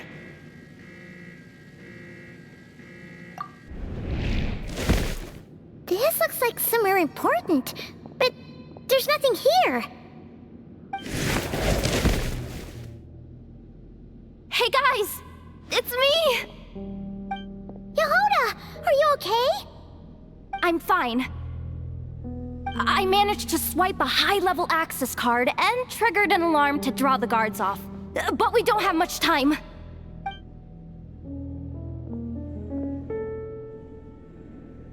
All right, looks like we can control the elevator. Come on, hop in. Let's take it further down.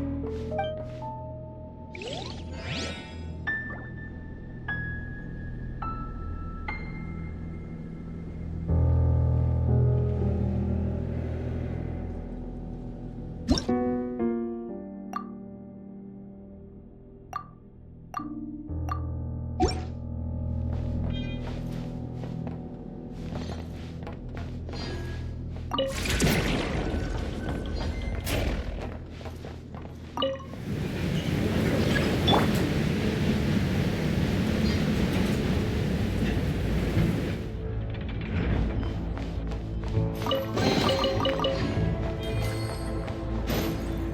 should be able to use the terminal to move the drawbridge. Here's the access card. I'll keep watch while you handle the controls.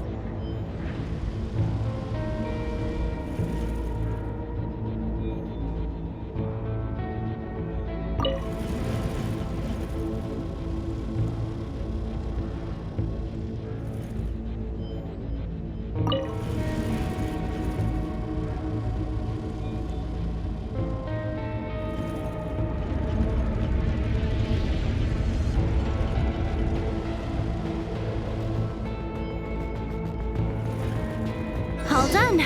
Let's keep moving.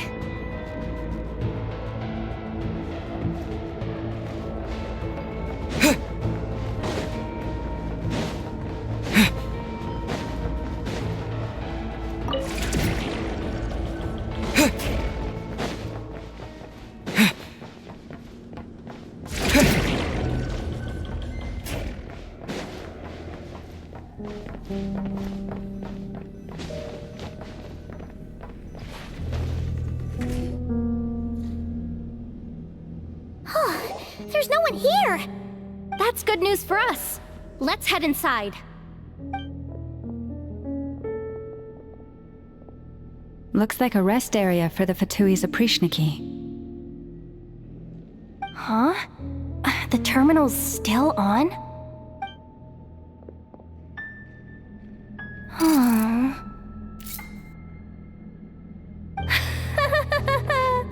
Looks like that good news is now half good news, half bad news.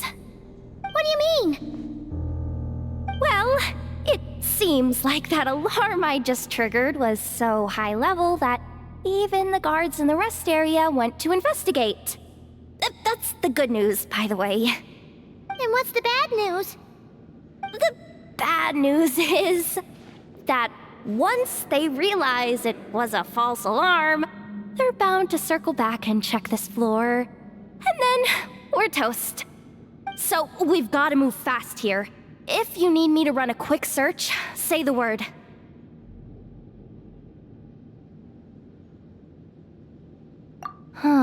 Analysis of Kuvaki extracted from the moon marrow suggests that its energy core bears some close relation to the power of the former Three Moon Sisters. It is suspected that there is a link between the Frost Moon Scion's hidden relic and the shattered remnants of the Eternal Moon. Come on, none of this is important right now. Just tell us where you hid the darn thing. Access denied. You do not have permission to view this data? Even with a high-level access card? Who does have permission then?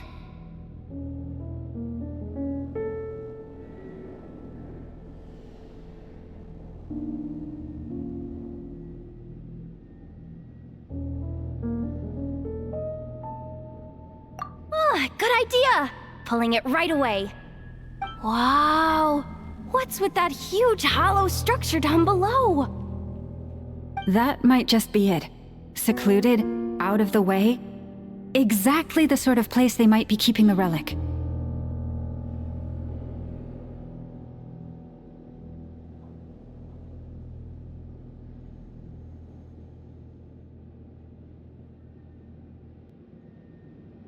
$264 pages! What is this? A novel? Can we just skip to the end? I'm flipping through it as we speak. Kuvaki, a weapon. Huh, seems like the Fatui and Snezhnaya are trying to harness the power of the Light Realm to build some kind of weapon. The target of which is... Seriously? Insufficient clearance? Again?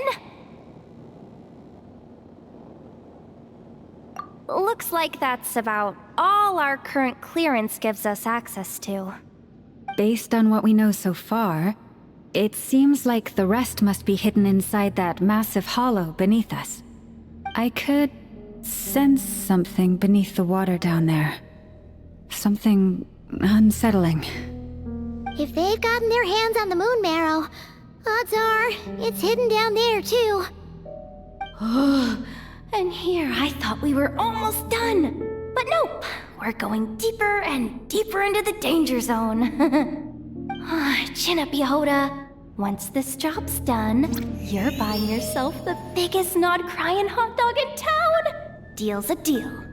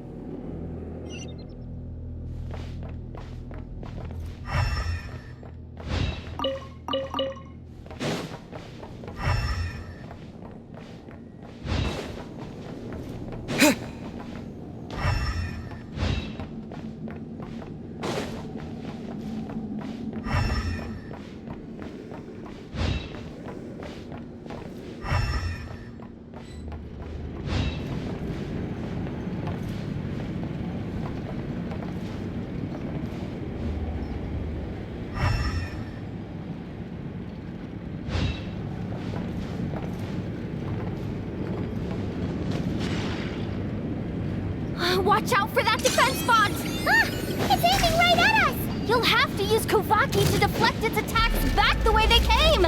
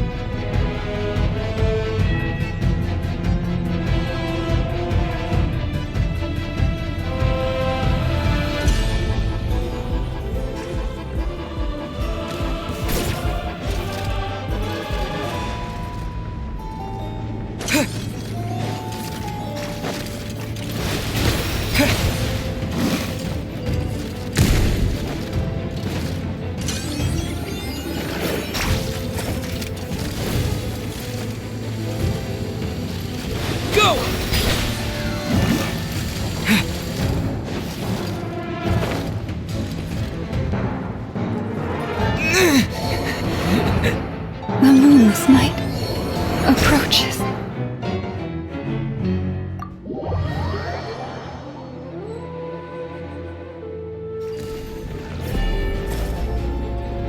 Leave this place.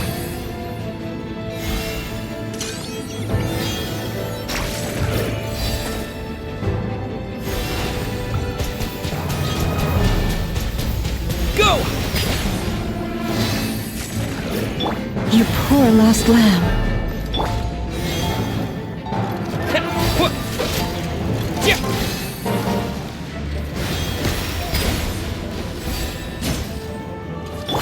Lush as the moonlight. Ah! Its attacks are getting faster! Almost there! We're almost there!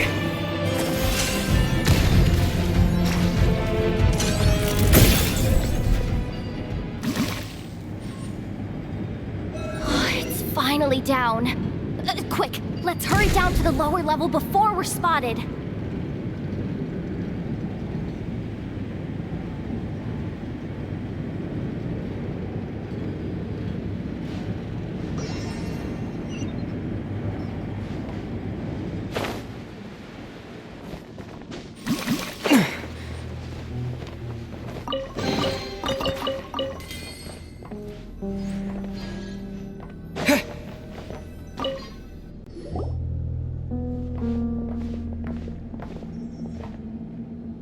switch looks suspiciously obvious. No way I'm pulling that. But you guys, go ahead. Hey, you spotted it first. Shouldn't you be the one to pull it? Not a chance. I'm just the guide, remember? At most, I'll help you look for an escape route. They don't seriously think pulling this thing's gonna lead to treasure, do they? I'd be amazed if it doesn't set off an alarm. Besides, I didn't even bring my smoke bombs. Which reminds me of the actual second rule of treasure hunting. Better safe than sorry.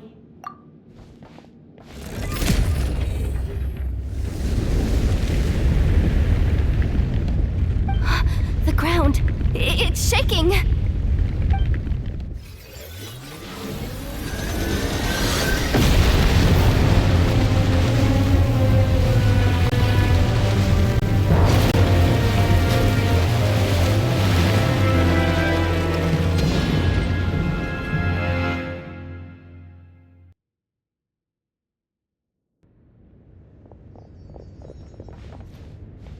Wait, did the surface of the water open up? This is bad. This is really bad. I'm getting put on the Fatui's blacklist for sure. Don't worry, Yehoda. You've helped us so much. If they try anything, we'll protect you. Aww. Come on, I was just kidding. I'm tough, okay? Just haven't had the chance to show off my fighting skills yet. Me, afraid of the Fatui? Ugh, not a chance. I suspect the relic is hidden down below.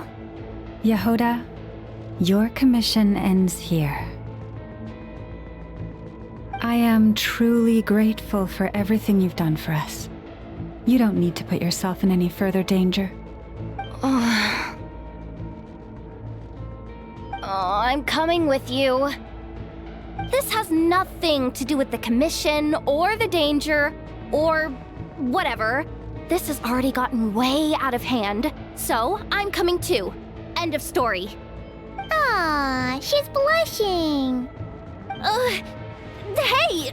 Zip it! Why'd you keep staring? Oh, you looking for a knuckle sandwich or what?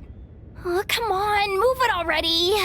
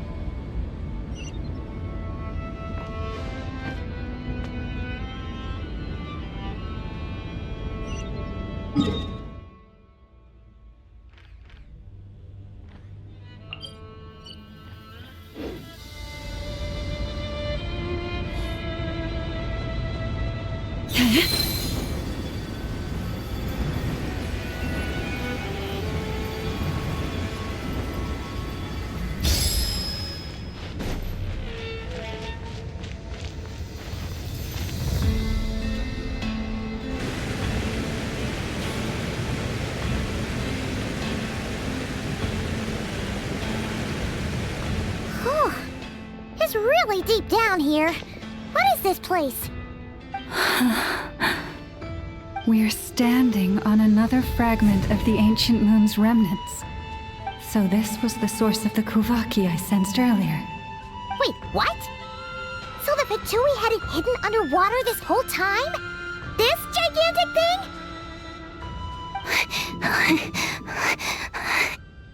Yehoda, you've been kind of quiet since we got down here. What? Me? Have I? It's nothing. Really. We're doomed. How are we even supposed to get back up from here? Oh, my grappling hook's not nearly long enough. And if someone spots us here after all that commotion, we'll be sitting ducks.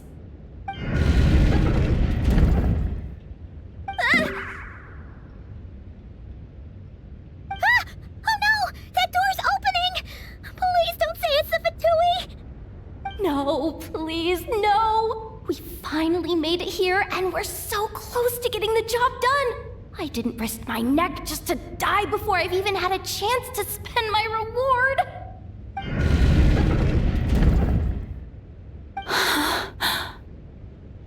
What happened?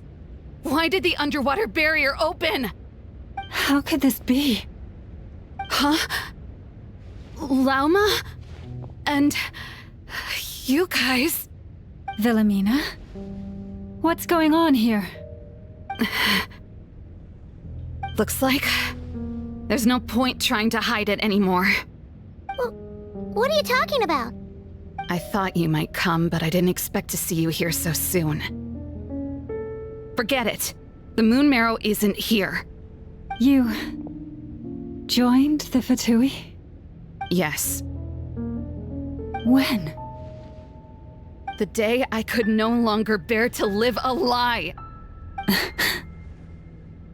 At first, the Fatui wouldn't accept me. But then, one of their harbingers noticed me and said she'd give me a chance.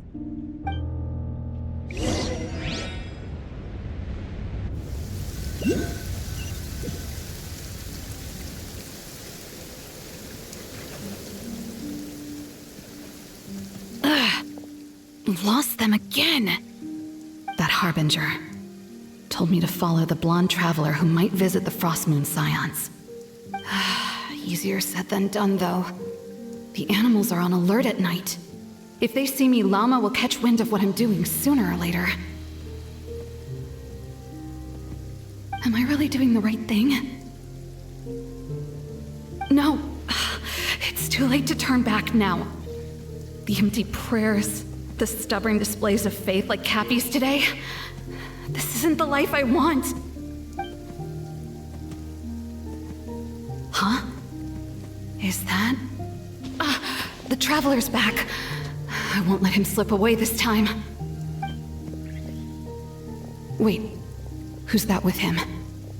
They look so alike. They seem to be heading towards the statue of Kutar.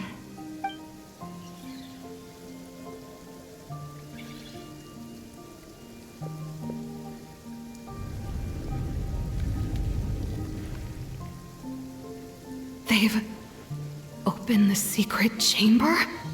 But wasn't it meant to be sealed? Wait a second. The Moon Marrow! Surely they're not after the Moon Marrow. I'd better go report this straight to... Hold on. If they do actually make it to the final room, then maybe I'll be able to get my hands on the relic. The one thing the Fatui have been after this whole time. If someone's going to take it, it might as well be me. This could be my ticket to joining them.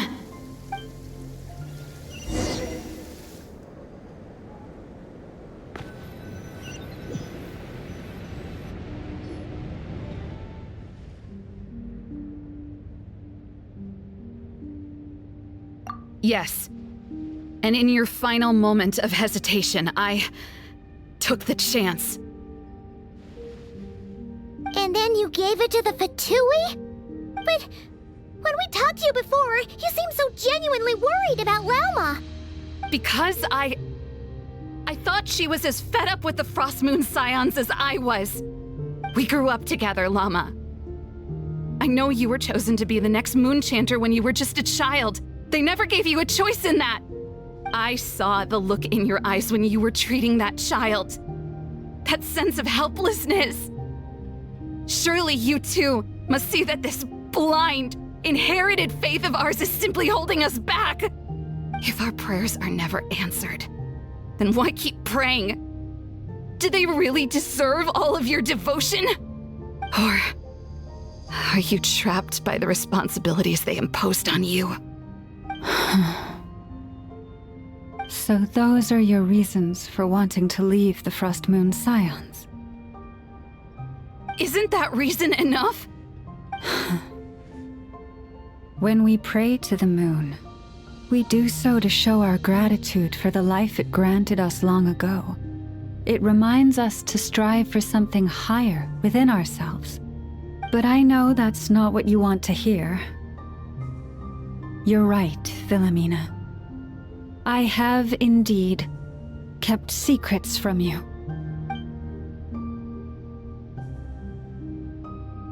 I knew it. You don't want to be the Moonchanter, do you? No, that's not it. I'm talking about the fact that the moon in the sky isn't real. What? You're saying... Huh? I've completely lost the thread now. Oh, do we really have to do this here? What if a Harbinger shows up? Oh, I'm not cut out for fighting big bosses! The pain you sensed in me was the pain of hiding this truth. If what you're saying is true, then you already knew that the Frostmoon Scions wouldn't believe any of this. Why didn't you just leave like I did?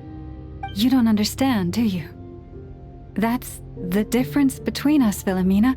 I care about the Frostmoon Scions. They're family to me. It hurts because I care. And that's why I chose to hide the truth. But now I understand that was a mistake. My family deserves to know the truth. I shouldn't have tried to hold it all together with empty prayers. Are you trying to say that I only ever cared about myself? There's nothing wrong with that in itself. No one would have tried to stop you from leaving. But you did not have to stab us in the back like this. We've been spotted! I knew it. I just knew it. Oh, what now? If a Harbinger shows up, I'm out of here. No darned relic is worth dying over. Looks like I misjudged you, Llama. I didn't think you had it in you to stand up to your fate. Turns out, you are a great Moonchanter after all. But you were right about one thing. I haven't considered Hisi Island my home for a long time now. Bosses, time to go. I will change the Frostmoon Scions, Philomena, as soon as the new moon rises. Then I guess I won't be around to see it. Say, Lauma, what happens to those who betray the Frostmoon Scions? May their antlers be shorn with silver blades, and let them be cast into the long night of unknowing.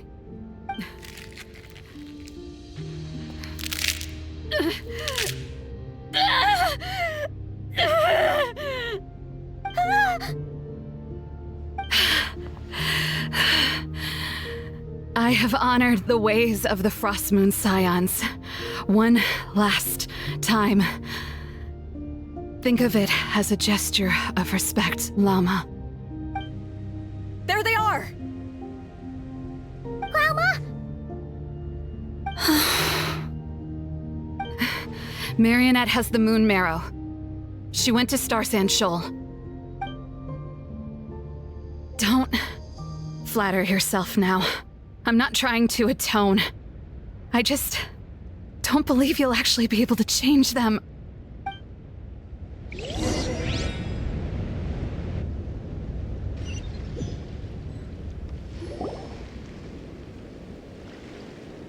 An alarm coming from the Experimental Design Bureau. Interesting. Hey, wrap things up and get yourselves ready. Looks like we might be having some guests. Yes, milady. Perfect timing. This job's been boring me to death. Time to test some hypotheses.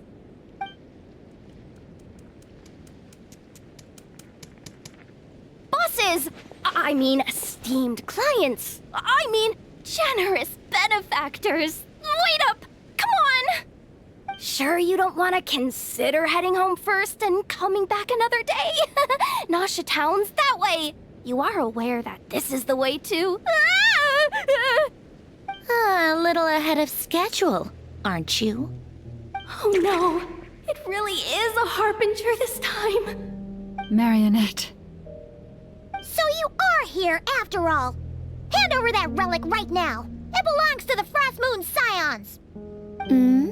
You mean that thing your antlered turncoat brought us?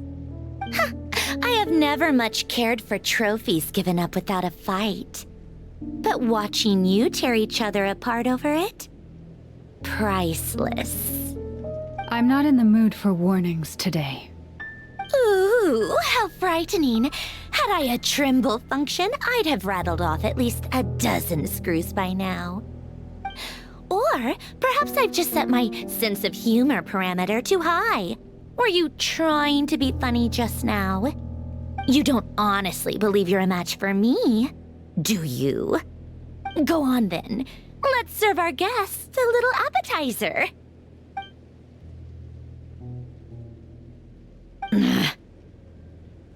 Hey, didn't you hear me? I said let's serve our guests a little... What's going on? Oh no. Watch out. It's the Wild Hunt.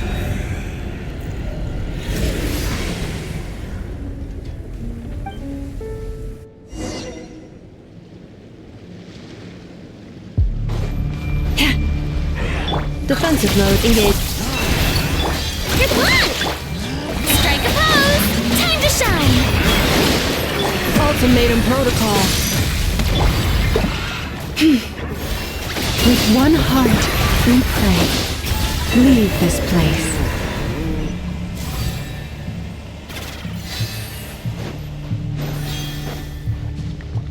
Yoo-hoo! Flash attack! Insulation chamber.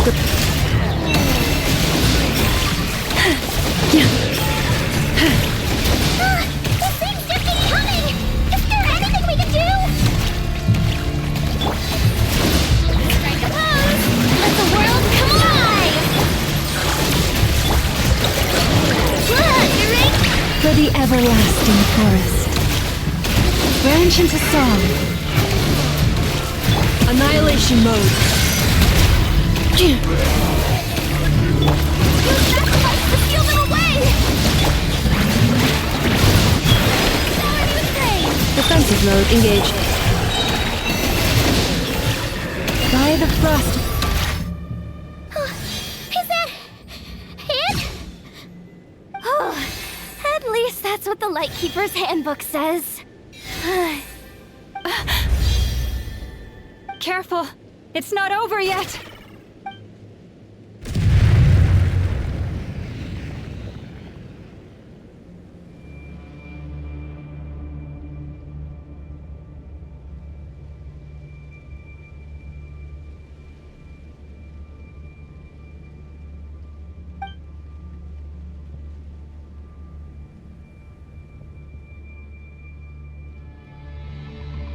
Paimon! Lauma! Yehoda!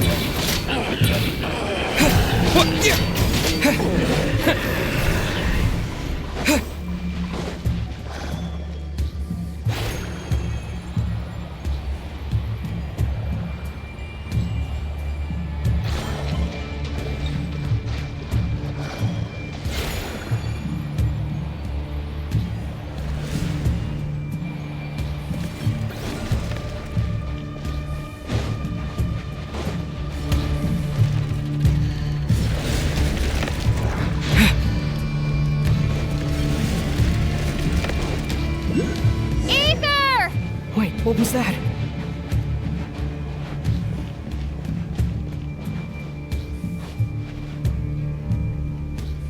Ether! Over here! Lumine!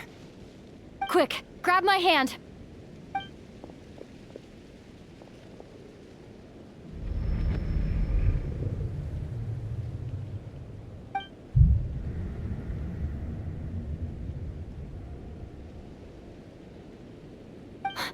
Ether? What's wrong? Why are you here at all, Lumine? What do you mean? If I may be so bold, what does family mean to you? Why were you after the moon marrow that night, Lumine? Among those who entered the final chamber, there was either someone with impure intent, or else an abyssal presence. We can talk about that later. Tell me why, Lumine.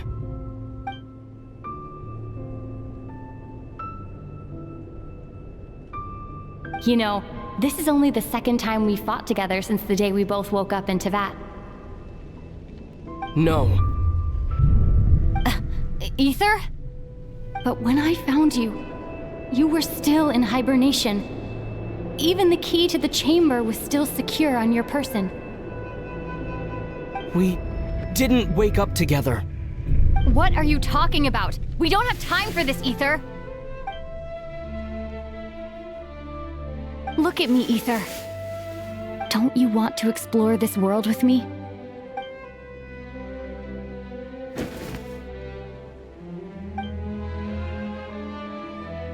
You think I'd lie to my big bro?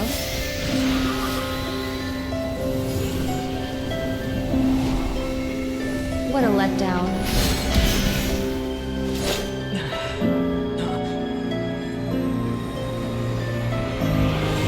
Go get it for me, Ether.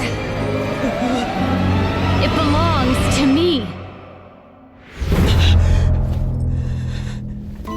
I never believed it. I didn't want to believe it. That strange feeling that something was off. I wanted it to be real so badly, even if it only lasted a moment. But you're not my sister!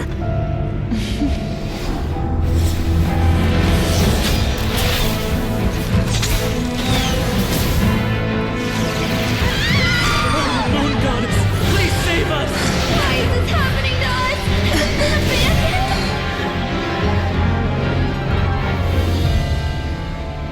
The cold night should be our blessing, yet only confusion and sorrow remain. The truth may yet lie beyond the sky, but must we become lost because of it? Standing before you, as a scion of Hyperborea and the Frost Moon's emissary, I say this.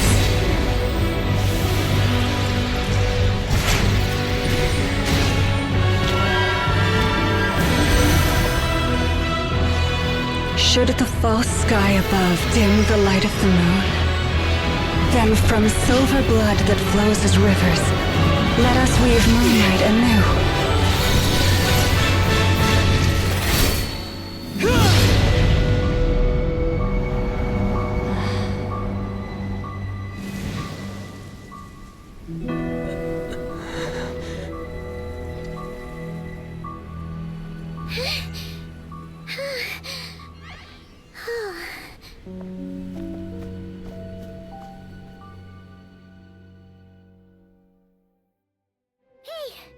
Is everyone okay?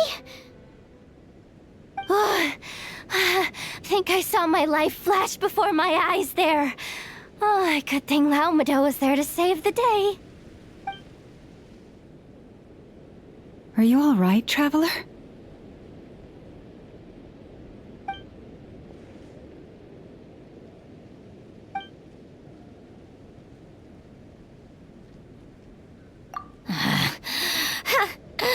Well, that took you long enough. Seriously, how many of you are there? Pathetic. Oh no. Oh, I spoke too soon. Totally forgot we still have a Harbinger to deal with.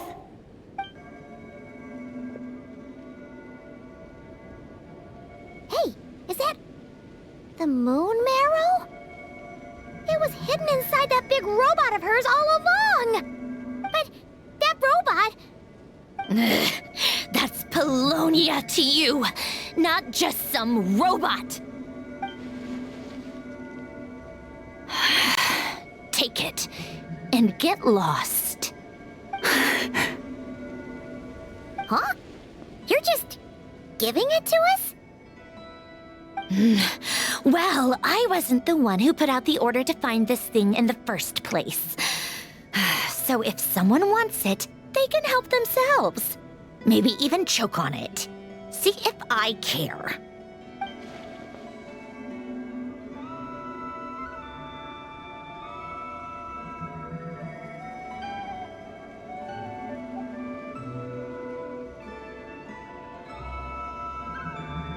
So, are you waiting for me to change my mind or what? I'd be more than happy to pick up where we just left off. But I should warn you, I'm in a bad mood right now. Let's go. Fine by me. Totally, completely, absolutely on board with that.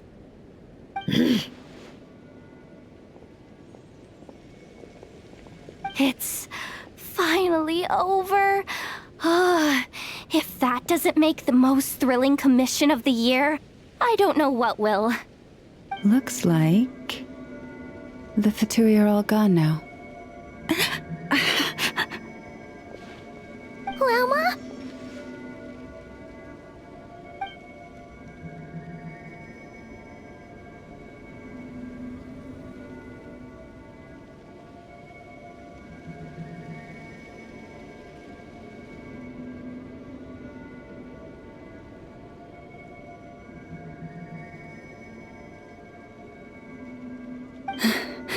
I'm all right. It's just been so long since I truly felt the power of the moon. I thought I sensed the wild hunt nearby. Don't tell me you've already taken care of it. Hey, it's Flynn's! Hey, he's that Ratnik. Unless I am mistaken, you are the Moonchanter of the Frost Moon Scions, are you not? May I ask, what is that in your hand? Please, don't get me wrong. I've been tracking the wild hunt lately, and I've come to suspect that its actions aren't as aimless as they might seem. When I saw what you were holding, I could not help but start connecting the dots.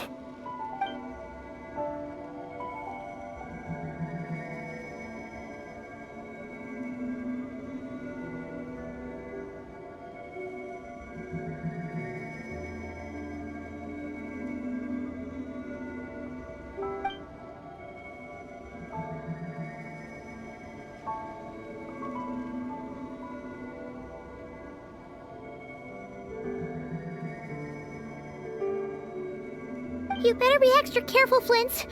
It seems like the Wild Hunt is capable of impersonating people now. Oh, is that so? Funny that.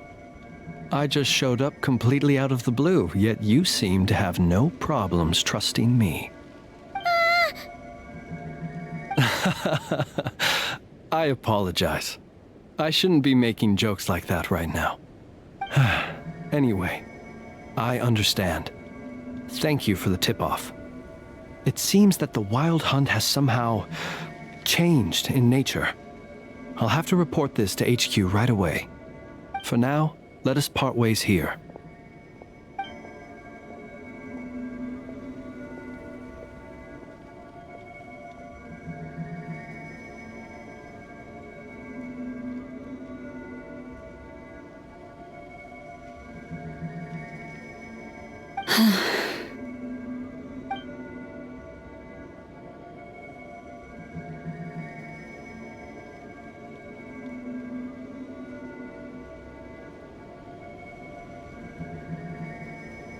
Joke of his just now sure scared the bejeebies out of Paimon. Are all the Ratniki and Notcry like that? They're usually stationed in remote areas and tend to keep to themselves.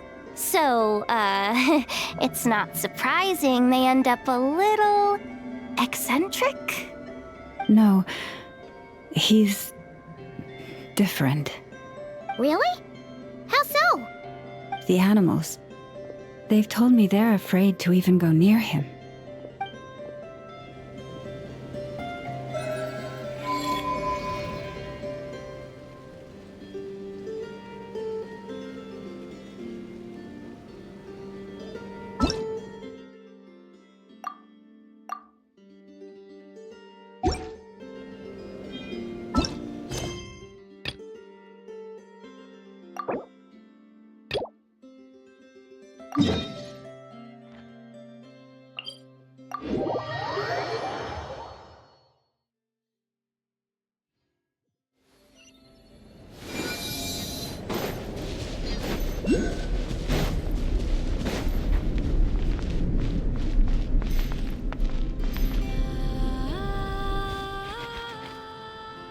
Yes, I'm sure you have very many friends indeed, but that's not the issue.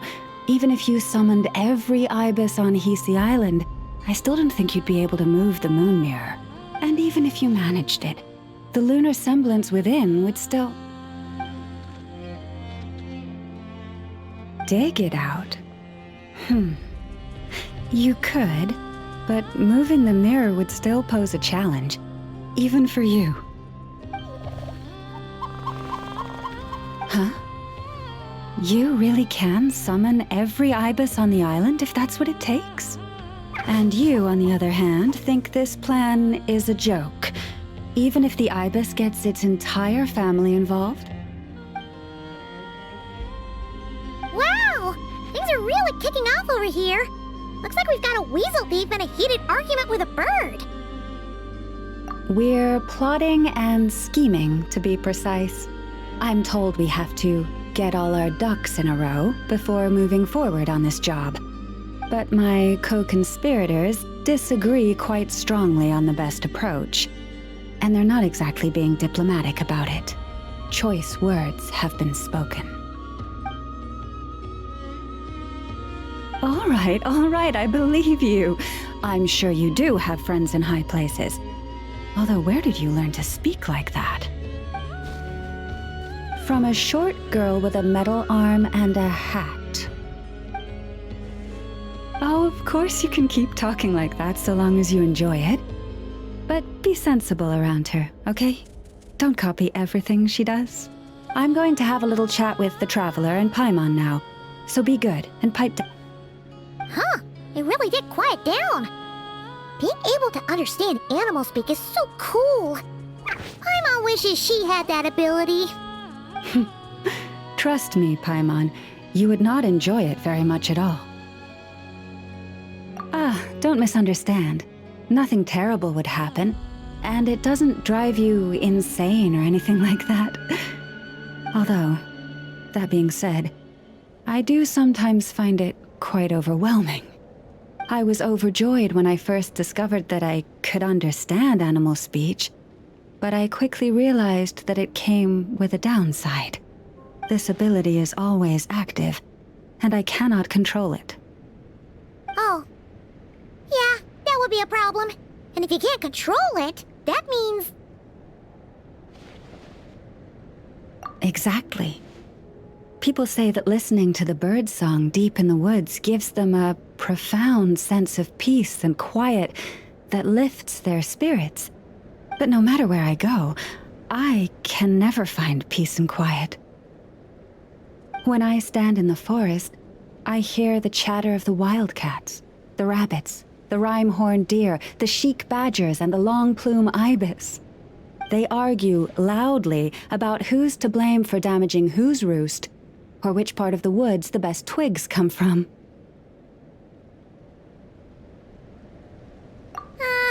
Alright. Guess talking to animals isn't all it's cracked up to be. Waking up to the sound of birds chirping is pretty nice, but replace that chirping with bickering, and suddenly it doesn't seem so appealing.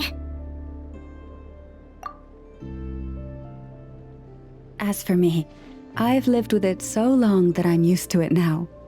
In fact, It would probably be quite an adjustment if I woke up one day and couldn't hear the finches discussing which cup in which house makes for the best bath. Yes, plotting and scheming. Thank you for reminding me. I got a little sidetracked. Although, now that the Traveler's here, we might just have the solution to our problem.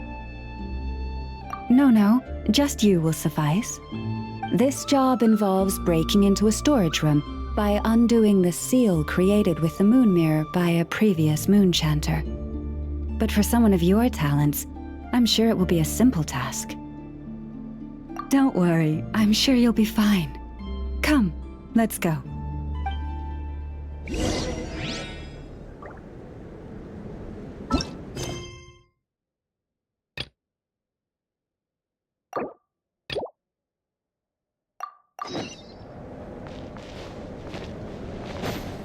Receive my blessing. Children should not.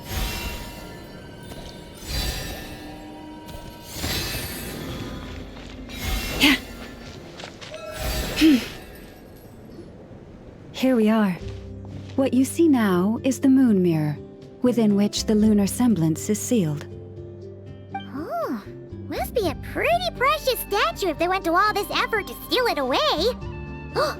Will there be some traps inside? You know, the kind that send arrows flying out if you step in the wrong place? Do not worry. This little one did some scouting for me ahead of time. The seal does not contain any such fatal traps.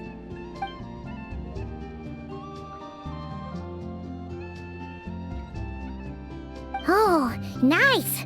That's good to know. And yeah, that sounds like a job for a weasel thief.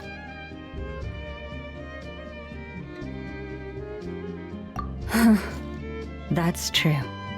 Each time I ask it for help, I have to pay it one more the next time we meet. Huh, what a thieving little weasel! Oh wait, that tracks. But considering that it's helping you keep watch on the lunar semblance, it might need a name change. How about... Weasel Guardian!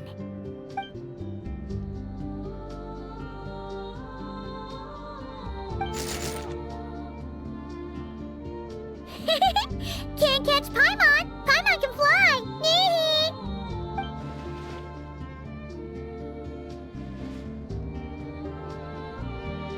Come on, be nice to our guests.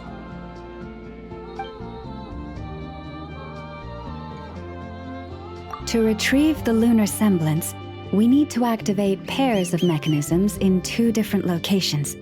So it's a 2-person job. If you head over there and take the mechanism on that side, I'll take this side. That won't be a problem. I have eyes in the sky. It will keep me updated on where you are and which mechanism is in front of you. Don't worry. All you have to do is follow my instructions.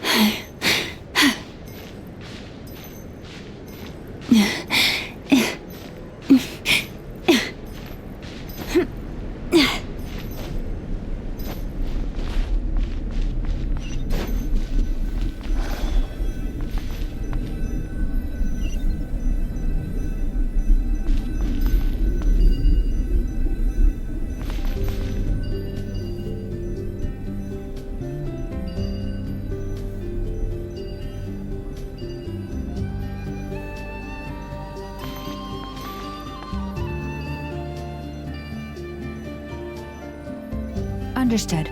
I will retrieve the lunar semblance now.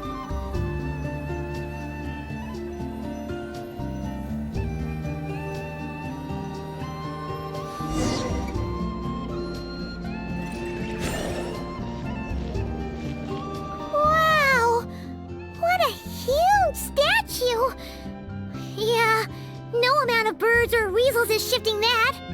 He probably couldn't even get past the mirror.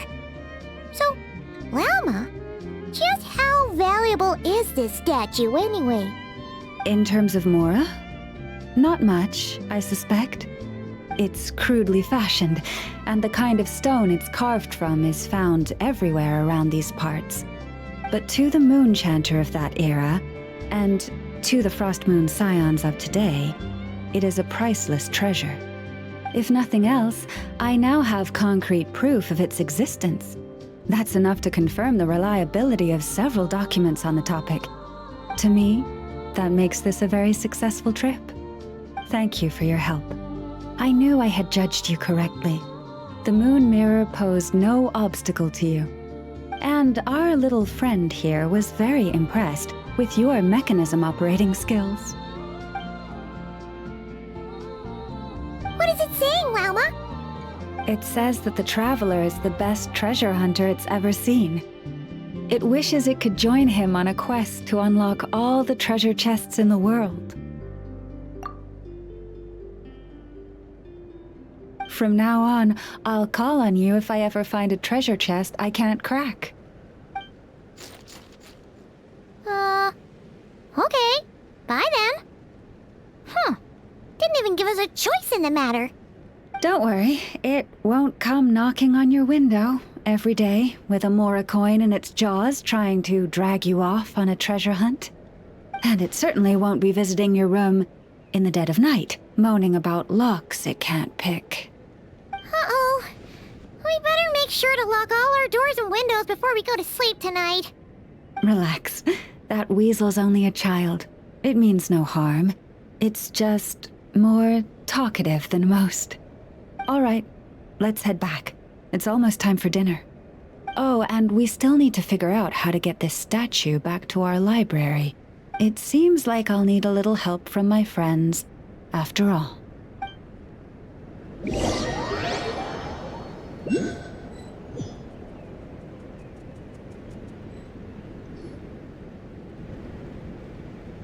Just here will do. Oh, that all went down without much fanfare. Paimon was expecting something exciting to happen once we put it down. Well, it's just a plain old statue. A historical relic. It doesn't hold any kind of mystical power. The real value lies in the stories behind it. My job is to dig those stories up, wherever they might be hiding, verify them, and then share them with the people. Cool. Well, it's a good thing we got it back here in one piece. Indeed. And you two have my thanks for that. Please, take these fruits and quench your thirst. I had the animals gather them in the woods. And after that, forgive me, but I have another request to make of you. I apologize if this is presumptuous of me, but I've seen how well connected you are, and I've heard of your many travels into secret and forgotten places. On your future travels, if you ever come across any texts about the Frost Moon Scions, could I borrow them and make a copy with which to enrich our library? You have my sincere gratitude on behalf of the Frost Moon Scions. Oh boy. That was some seriously tasty fruit. So much better than Paimon's used to. These animals have lived their whole lives in this forest. Naturally, they're the ones who know where to find the best fruit.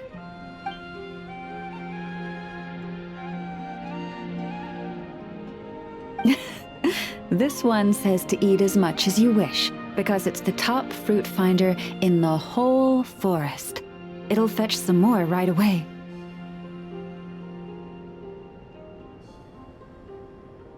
Awesome! Thanks so much!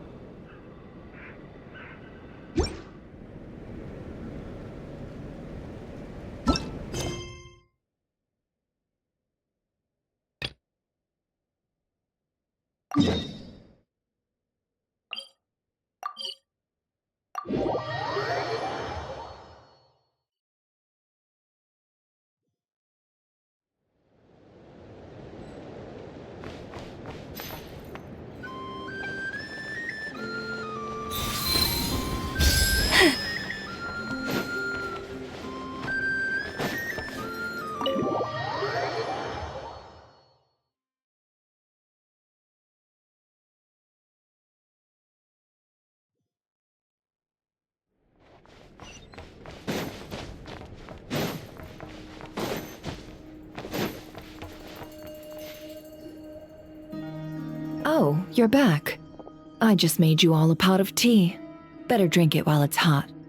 Boss Neff, you wouldn't believe how scary our day has been! Seriously, I am never, ever taking random jobs like that ever again! You hear me? Oh, come on now. You even faced the wild hunt and lived to tell the tale. What's left to be afraid of? Wait a sec, how did you?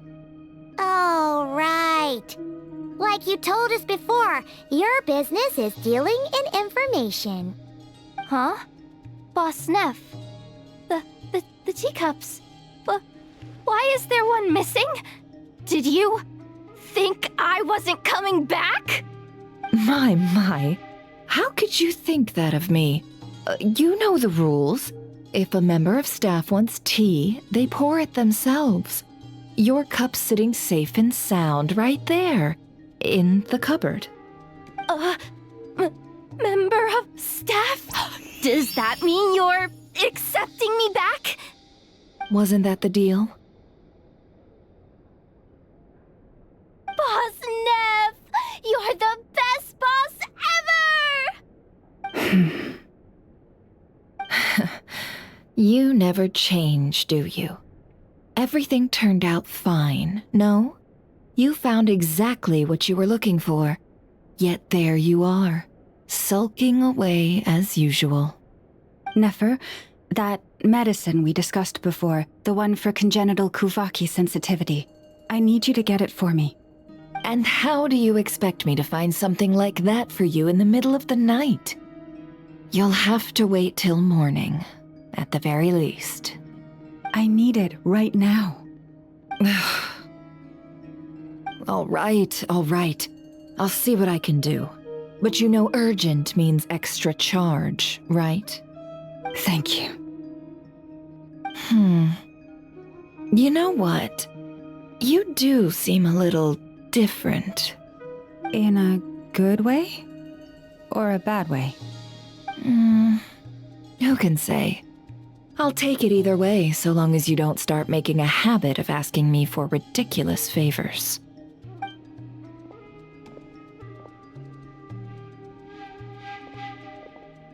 Traveler, Paimon, a lot has happened these past few days. I don't know what I would have done without you. Hey, don't mention it. That's what we're here for.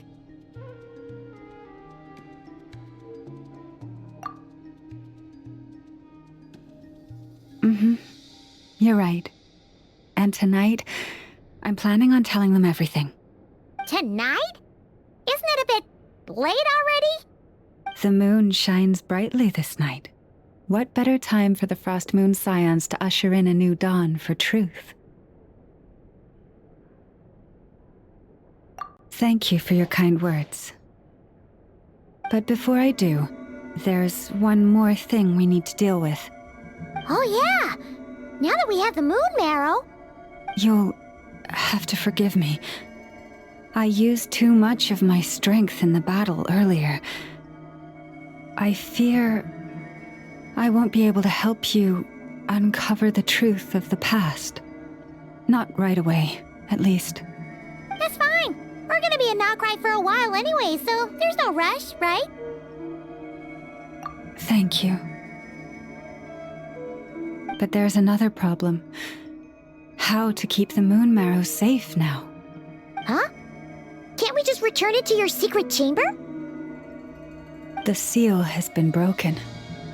Even if it were restored, now that the wild hunt has gotten in once, there's no guarantee that it won't happen again. right. Yeah, that makes sense. Back when the Frost Moon Scion's bloodline still ran strong, in special circumstances, a moon chanter could act as a vessel, safeguarding the relic within their own body. But it is a grueling trial of will and endurance. The moon chanter who did this only lasted 2 days. As for me, I might be able to last 5 at most. Hold on. You'd be using your body as a vessel? Yes. You can think of it like dropping a red-hot ball of iron into a bucket of water. How long the water lasts depends entirely on the bucket's size. Pardon? Hey! That's not a bad idea! You've always held up pretty well against the Abyss. Surely the Moon Mirror can't be any more dangerous than that. It's not at all that I don't trust you, but it's too risky. But we're out of options, aren't we? Might as well give it a shot.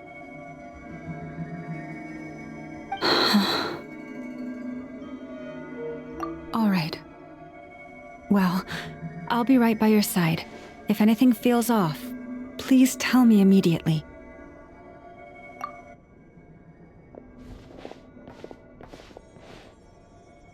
Here, hold it in your hands. Feel its power. Imagine you're a lake, a cluster of stars. Let the moon become a part of you. Whoa! It went into your body! How is that? Are you feeling any discomfort?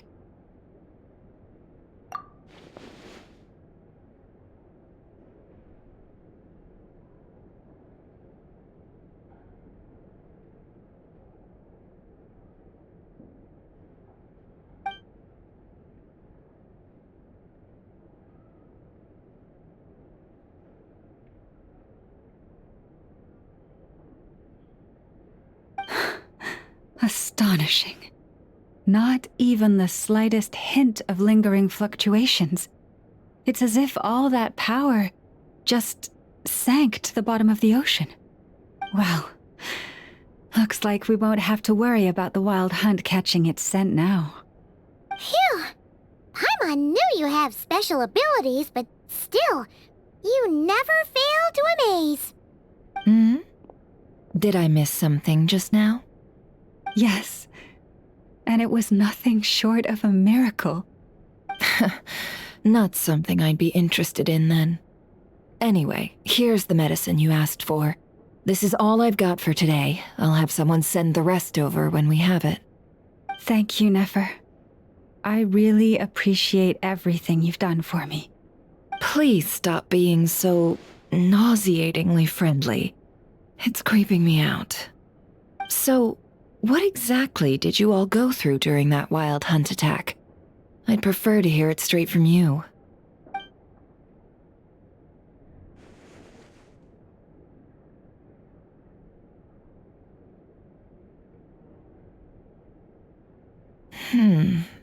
A phantom that can mimic the appearance of others. Quite different from what we've seen before. Yeah, and both times it appeared, its goal was pretty clear. It seems like it was after the Moon Marrow. And on both occasions, it was accompanied by the wild hunt, too. It appears there must be some close connection between the two. I must say, I don't often see you look this serious, Nefer. Too late in the day for thinking, that's all. We'll pick this up again later. You all feel free to keep chatting, though. Just don't forget to lock up when you leave. On that note, Traveler, please keep the moon marrow stored within your body for the time being. We'll take it back off your hands as soon as the wild hunt's been taken care of. Once and for all.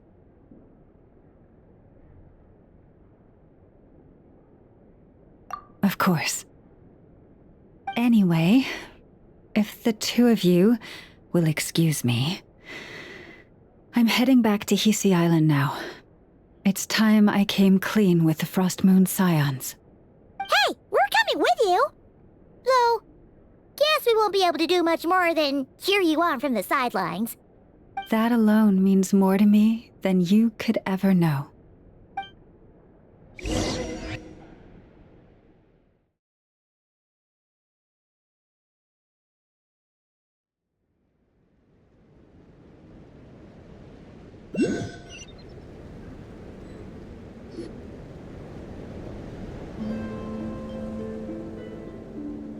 What's going on? I'm not sure. It seems like the Moon Chanter has something important to tell us. I heard the relic's already been retrieved. That's our Lady Lauma, all right.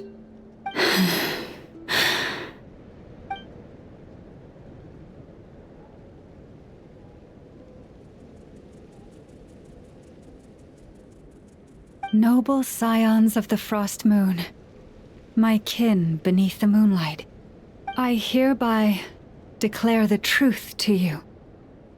Long have our ancestors looked up to the Frost Moon, guided by her serene light.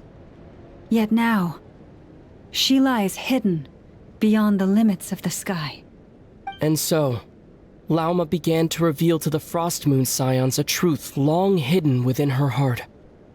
A story of a false moon and the death of gods. Kutar was indeed born of the moon. But that does not give us the right to reap without sowing, nor clothe ourselves without the toil of weaving.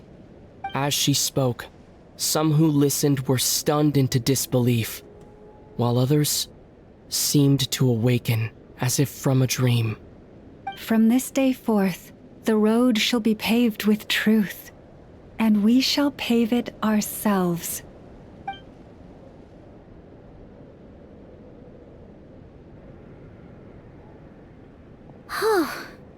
After everything Lauma said last night, Paimon wonders how everyone's adjusting. Still, judging by their reactions at the time, it didn't seem as intense as Paimon might have imagined. Says a lot about how much trust she commands, huh? Hey look! It's Lauma! Welcome, both of you. The animals were most lively this morning. They told me of your coming. Nothing too dramatic happened, did it? No one took it so hard that they went on a binge-eating rampage and ended up cleaning up the whole pantry? Or something? Hey! Paimon's just trying to lighten the mood. Thank you for your concern. Change doesn't happen overnight, and new ideas need time to take root. But nothing as extreme as that has happened, no. Although... Although what? Well, just as I thought might happen, some have chosen to leave the Frost Moon Scions for good. For them, losing their faith was like losing their home. Confusion, frustration, helplessness. I saw it all, reflected in their eyes. Oh. I respect their choice. May they carry the Frost Moon Scions' blessings far and wide, should they be willing to do so. If we meet again someday, perhaps we will be able to sit together and share stories once more. Others sought me out afterward, though, and thanked me profusely for sharing the truth with our people. They said they used to see me as distant, even somewhat unapproachable, whereas now I seemed much closer to them. Like a friend, or even a family member. Sounds like a win overall! Paimon thinks you did the right thing, Lauma. Thank you. Though, I wanted to ask, do I really come across as distant? Well, maybe just a little. To people who don't know you, you are kind of tall, especially if you consider the antlers. I see. That's a bit of a hard one. My antlers tend to grow under the moonlight, so I can't quite help it.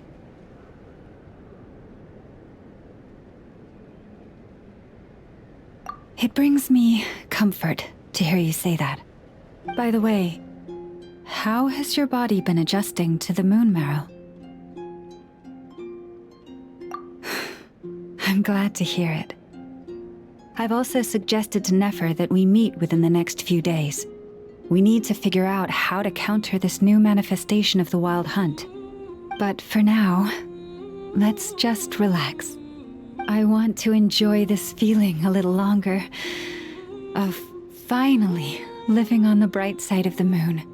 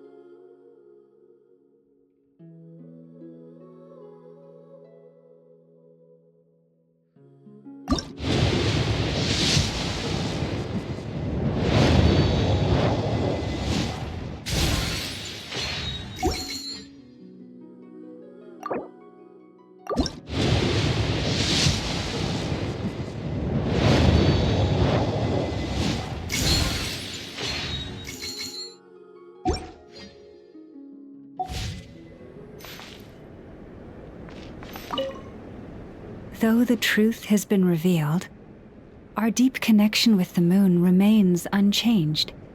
In fact, its power runs in our very veins. What has changed is our understanding of where the true moon lies, and that we must walk our own path in life without relying on a power outside of ourselves. Which is why we now say, come night or day, may the moonlight connect us.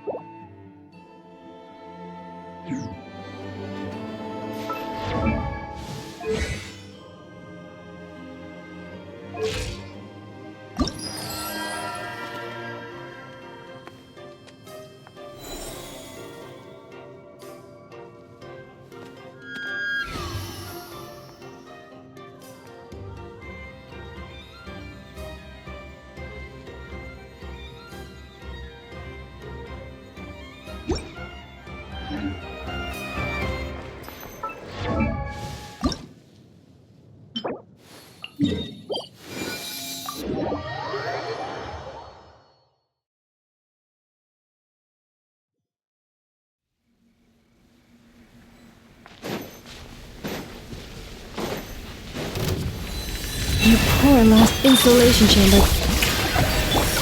Lash attack! G1!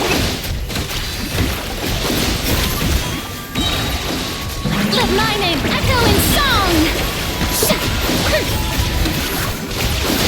Preparing for dust up. Cleanup sequence initiated. Look, a rainbow!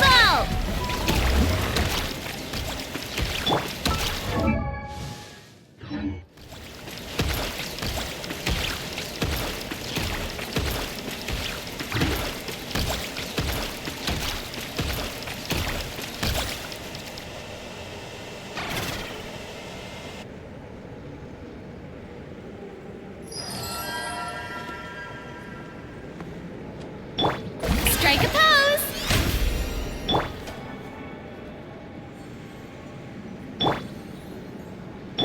Defensive mode engaged.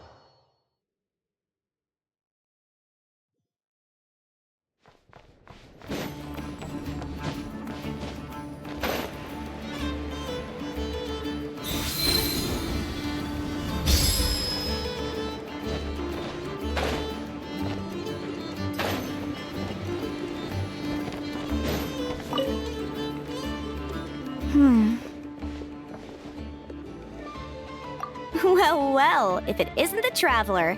It's been a while for sure. Didn't expect to see you and not cry. Oh, if only. Not cry's even more lawless than I could have imagined. How should I put it? Well, that's just it.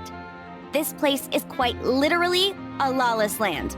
Even if I was hired to provide legal assistance, I suspect it'd all devolve into everyone resorting to the Final Defense Manifesto to air their grievances. Ta-da! Here's your answer. The most direct method of self-defense. Okay, enough of that. The reason I came to Nod Cry is to gather material for the new legal guidebook I'm co-authoring with Shinobu. The book's theme centers on the borders of law, and one of its chapters is about what happens when law and order completely breaks down. There's no way I'd be able to get an accurate picture of that back in Liyue. So here I am, this infamous land of lawlessness. As soon as I stepped into Nod Cry, I knew I was in the right place. It's not like the law here has broken down. It's more like it never existed at all. And unsurprisingly, I haven't run into a single person in my line of work. Being a legal consultant here is probably an easy way to starve. Hey, don't worry. I've got Adeptus blood, remember? Ordinary bandits can't even scratch me. In fact, I'm kind of waiting for someone to come and accost me.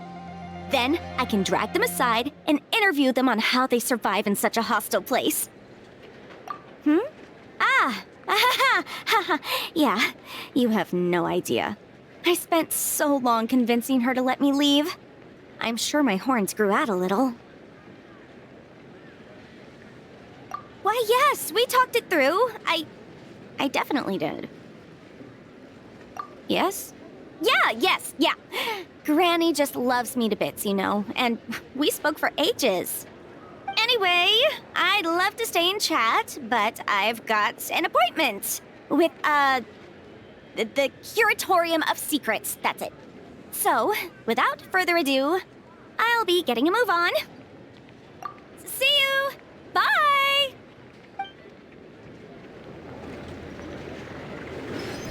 Hey there. Just let me know if you need.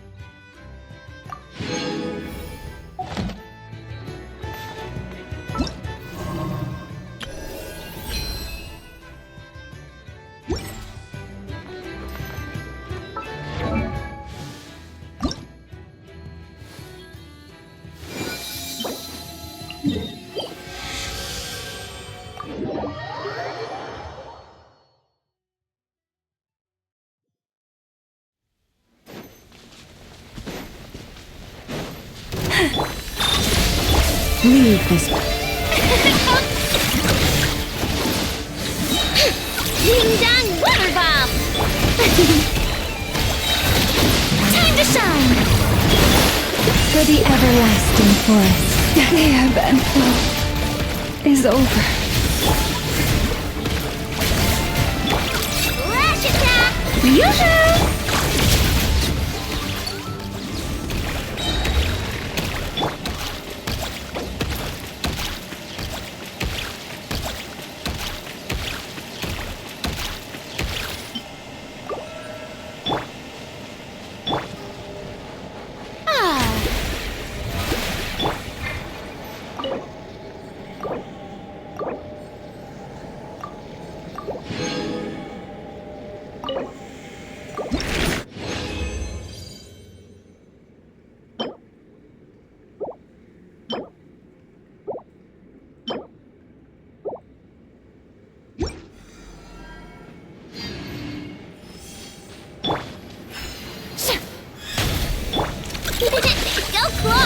Cleanup sequence initiated. Annihilation mode. You poor lost left. Let the world collide! Chew on this! Look, direct! Defensive mode engaged. Forest, protect us. This is trouble! Strike a pose!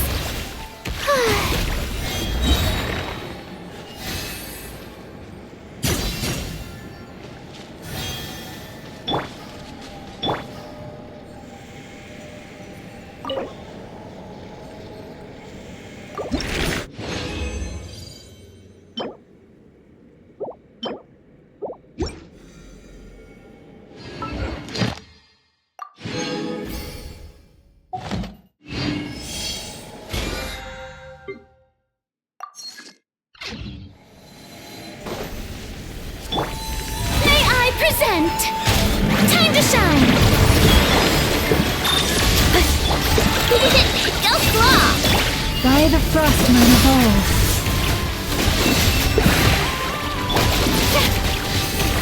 Preparing for dust up.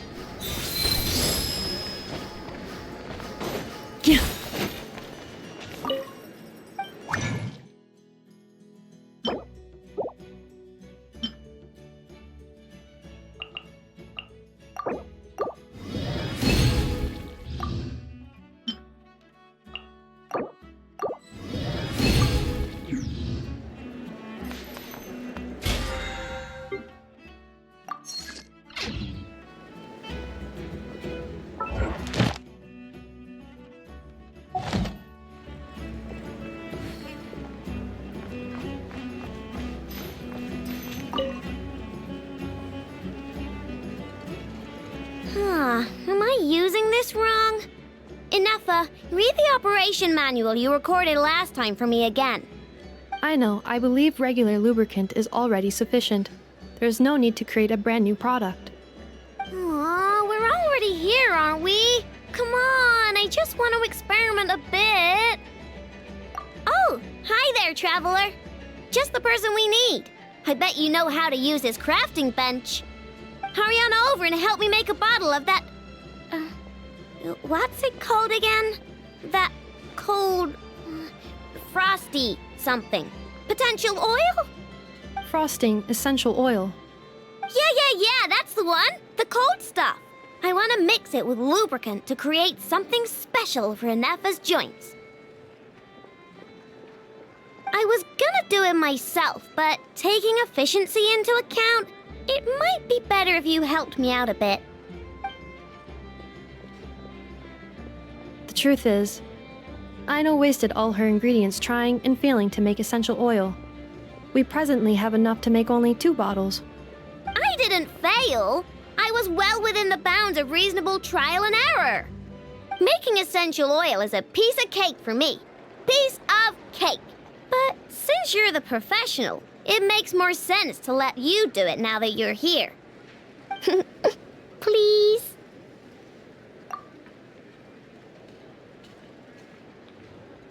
Wow, you really are a professional! Come on, Ineffa, let's head back and mix up some lubricant. Trust me, this new lubricant is gonna solve your overheating issues. Easy peasy. Alright, I know, but my internal components are not actually overheating while I'm operational. Well, it doesn't hurt to be prepared. Thanks for the help. I only need 1 bottle though, so you keep the other one. Anyway, it's time we were going. Stop by and play when you have some free time.